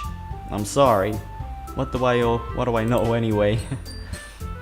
I don't mean to jump to conclusions, so you should just forget about what I said, yeah? I'll try to talk to her, so try not to think about it for now. Alright.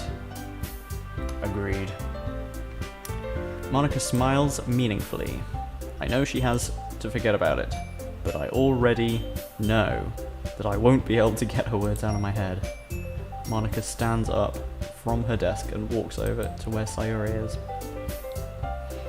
I watch her kneel down next to Sayori and gently talk to her, but she's keeping her voice so quiet that I can't hear I can't hear what they're saying. I sigh and sit myself down. I know Sayori told me not to worry about her and to have fun with everyone, but that's impossible for me to do when she's behaving like this. Exactly how much do I care about her that I'm letting this weigh me down so much? Now it feels like I'm the one behaving out of the ordinary, but there's nothing I can do besides wait for Monica. Why does it feel like I'm being watched? I glance around the room. Suddenly I notice Yuri leering at me over her book, but she looks away just as quickly with a flustered look on her face. I realised that she wouldn't get anywhere like this. I've never really seen Yuri approach anyone or start a conversation on her own accord, so I have no choice but to approach her myself. By now it's a little easier for me to do that. I stand up from my desk and sit in one next to her very own. I didn't mean to bother you or anything. Relax, you didn't even do anything. But I could tell you wanted to do the alone with your thoughts thing. Alone with my thoughts? I don't have any of those. How were you even able to tell that I was thinking about that? Well, it's something that I do a lot, you know, I think, and I don't speak. So it wasn't hard for me to spot based on your posture and expression. Not that I was staring at you or anything, Baka. I don't do anything creepy like that. She doesn't do anything creepy, guys. How long do you think that's gonna hold up? Do you think that statement's gonna age well, Yuri? Do ya? Do ya, buddy boy? In any case, I guess you were right. I'm sorry if I caused you any concern. Don't apologize. Your troubles are only the concern. They're only the concern of the person, of the you, of the people, of those willing to share in that concern. Of course, there are certainly those who find the most comfort in keeping to themselves. I'm just fucking up all of these lines right now. But if you would prefer to share what's on your mind, then I would be glad to listen. Oh, it's really not that big of a deal. I was just feeling a bit uneasy about Sayori. Sayori? Well, she seems a little off today, but when I asked her about it, she wasn't wanting to admit it to me. So, I can't help but wonder if it's something that happened to her. Oh? That's quite romantic. Eh? Sorry. I didn't mean to say anything stupid. It's not that, I just didn't want you to misunderstand. Sayori and I have been friends for a long time, that's all. Ah, I see.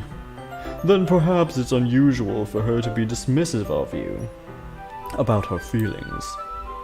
Or maybe I'm just reading into it too much. Bored.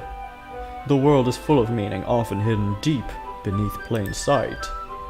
And there are many untold mysteries behind every person, no matter how well you may know them. Ah. So you think that there might be something behind it after all? I think that Sayori is a very complex person. Her mannerisms on the outside don't always match what's going on the inside. And she may not always know what she wants. I noticed her strange behavior today too, and I also feel some concern for her. But in your case, it looks like she's fully occupying your thoughts, wasn't she? Well, I guess that was the case. Sayori. She really means a lot to you, doesn't she? I guess. But you don't need to put it that way. We're just good friends. Yuri suddenly looks deep into my eyes. Her expression is gentle and curious, as if she was searching for something. Embarrassed, I avert my gaze. Sometimes, a person's mysteries are untold even to themselves, and you, as someone honest and caring, may uncover feelings you weren't aware were in you. That is, I think that she would be a very fortunate person to have you feel that way about her. Yuri, you're giving me too much credit. I'm a pretty simple guy. I see boobs, I click. So I think I'm pretty good at understanding my own feelings. I'm not really as sophisticated as you are. Oh, that's not a compliment, is it?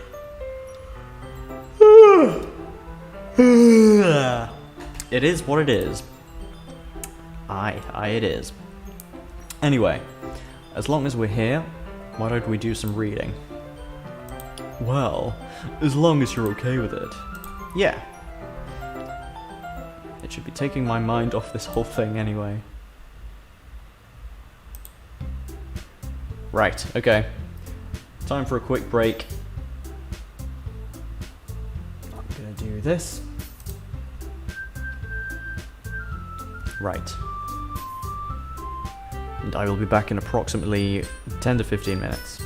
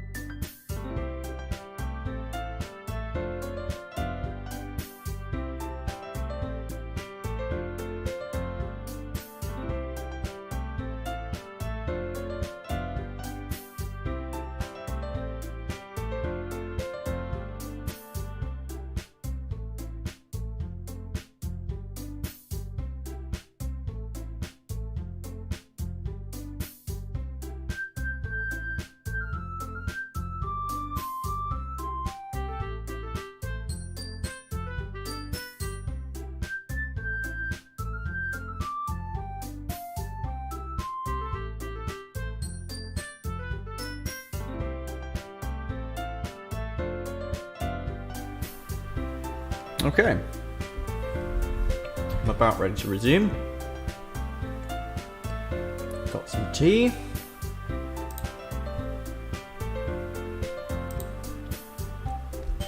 Okay, everybody.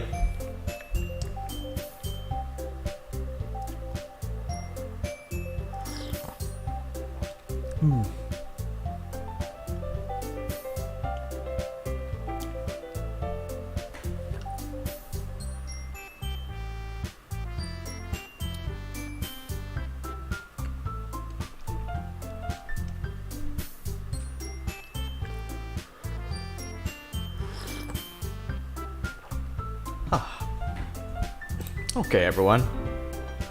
After some time passes, Monica calls out to the club room. Why don't we share our poems now? Before I know it, everything is back to normal. Everyone goes to retrieve their poems. I make eye contact with Monica, and she smiles at me. I wonder what she was talking about with Sayori. Okay, well, on that logic, I think I'm going to save Sayori till last. Let's start with Yuri.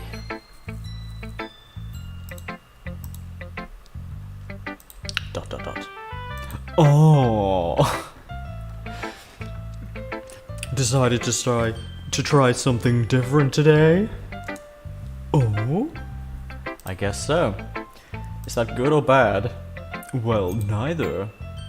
I have my preferences, but it would be unfair of me to call something good or bad based on that.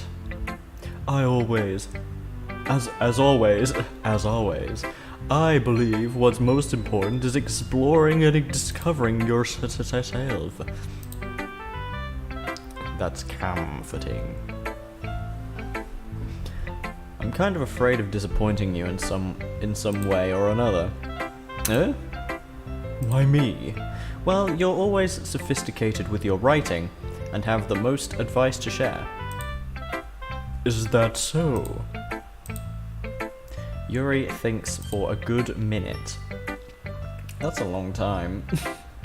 You're just gonna sit there for 60 seconds, and I'm just gonna sit there in silence, just staring at you.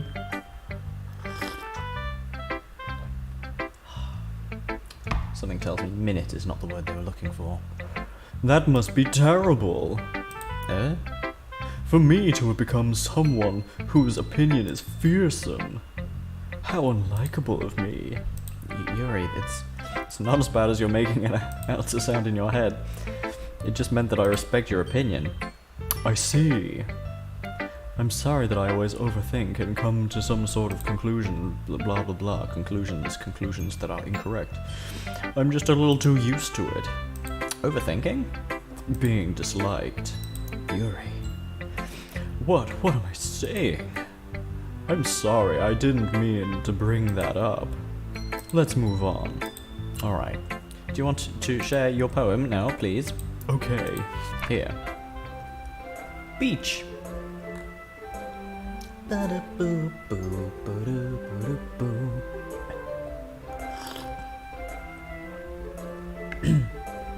Apparently, if you actually pick them enough, they actually will give you a different poem.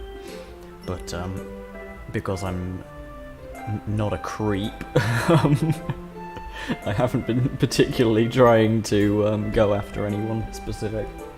Hey, Luke, welcome. Thank God someone's here. Ah, yes, welcome indeed. We are reading these beautiful poems about beaches.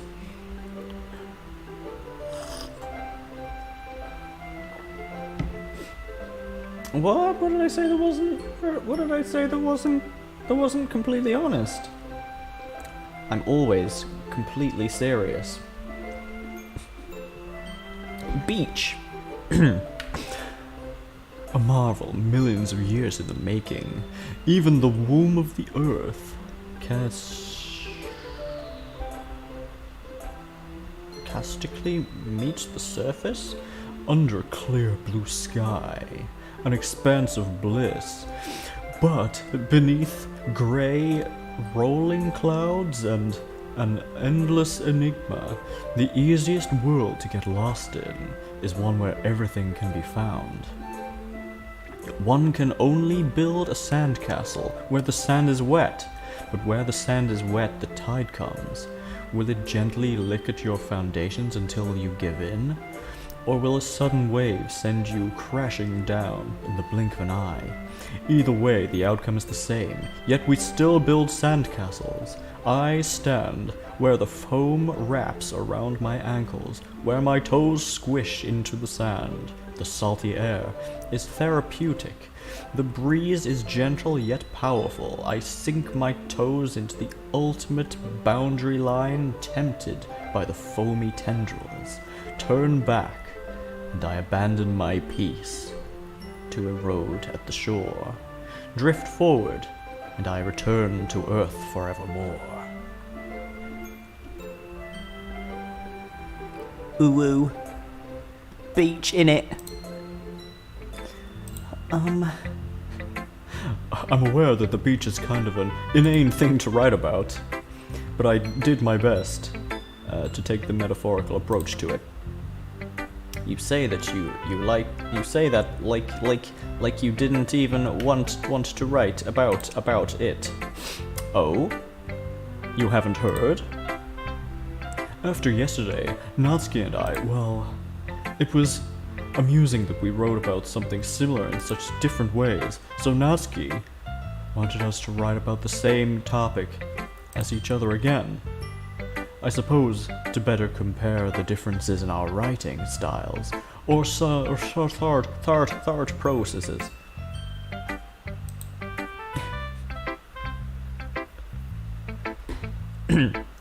Anyway, it was her idea. Knowing her, it's no surprise that she'd want to do something like that. She probably just wants to show off. It's not like I have a particular interest in her writing style. But she is cute, like a Pikachu, so it kind of makes me want to capture her. No. I just went with my request. But, well, I suppose it's not bad to write about something simple on occasion. It can be refreshing, you know. It's good for me to calm my thoughts once in a while. Real talk, I think that's probably her best one so far. In my opinion.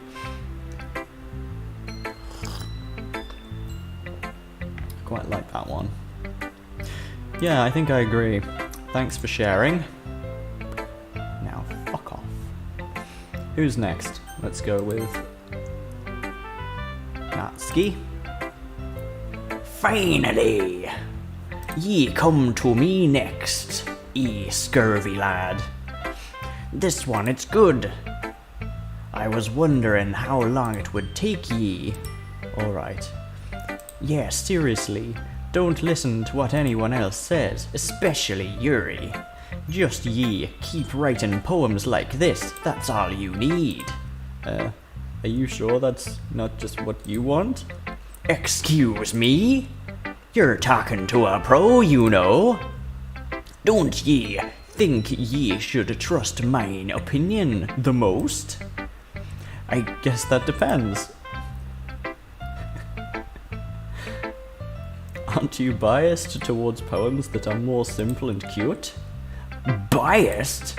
Of course not. My opinion just happens to be the best. There's one thing I still can't tell, if Natsuki is actually self-aware of her spoiled behaviour. At this rate, I don't know if I'll ever find out. Fair enough. I'm glad that you like my poem, after all. I knew ye'd finally understand. Just keep showing me your poems, and you'll be a pro before you know it. Anyway, here's the one I wrote. I'll be your beach. Oh boy.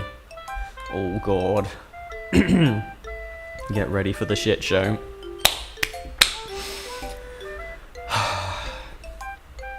Kinda regret using this voice. Your mind is so full of troubles and fears, you diminished your wonder over the years.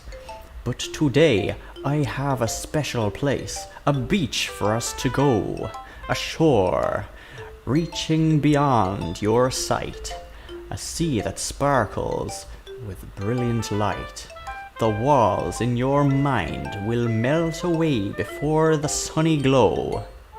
I'll be the beach that washes your worries away. I'll be the beach that you daydream about each day. I'll be the beach that makes your heart leap in a way you thought had left you long ago. Let's bury your heavy thoughts in a pile of sand.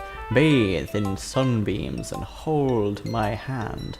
Wash your insecurities in the salty sea and let me see you shine. Let's leave your memories in a footprint trail, set you free in my windy sail. And remember the reasons you're wonderful, that you press your lips to mine. Oh shit. I'll be the sea that washes your worries away. I'll be the beach that you daydream about every day. I'll be the beach that makes your heart leap in a way you thought had left you long ago. But if you let me be by your side, your own beach, your own escape, you'll learn to love yourself again. It was so unbelievably tempting to start ranting about buried treasure.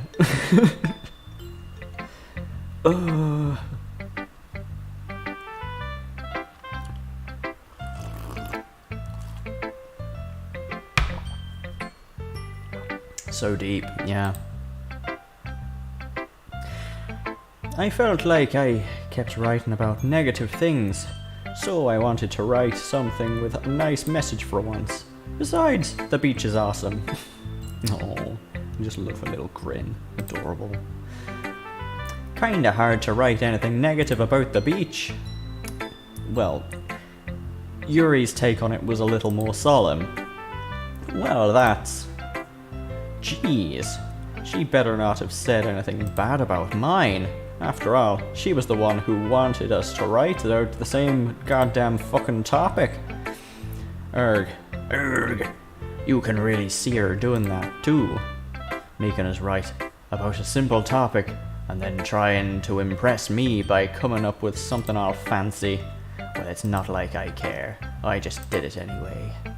I mean, I guess mine ended up being kinda metaphorical too.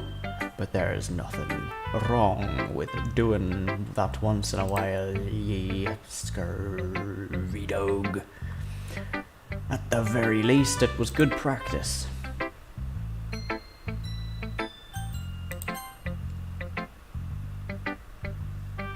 Hey, board! Have you thought about what you want to submit for your performance at the festival? Well, being in this club is one thing, but performing in front of a bunch of people, I'll have to give it some more thought. Okay, no pressure. But whatever you do, I'm sure it'll turn out great, you know? It would also make me real happy to see. Anyway, let's take a look at your poem for today, eh? Sure.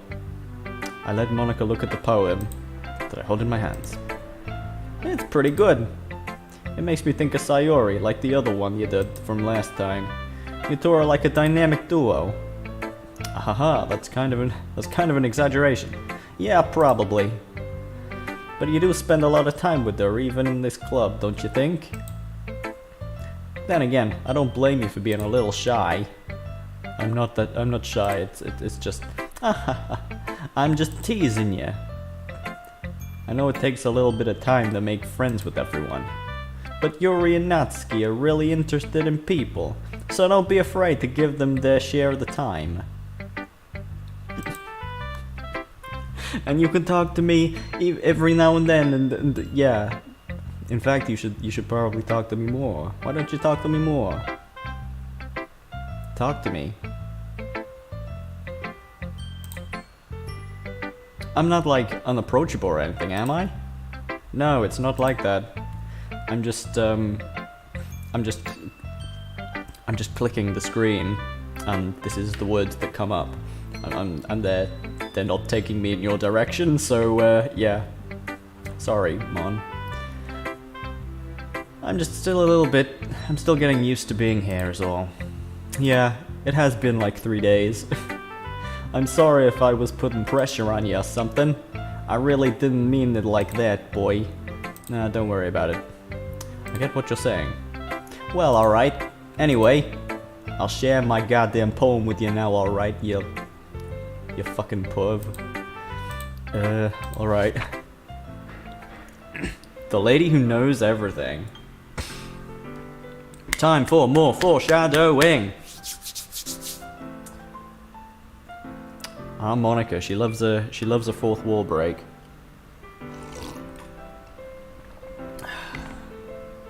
Alright, here we go. The lady who knows everything. An old tale tells of a lady who wanders Earth. The lady who knows everything. A beautiful lady who has found every answer, all meaning, all purpose, and all of that was ever sought. And here I am, a feather, lost adrift in the sky, victim of the currents of the wind. Day after day I search with little hope, knowing legends don't exist. But when all else has failed me, when all others have turned away, the legend is all that remains, the last dim star glimmering in that twilight sky. Until one day, the wind ceases to blow, I fall, and I fall, and I fall, and fall even more, gentle as a feather, a dry quill expressionless. But a hand catches me between the thumb and forefinger, the hand of a beautiful lady. I look at her eyes and find no end to her gaze. The lady who knows everything, knows what I am thinking. Before I speak, she responds in a hollow voice. I have found every answer, all of which amount to nothing. There is no meaning, there is no purpose, and we seek only the impossible. I'm not your legend does not exist. And with a breath, she blows me back afloat, and I pick up a gust of wind.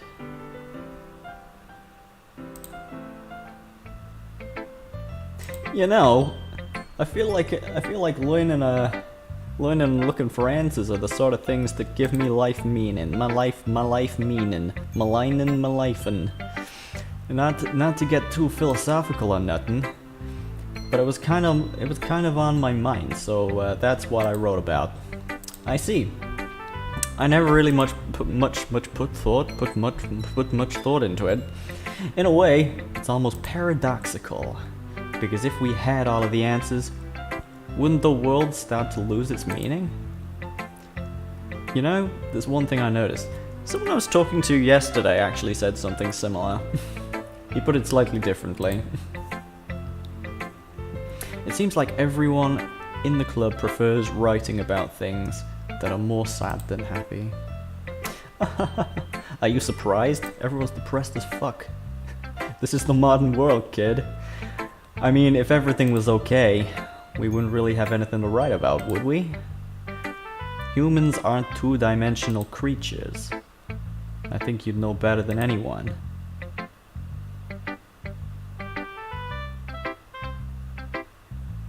You mean one-dimensional? Yeah, that. Anyway. Sadness does sell. It does. Outrage sells. I mean, you've seen how newspaper stories work. Outrage and fear sell like nothing else.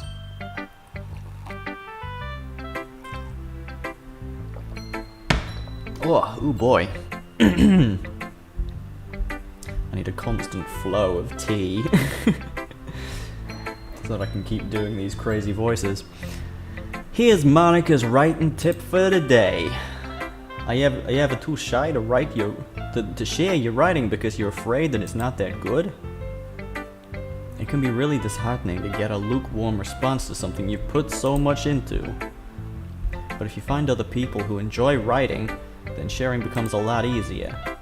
Because instead of just telling you that your writing is good or okay or bad, they'll want to focus more on everything that went into it and the things that you can work on. It's much more encouraging that way, and it will make you want to continue improving. It's almost like having your own little literature club, don't you think? That's my advice for today. Thanks for listening.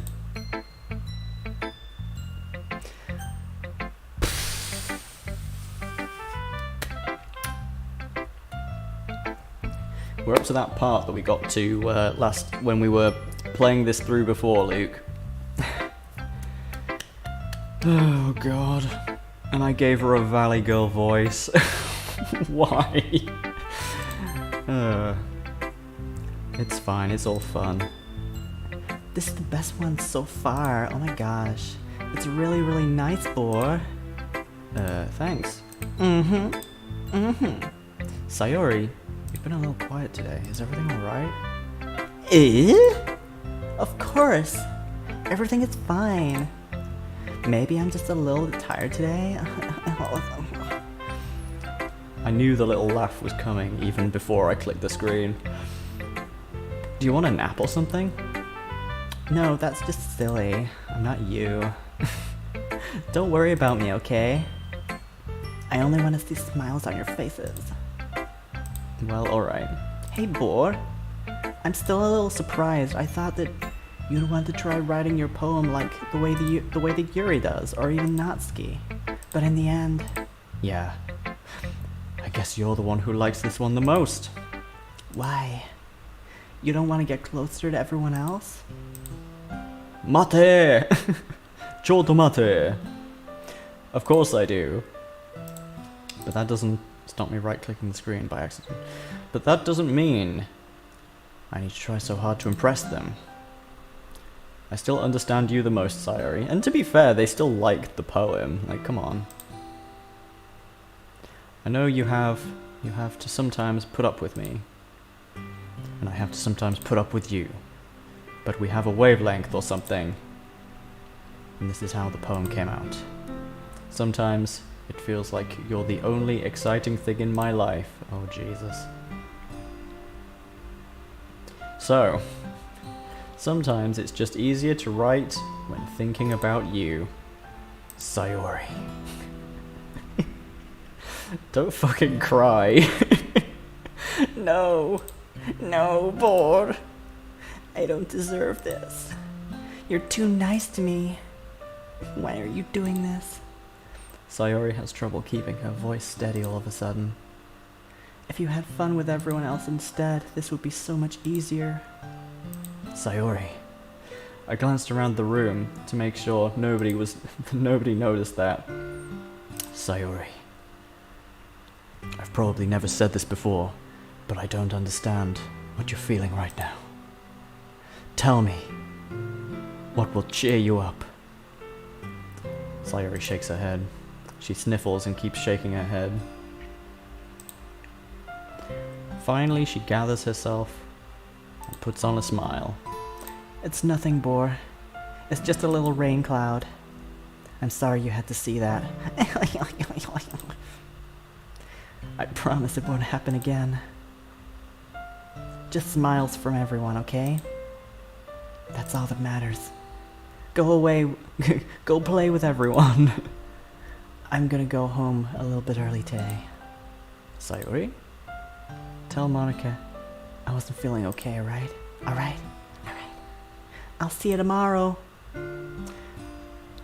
Before I say anything else, Sayori cheerfully walks out of the classroom, humming to herself. Okay, you three. We're all done sharing poems, right? Why don't we start figuring out? Hold on a second. Is it just me, or did something strange just happen? Eh? Something strange did just happen. It's unusual, that's right. You deviated from your usual catchphrase when addressing the club. Catchphrase? I don't have a damn catchphrase. Jeez. Why is the mood so weird today? Look, even Yuri isn't immune to it. Ooh.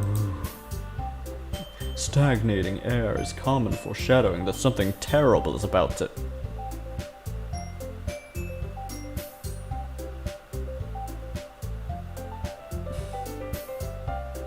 Hey, Legion.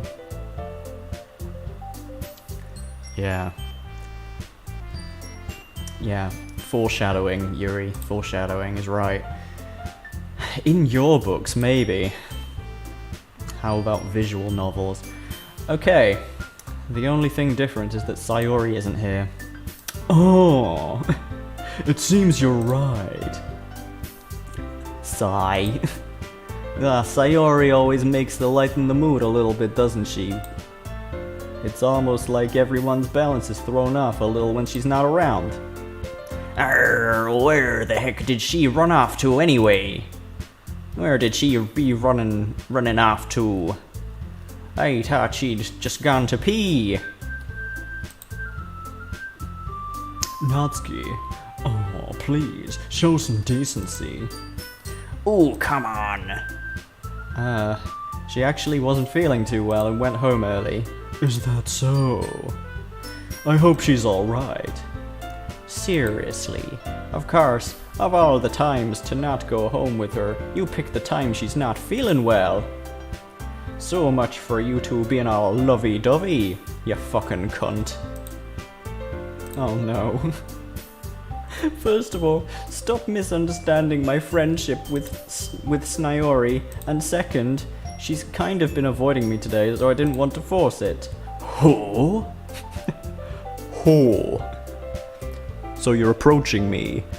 Instead of going around, you're coming right at me. Ho ho ho! Come as close as you like. None of you will understand that meme, I'm sure. Was that a JoJo reference? That curious expression coming from Yuri of all people. Calm down, guys. I talked to her earlier and everything is fine. What did she say?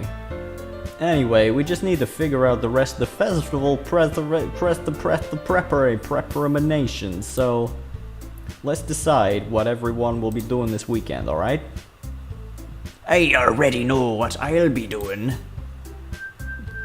That's right. Natsuki will be making the damn cupcakes. But we might need a lot of them. And different flavors. You handle that all by yourself, Natsuki? Challenge accepted. Lest I go to Davy Jones's locker. And as for myself, I'm gonna be assembling some poetry pamphlets. But it's basically the only thing she does. Sayori will be helping me design them, and as for you, Yuri, you can,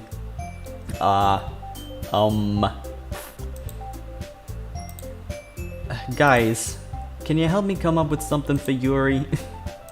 I'm useless. Nah, you're not useless, that's not it at all. You're the most talented person here, you know?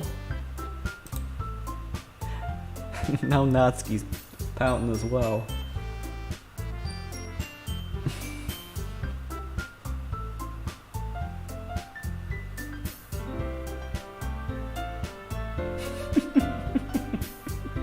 Swordsman of Landstar! Oh gosh. You activated my trap card! Kunai with chain! Now Natsuki's pouting too. Why? Because of the old anime references, probably. Jeez, even I can tell now. I guess I never gave Sayori enough credit. But I can tell things are even harder on you when she's not around. Ah. That be the case. But if I can't also be the leader on my own, then I won't grow as a person. So Yuri, you have beautiful handwriting, you know? So, you should make some banners and decorate them to help set the atmosphere. Atmosphere? About that, I love atmosphere. Yuri's expression suddenly changes as she stares at her desk in focus and starts nodding to herself. Your mind is already racing, I see. That's great. You'll be a wonderful help, Yuri. But anyway, that just leaves you, Boar. The one who is truly useless. Ah, don't say that. In fact, both Natsuki and Yuri have some pretty heavy tasks to handle. It would probably go a long way to give one of them a hand. You could always help me out as well. It'll be really appreciated. Is Monica suggesting that I spend the weekend with one of my club members? How on earth are they going to respond to a suggestion like that? Oh, I suppose I won't mind a little bit of help. Well, if ye don't know how to bake, there's always some dirty work I can give you. It's not like Monica's going to give me a choice, and ye cannot be sitting on your butt anyway. Natsuki tries to mumble a bunch of excuses like that. If I recall, Natsuki, you mentioned that you would like to handle the baking on your own. Boar may not like to be around you, if it only make him feel like a nuisance and stuff, you know, so therefore he may be more suited to assisting me with the decorations. Hold on, I never said that. How hard could it be to make a few decorations anyway? Sounds like you're just making excuses for Boar to... What are you saying? It will be extremely meticulous work. And bacon isn't? Just what do you think? Guys, let's settle down for a minute. In the end, I think it's up to Boar to decide who he'd like to contribute with. Besides, he hasn't really gotten a chance to spend any time with me yet, you know? So I'm sure he's interested in... You literally just said... I'm surprised as well. Sorry. I was just saying though. Jeez. Can we just settle this already? Maybe flip a coin? Yeah! Boar, you're okay with this, right? In the end, it's up to you. Of course. Of course, it's up to the boars. Humph. Very well. In that case, everyone looks straight at me. Of course, I'm going with...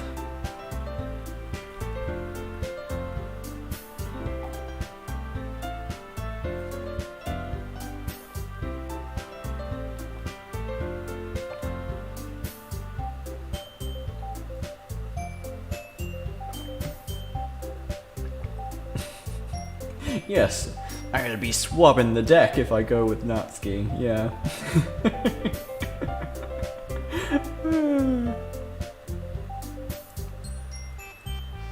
Indeed. But if I go with Monica, I'll be fearing the wrath of her red eyes black dragon. So I guess I'll have to go with Yuri. Well, I'll probably be the most useful helping with Yuri. Me? Yeah, the decorations you make will be shit. we need to do a good job. Are ye serious? Why would ye? Natsuki, I can already tell you're about to say something mean. No, I was just saying, erg. Things that make ya go, erg. So you'll be helping Yuri then, eh, Boar? Yes. That's what I'm going to do, for better or for worse. I'm glad. Yeah, it's... Not gonna lie, it's mostly because her voice is marginally easier for me to do.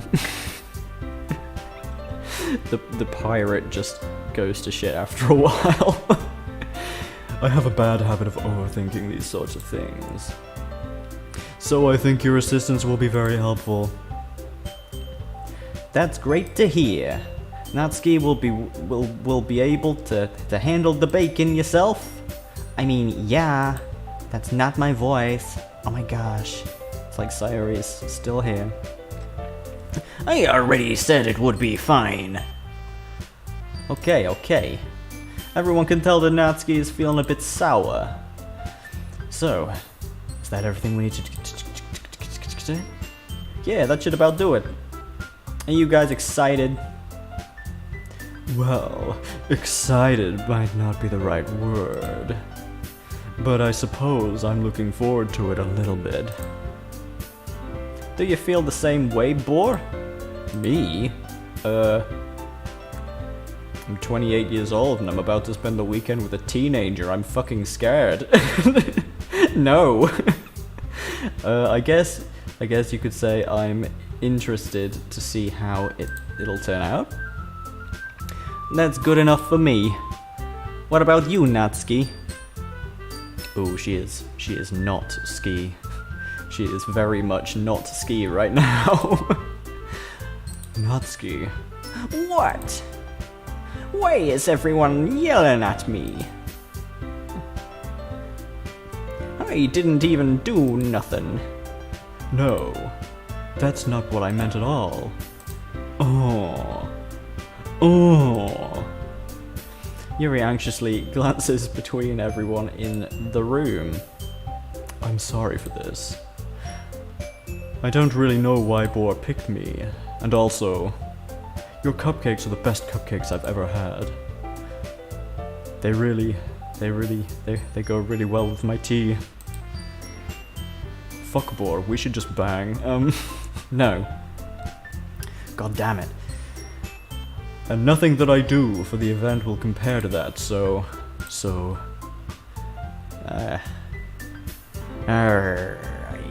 I get it. I'm kinda surprised though. why? Well, I'm the one acting immature. I already know that. But you're trying to cheer me up all of a sudden. I know I'm not very good at it. I'm sorry if said something bad. I didn't mean to. Natsuki isn't the only one surprised. Monika and I are also taken aback by Yuri's words. When she already has trouble with words, trying to cheer someone up must be far out, man, far out of her comfort zone. But I begin to understand. Yuri was trying to sound like Sayori. Even if it didn't work perfectly, I can tell that she tried to say something Sayori would say at a time like this. Because Sayori always helps everyone smile and feel good about themselves. No, I kinda appreciate it. I'm sorry for making a big deal out of nothing. But I am gonna say this.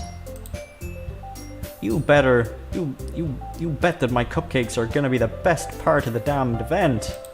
They're gonna be the pot of gold you always wanted to dig up on that fucking beach we were writing feckin' poetries about earlier.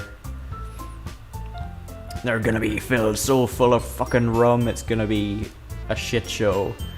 Everyone's gonna be reading out their poems and falling about all over the place, and I'm gonna get fucking expelled. It's gonna be fucking fantastic. And then I'll sail the high seas like I always wanted. Oh, I believe you. Yeah. I hope to see everybody do their best. But with that, there's nothing more for today. So I guess it's time for us to head out. Alright, let's get out of here then. Let's go and do the things. Everyone packs up their things. I start to follow Monika and Natsuki out of the door as they chat between each other. I turn around. Sorry, I realize I don't have any way of contacting you this weekend. Oh, you're right. I can't believe that slipped my mind. Should I give you my phone number? I think that would be the best way, yes. Alrighty then. Yuri and I exchange phone numbers. Okay. Then I'll be stopping by your house on Sunday. My house? Warum? Is that a problem? No, not at all. I just thought that I would be the one going to your house since I'm the one helping you. Silly boy, we don't have a model for my house. I suppose that makes sense. But if you don't mind, I think I would prefer going to your house. Alright. In that case, it wouldn't be a problem. I decided not to press Yuri for a reason. It's not like it would matter much either way, so I'll just need to make sure my room is clean.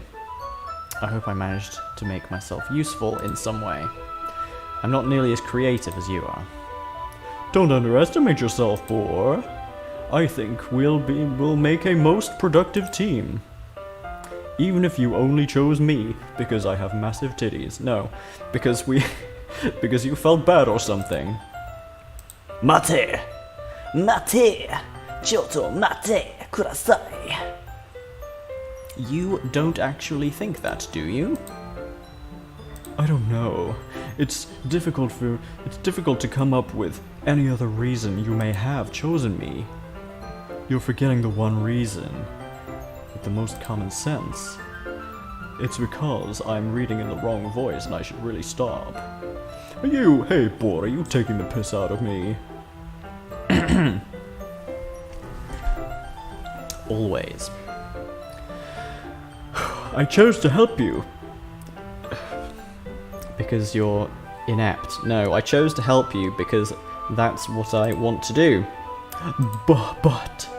Yuri thinks to herself with an extremely tense expression. Yuri, you're overthinking this. You wanted me to point out when you're overthinking, right? Eh? I didn't realize. I'm telling you, I want to. That's all there is to it. Do you believe me? Believe it. Yuri thinks really hard again. She looks straight into my eyes for a long time. I believe you. As if it took her tremendous effort, Yuri finally says that and relaxes her expression. And I'm really looking forward to Sunday. Yeah, I am too. After that exchange, I make my way out of the door and Yuri follows. I can't believe this. Yuri is going to be coming to my house on Sunday. My anxiety shoots through the roof. Even though I've gotten pretty used to handling her at this point, there's no telling what might end up happening when we're outside school. More than that, she told me that she was looking forward to it. Is this the chance I have to make something happen between us? Or is it too early for that? Oh, I'm dreading it. Oh, jeez. Only time will tell, but until then, I won't be able to take my mind off it. I seriously can't wait. It's already Sunday. Haven't read Jet for a while. Let's see. Bold, yes. Yes, indeed. A very bold assumption. I'm gonna just grab a glass of water or something. I'll be back in a sec.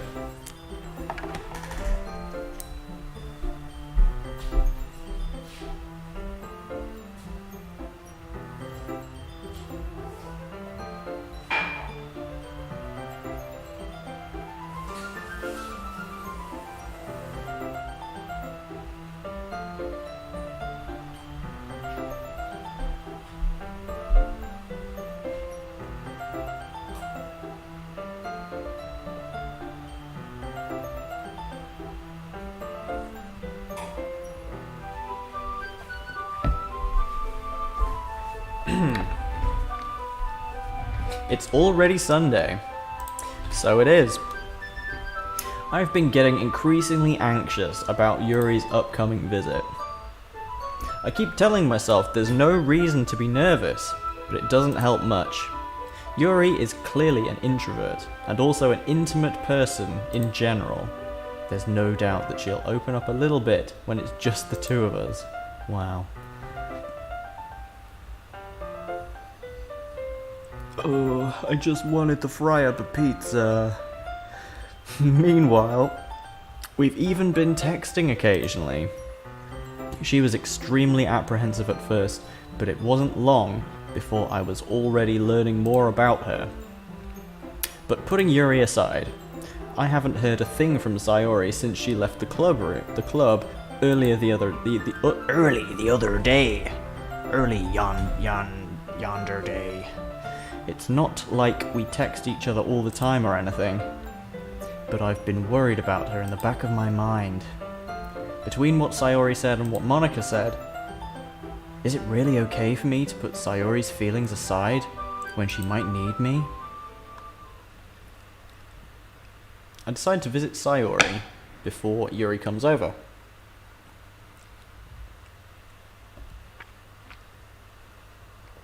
Ooh boy. Rather than asking, I simply tell her I'm coming over, much like we've done in the past. Once I reach Sayori's house, I knock on the door before entering it myself. Again, we used to play so often that we've made it a habit of simply entering each other's houses like we were family. The house is quiet. Sayori isn't anywhere on the first floor, so I assume she's up in her room. It's already strange of her not to run down and greet me. I head up to her bedroom, where I finally find her. Sayori? Hey, bored. I sit down in her room. Sayori forces a smile, but it's easy to tell that she's different. There's a minute of silence between us. You haven't come over like this in a long time, have you? I guess you're right. It has been a long time. Not much has really changed, has it? Sayori's room is as messy as it's always been. I also recognize the same stuffed animals and wall decorations that she's had for years now. If you came over more often, it would be such a mess, you know? It's because I end up cleaning it for you. How come you suddenly wanted to come over today? Aren't you supposed to be seeing Yuri? Yeah, but... Wait, how do you know about that? Sayori had already left by the time we decided at that last meeting. Oh, Monica told me. Fucking Monica. It's only natural for her to keep me informed about the festival preparations, right? That's true. But what about you? Aren't you going to be helping Monica today? Of course! But I'm just helping her online. We didn't plan to meet up or anything. Ah, so it's just me and Yuri then. Yep. There's more silence. Sayori stares in a random direction. Everything about her behavior is really uncharacteristic. I finally get to the point. I just wanted to see how you were... I just wanted to see how you were doing. Sayori, how are you doing today? Tell me, after you left on Friday. I want to know, I need to know, let me peek into your mind. When something's wrong, you can't hide it from me. I know you too well, so... Sayori smiles, shaking her head. That's not good, Bor. Eh? Why can't it be like it's always been? This is all my fault. If I didn't get so weak and accidentally express my feelings, if I didn't make the stupid mistake, then you wouldn't have been worried about me at all. You wouldn't have come here. You wouldn't have even been thinking about me right now. But this is just my punishment, isn't it? I'm getting punished for being so selfish. I think that's why the world decided to have you come over today. It just wants to torture me. Sayori. I grab Sayori by the shoulders. What on earth are you saying? Are you listening to yourself right now? I know something happened to you. There's no other explanation for you to be like this. So tell me already. Until I know, I won't be able to stop thinking about it. Sayori gives me an empty smile. You really put me in a trap, Bor. Did you really think it would be that easy? No. You really put me in a trap there, Bor. But you're wrong. Nothing happened to me. I've always been like this. You're just seeing it for the first time. Seeing what? What are you talking about? You're really just gonna make me say it, aren't you? I guess I have no choice this time. Okay. The silly voices are gonna go for a bit, because this bit is serious. No taking the piss. This is serious business. The thing is, I've had really bad depression my whole life. Did you know that? Why do you think I'm always late to school? Because most days I can't even find a reason to get out of bed. What reason is there to do anything when I know full well how worthless I am? Why go to school? Why eat? Why make friends? Why make other people put their energy and caring to waste by having them spend it on me? That's what it feels like. And that's why I just want to make everyone happy, without anyone worrying about me. I'm in shock. I can't even figure out how to respond. How is it possible that Sayori kept this from me the entire time that I've known her? Did she really want so badly for me to just not think about her? Why, Sayori? Why is it that you've never told me about this? It almost feels like I've been betrayed. It almost feels like I've been betrayed as your close friend. Because if I knew, I would have done everything I could to support you. Even if there's only so much that I could do, I would have tried to a little bit harder to make every day a little bit better for you. That's why I'm your friend. All you had to do was tell me. You don't understand at all, Bor. Why do you think I didn't tell you? Because if I told you, you would have to waste your effort caring about me instead of doing important things. I don't want to be cared about. It's bittersweet when people try to care about me. It feels nice sometimes, but it also feels like a bat being swung against my head. God. That's why I wanted so badly for you to make friends with everyone else. Helping everyone be happy together is the best thing for me. But then I discovered something else too. Seeing you make friends and get close to everyone in the club, it feels like a spear going through my heart. So that's why I decided the world just wants to torture me. Every path leads to nothing but hurt. You're right that I don't understand. I don't understand your feelings at all, Sayori. But I don't need to understand. Whatever it takes for me to help you stop hurting, that's what I'll do. No, Bor. There's nothing at all. The only thing that could have helped is if everyone could be like it always was. But I was selfish.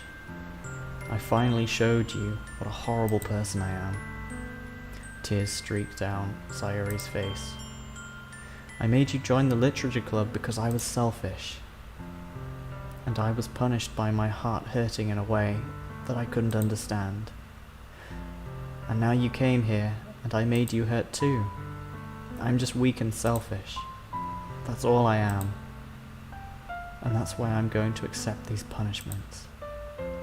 Because I deserve every last one. Without thinking, I once again grab Sayori's shoulders. This time I pull her into a tight embrace. Bor. Sayori, I don't care if you feel selfish. I'm really happy that you convinced me to join the club. Seeing you every day makes it worthwhile enough. If I make friends with everyone else, then that's just a bonus. But please never underestimate how much I care about you. I wouldn't have it any other way. Bor. Sayori isn't hugging me back. Despite my arms being wrapped around her, Sayori's arms remain at her sides. She starts sobbing next to my ear. No, don't do this to me. Please don't do this. Bor, Sayori barely manages to speak between her sobs. I don't know if I'm doing the right thing, but all I want is for her to know that I care. If you have it in you to call yourself selfish, then you have to let me be selfish too. No matter what it no matter what it takes, I'll figure out what needs to change. I'll make these feelings go away. And if there's anything that you need me to do, then you'd better tell me. I'll get mad if you don't. I don't know. Gently, Sayori finally puts her arms around me in return. I don't know anything. It's all really scary. I don't understand any of my feelings, Bor. The only time I'm not feeling nothing is when I'm feeling pain. But your hugs are so warm. Hugs are warm. Life should have more hugs. And that's really scary too.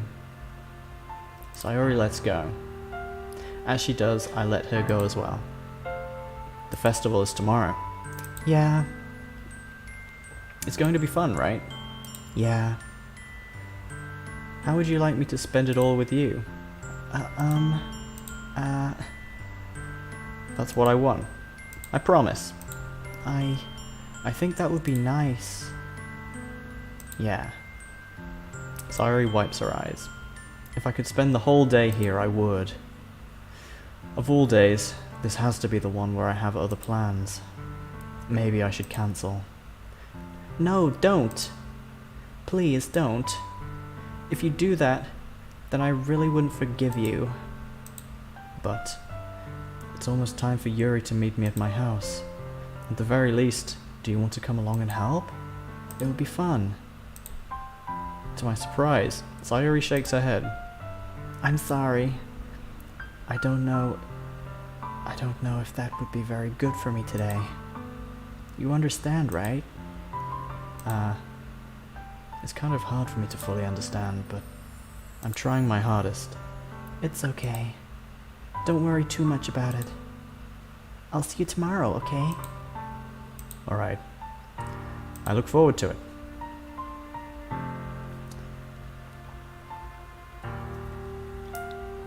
Saying goodbye to Sayori and... I say goodbye to Sayori and exit her house.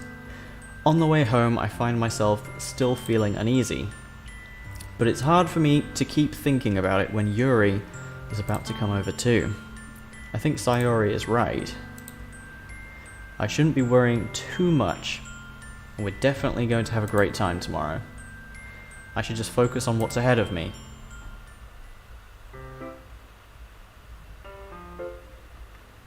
Yeah, heavy stuff. As I approach my house, I see something that makes me feel a moment of panic. Yuri?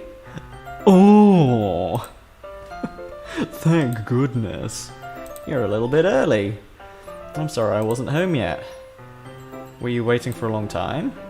No, I just got here. But I started to get really nervous when nobody answered the doorbell. You always could have texted me. If I had known, I would have reassured you and hurried more on the way home. Aw, I suppose that's true. I didn't think about that, for some reason. It should be common sense to do that, but I decided to ignore it. Anyway, let's go inside. I see you brought a lot of stuff with you. That's right. And did you manage to find everything I asked you to buy as well? Yeah, pretty much. At least I hope I got everything right. I'm sure it will be fine. I take Yuri to my room. That's a nice room. The first thing she does is glance around curiously, which makes me feel anxious. It's so clean. I cleaned it before you came over, so that's very considerate of you. No. I would be really embarrassed for my room to be a mess while you're here. Well, I do enjoy cleaning. I would have gladly helped you clean. Ah, that would be even more embarrassing. Wait, don't look in there. I snatched Yuri's wrist, which was in the process of opening a desk drawer. Oh, I'm sorry. I wasn't thinking for some reason. I was just spacing out. It's fine, it's fine. Just don't go rummaging around in my porno stash or whatever. Let's go. I let go of Yuri's wrist. She puts both of her hands firmly in her lap, as if making sure she's keeping track of them. So, should we get started? Oh, yes. I have a few things planned for you. You can help with decorations and other atmospheric enhancements. You bringing incense? What the fuck? You know, mood lighting, aromatherapy, candles. Urine? No. I don't know what you planned on. I didn't know that you planned so much. You planned on taking it so far. Of course. I plan to help take our guests to a faraway place, although many will stop by just out of curiosity. And for cupcakes, I guess. I'm determined to provide an experience that will leave them wanting more. That's great. It's easy to forget that you're a pretty intense person. Oh, intense? I guess that's the best way to put it. Is that a bad thing? No, not at all. It's something that I like about you, actually. Is that so? That makes me feel a little relieved and happy as well. Yeah, no need to get so anxious. You can relax a little. Relax? I brought some things for relaxation. I was going to use them during the poetry event. Oh yeah? Like what? Let's see. Yuri rummages through her bag. She pulls out a few candles and a wooden cylinder-shaped object. I did some shopping on the way here, so I happen to have these in my bag. I plan to cover the window in black paper and use the candles to light the room. I think that would be amazing, don't you? Yeah, that would be really neat. What's the wooden thing, though? Oh, this? It's a diffuser for essential oils. How familiar are you with aromatherapy? Not familiar at all. Oh, is that so? It's one of my favorite contributors to a positive atmosphere. Depending on the oils or herbs you can choose, you can change the mood of the air itself. I don't think air has feelings, Yuri. I hate to break it to you. You can even feel it permeate through your body. Relaxation, positive energy, romance, reflection. It's almost like magic. Yuri takes a cylinder and pushes a switch on the bottom. In just a moment, a thin ray of vapor begins to spout through a small hole in the top. Wow, that smells wonderful. What kind of mood is that one for? This is a jasmine essential oil. It smells a little sweet and flowery, right? Yeah, it's a good way to describe it. I chose jasmine for the event because it provides more than relaxation. Jasmine enhances your emotions and helps you feel them flow through your body. You feel warmer and your heart pounds more heavily. Don't you think that will be perfect for sharing our poems?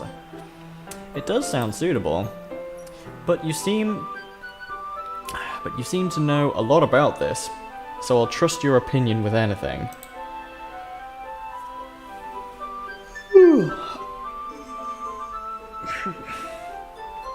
Yuri smiles gently, clearly enjoying herself. Okay, she's smiling. Look at her cute little grin. Look at her face. Oh.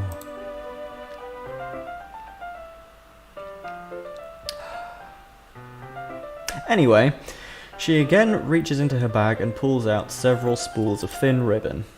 What are those for? Well, did you purchase the origami paper I asked you to get?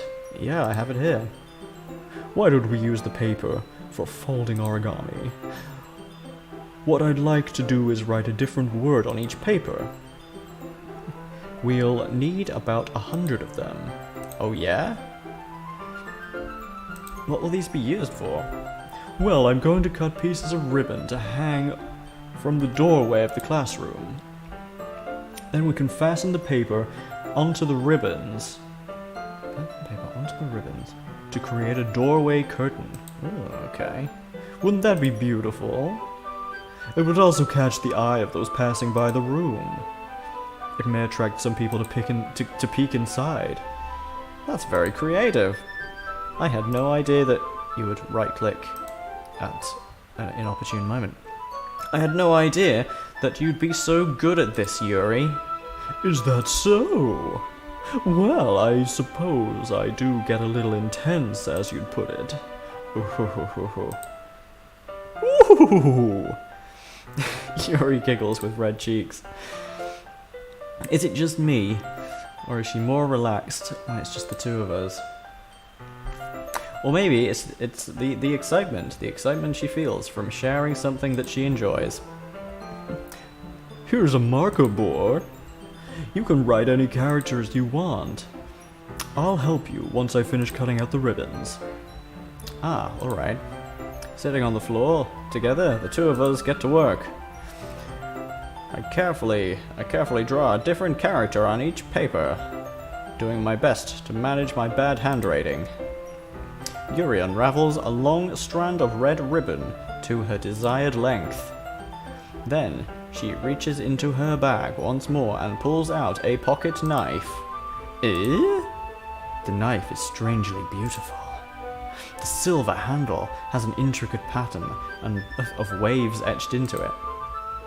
The blade itself is gently tinted blue. That's no ordinary pocket knife. That's no teapot. It looks really fancy. Oh! Well, embarrassed, Yuri looks away. What is it? You're going to think it's weird. Whatever it is, I have no reason to judge.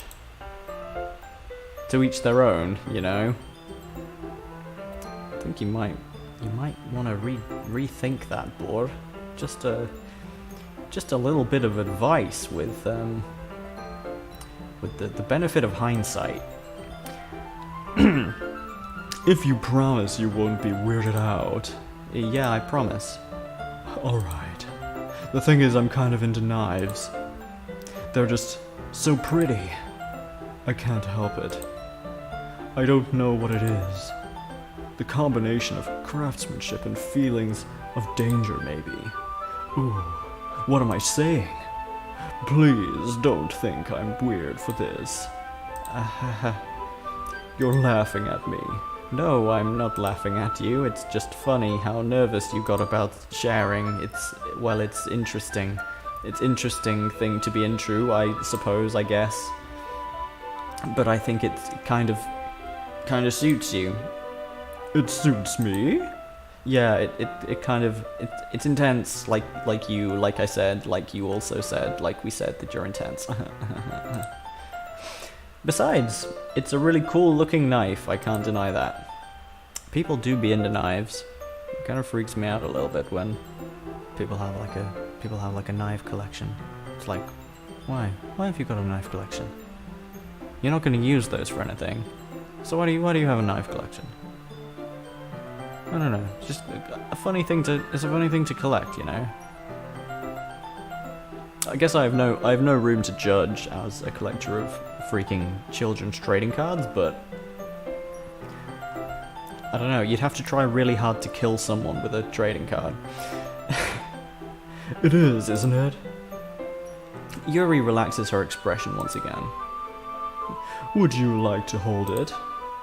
Sure, I'll check it out. Yuri carefully hands me the knife, with the handle facing me. I take it and turn it around in my hands. It feels heavy and extremely solid. Why do you even get a knife like this? Curious of its sharpness. I feel the point of the knife with my index finger. Ow! So bloody intelligent. Wow. Paper cut. Oh, Jesus. To be fair, that's the kind of stupid shit that I would do. Boy, why did you do that? I didn't expect to be that sharp. I barely touched it at all. It's my fault. I should have warned you. That knife is extremely sharp. It can cut through skin like paper. Oh no. A small drop of blood trickles down the side of my finger. Yuri takes my hand and gives the wound a closer look. Oh. She stares at it and noticeably fidgets. If you're squeamish, Bor, I'll go wash... it's Bor who is talking right now. If you're squeamish, I'll go wash it off myself. Ah. Without warning, Yuri puts my finger in her mouth and licks the wound.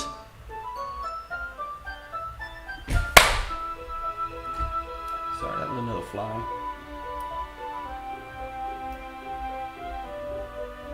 Yeah, I'm not gonna just let that pass. Without warning, she puts my bloody finger in her mouth and licks the wound. Oh. Oh. Do people find this really sexy? I don't know. Is this appealing? I'm lost. I don't understand. I feel her tongue curl around my finger. Startled, I instinctively pull my hand back. Ooh. Please forgive me for sucking on your finger without permission. What the fuck? I wasn't thinking. Unsolicited finger sucking. Don't kink shame.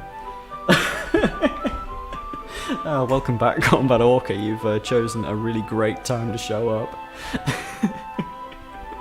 Oh my god. Yuri lowers her head, her face burning up. Yuri, that was the weirdest shit I've ever seen. That's the most embarrassing thing I've ever done. How could I do something like that? I'm sorry. Well, it was a little weird, and it took me by surprise, but I guess she was just trying to help, right? Right? Yuri, I think you're overreacting a little. Ooh. Ooh. She doesn't lift her head. If it doesn't recover from this for the rest of the afternoon. Alright, you know what? This might be a stupid thing to do, but I do it anyway. I take Yuri's hand and lick her index finger in return. Bored! Did you really just do that? Now, we're even. Yuri just looks at me like I did something wrong. I knew that would be a bad idea. If not for the sweet aroma of the jasmine oil, the air would be extremely heavy right now. You're so weird, poor boy. Yuri giggles shyly. Eh? Yuri called me weird. I have no response to that. Where do you keep your bandages? I don't think I need one, actually. It was a tiny cut. Look, it's already stopped bleeding. I see. That's a relief. The tension is quickly lifted. As if by magic. We each resume our respective activities. I watch Yuri's knife cut through the ribbon like it's nothing but air. Meanwhile, I continue to make progress on the paper.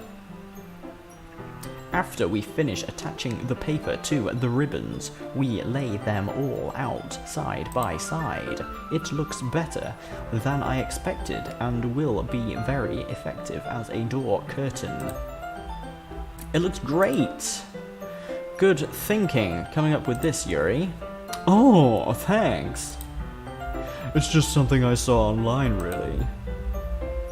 Are you ready? Are you ready? Are you ready for... Are you ready to move on to the next task? Yeah, let's do it. What do you have in mind? I'd like to create a banner. It's why I asked you to bring the paint tablets. Alright, okay. One of the items Yuri asked was a kit of watercolor paints. We'll need about 6 cups of water to put each of the tablets in. Do you mind fetching those for us? Of course not. 6 cups of water. While he's away, I'll capture a Pikachu. I'll be back in a minute. Thanks very much. Your Pikachu is as good as mine. Oh, and just a little bit of water, okay? If you fill the cups too full, it will be too diluted. Taking Yuri's advice, I decide to use small plastic bathroom cups rather than full-sized glasses. I put them on a plate to catch any paint that drips, then bring it back into my room. Yuri? Yes? I come in to see Yuri quickly unroll his sleeve, putting it back over her arm.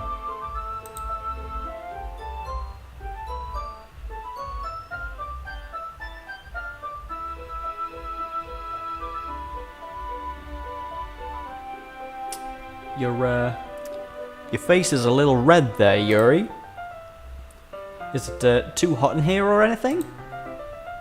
Oh, not at all. There's nothing wrong, so let's mix the paint.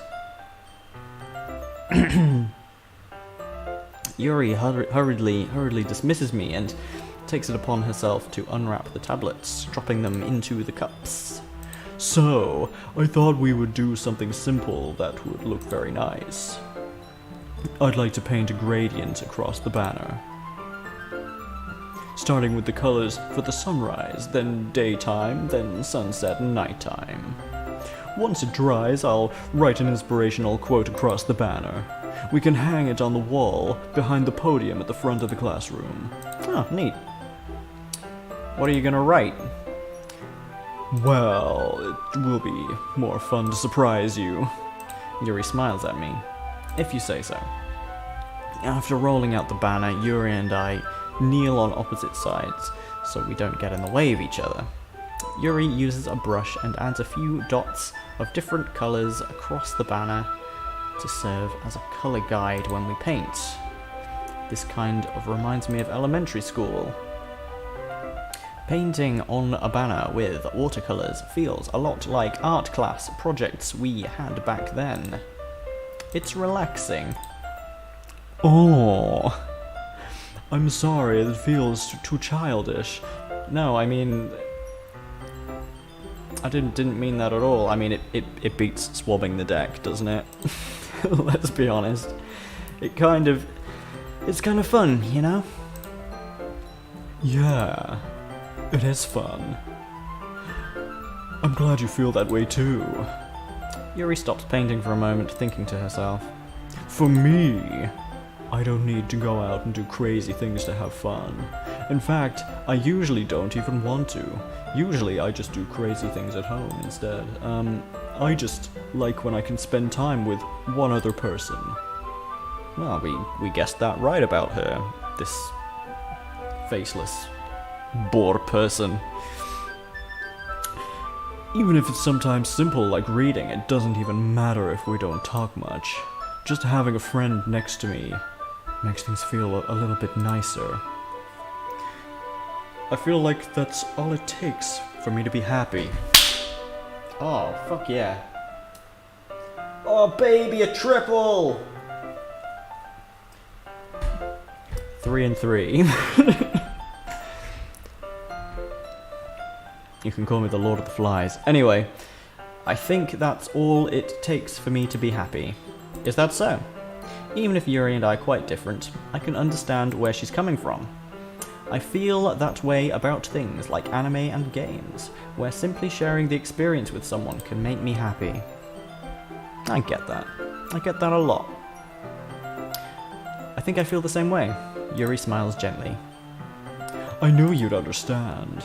Yuri leans over the banner to grab an unused paintbrush, but I move at the same time, causing her head to... Oh. Bump heads. Kia! Sorry. Yuri reels back, and I quickly lift my hands in surprise. Are you hurt? No, I'm not hurt. It just startled me, that's all. Sorry, I should have asked you to get it for me. It's not your fault. Oh, your face.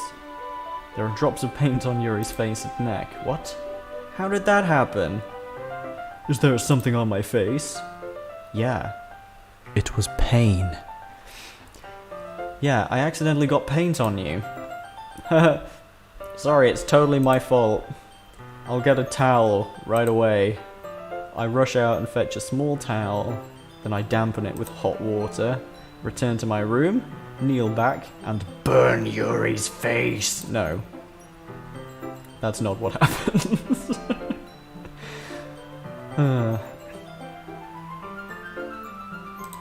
Here, I pat down Yuri's face and neck with the towel. Oh! Is something wrong? It's hard. I just didn't expect it. Sorry, I didn't want to use cold water. Having finished, I start to retract my hand, but Yuri suddenly holds my wrist. Wait.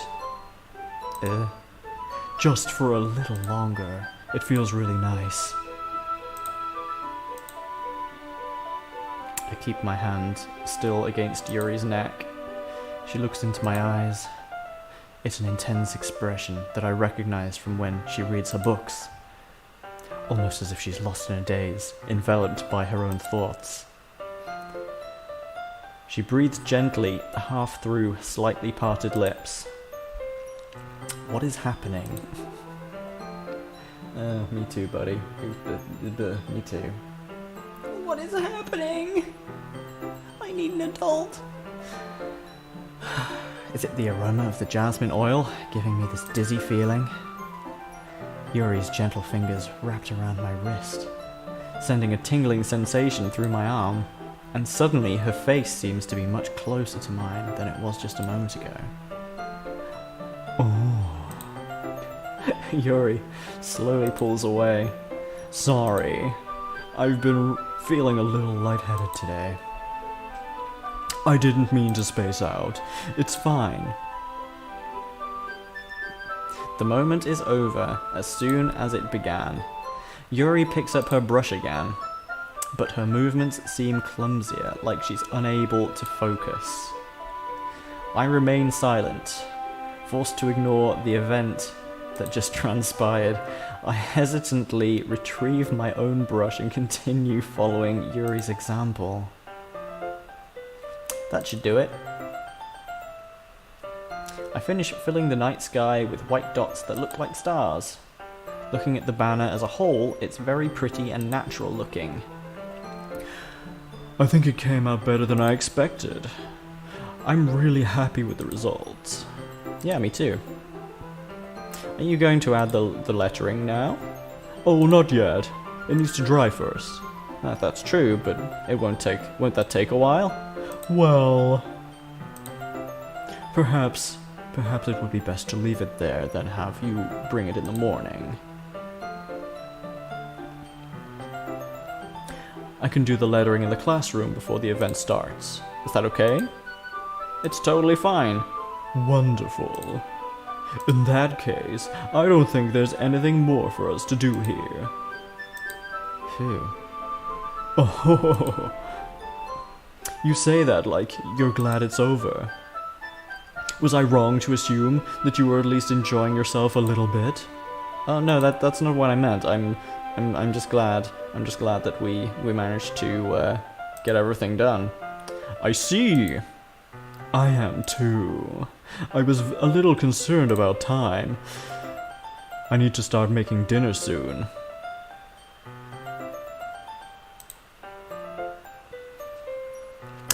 Ah, so you don't have any time left? I was secretly hoping we would have some extra time after finishing the work.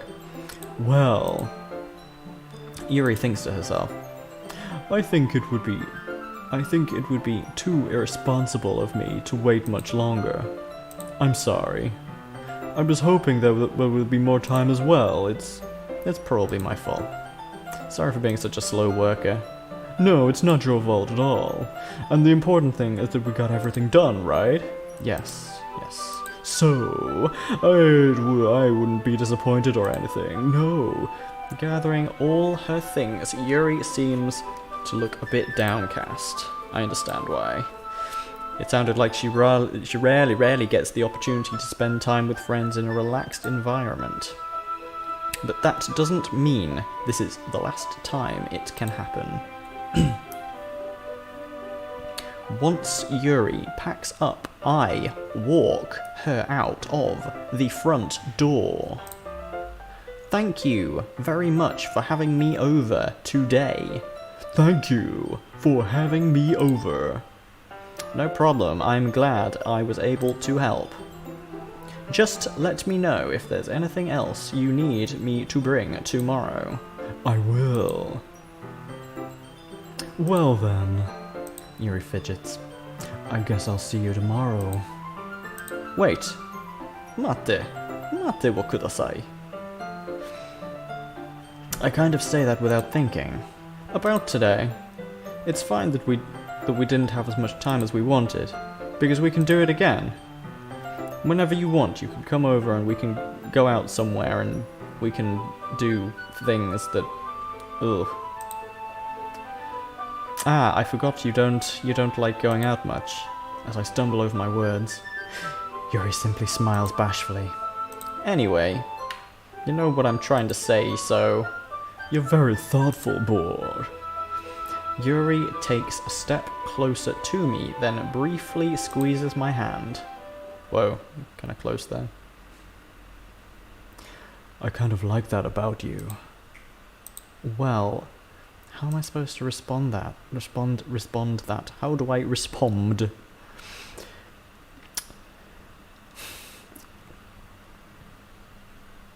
But I don't even get a chance to, as Yuri suddenly pulls back. Sayori? Eh? Hey, Boar. Sayori? Just now, we weren't... It's okay, Boar. I just stopped by to say hi. Well, it's nice to see you. I'm sorry, but I'm already on my way to leave.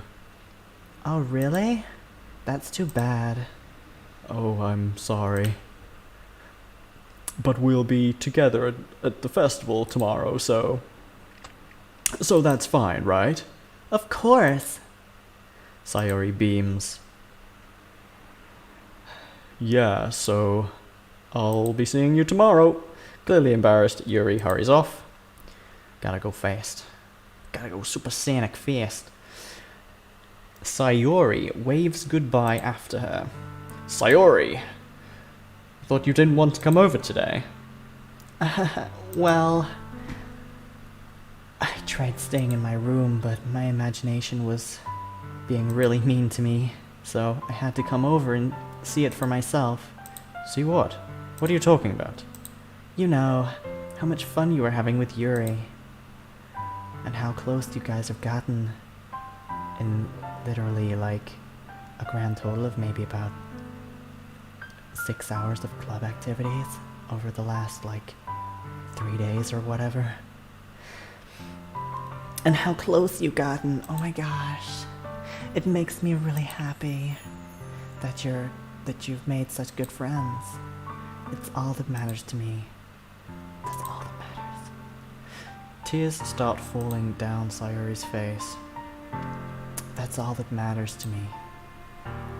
Why am I feeling this way, Bor? Why am I'm supposed to be happy for you. Why do I feel like my heart is splitting in half? It hurts so much. Everything hurts so much. This would be so much better if I could just disappear. Sayori, don't say that. It's true, Boar. If I wasn't here, then you wouldn't have to waste your sympathy on me. You wouldn't have to put up with me being selfish. Monica was right. I should just... Monica fucking what?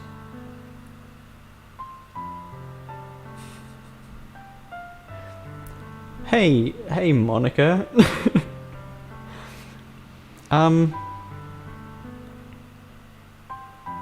Hey there.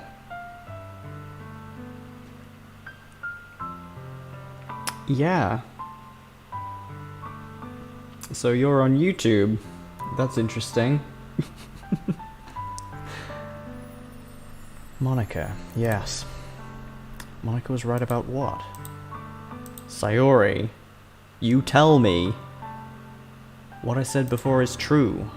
I'm not going to let this continue. Caring about you like this isn't the burden your mind is making it out to be.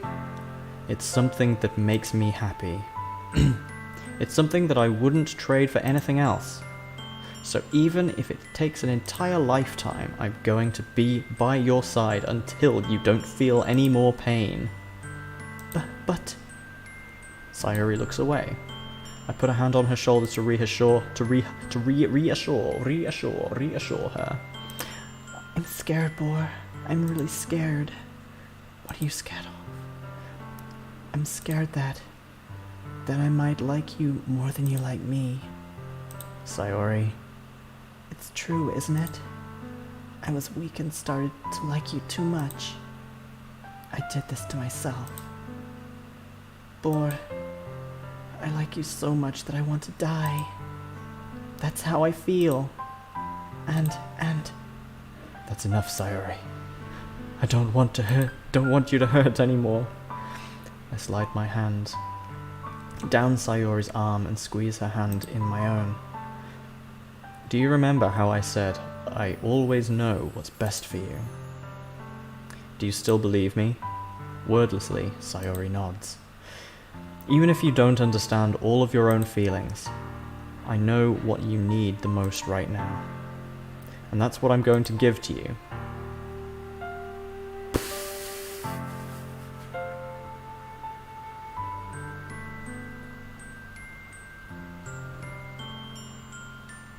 Well...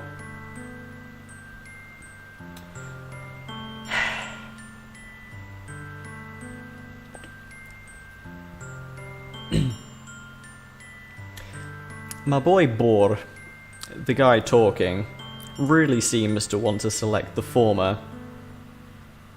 But I have to select the latter. I can't lie to her. I can't. You'll always be my dearest friend. What you need most is for things to be like they've always been. Monica told me the truth. She told me how much happier you seemed after I joined the literature club.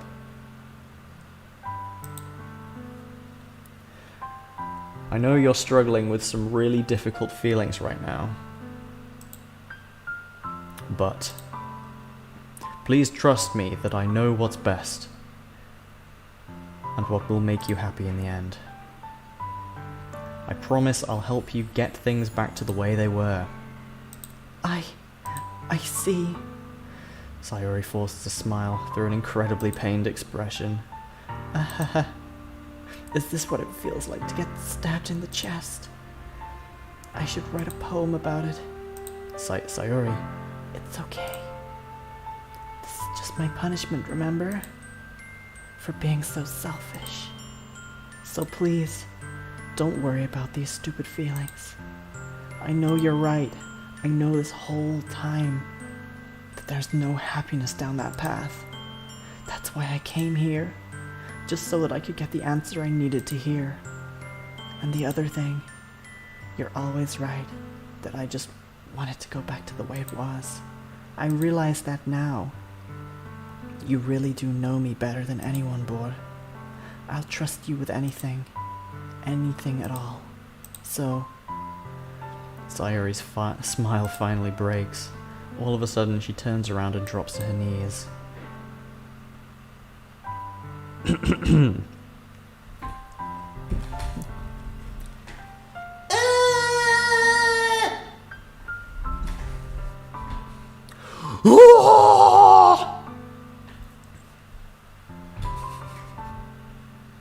Brutal, huh? No mercy. We ain't out here playing no games. Clutching her head with both hands, she screams as loudly as she can. I'm so shocked that I don't know how to react. Sayori looks over her shoulder and flashes me one more weak smile before turning around and running away. Sayori! I'm left helplessly standing in front of my house. Why am I feeling so horrible about this? There's nothing more that I could have done. The most I could do is support Sayori through her feelings and help her on the path that's right. But I'm having so much trouble understanding Sayori's feelings as she is. Even though I can comfort her, I keep wondering if I should be doing something more or something different. I know these thoughts will continue to plague me until things are back to the way they were. I'm going to give it everything I've got. Sayori will always be my dearest friend, and I'll do whatever it takes to put a smile on her face every day.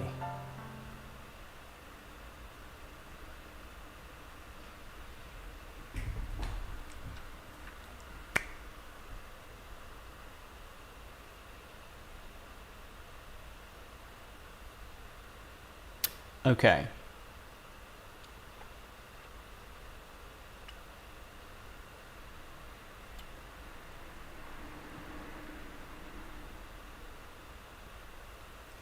What time is it? I've been going for 5 hours, something.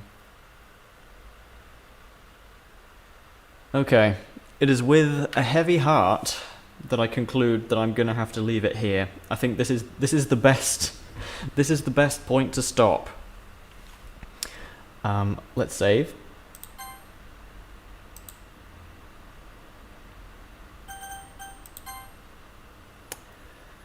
This is probably the best point to leave it because there's a lot of there's quite a long way to go, and there's stuff I need to do. I need to eat. I need to do all sorts. So we will resume. We'll resume another day. It may be before Christmas. It may be after Christmas. It may be in the new year. It will be soon. It will be sometime in the next few weeks. And we will be able to get a conclusion to this. But yeah, thanks for coming and joining. To everyone who came and watched. It's been 5 hours, 5.5 hours or so of torment. I feel like my feelings towards this game have changed a lot. I used to... I tended to just, when I played it before, I just sort of put myself into the mind of the, 17-year-old kid you're controlling. I was just like, okay, what would I do in this situation? But man, I'm so old now. I'm so old now that I struggle to do that, really. And there is a point where you're basically just trying to woo a bunch of teenagers, and it's kind of not great. So I've just basically been trying to be as non-romantic as possible, which is kind of hard when you're literally playing a dating sim. But this is not your average dating sim, as we will see in the next part. It was nice to get a visit from Monica. Hey Monica, hey. It was nice to get a visit. What do I think of everyone so far? Based on what we've seen so far, well, starting with Sayori, I think generally Sayori is probably my favorite. Like,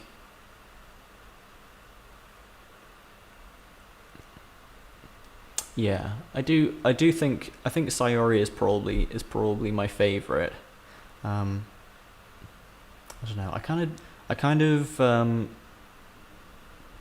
think it's kind of a shame that depression kind of becomes her character, and that's really sad.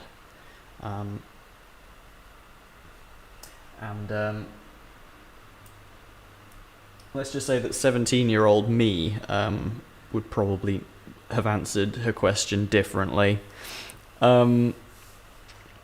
Natsuki honestly annoys me on pretty much every level. Going forward, she's probably actually the most grounded of the characters in this game. Somehow. But I don't know, I'm not really into the tsundere, the tiny, like, Lolita style kind of cutesy pink hair. I'm not really into that. Yuri is freaking weird. On the face of it, like, on a surface level, I like her, but I don't know, it feels like the deeper you go into her psyche, the more frightening she becomes.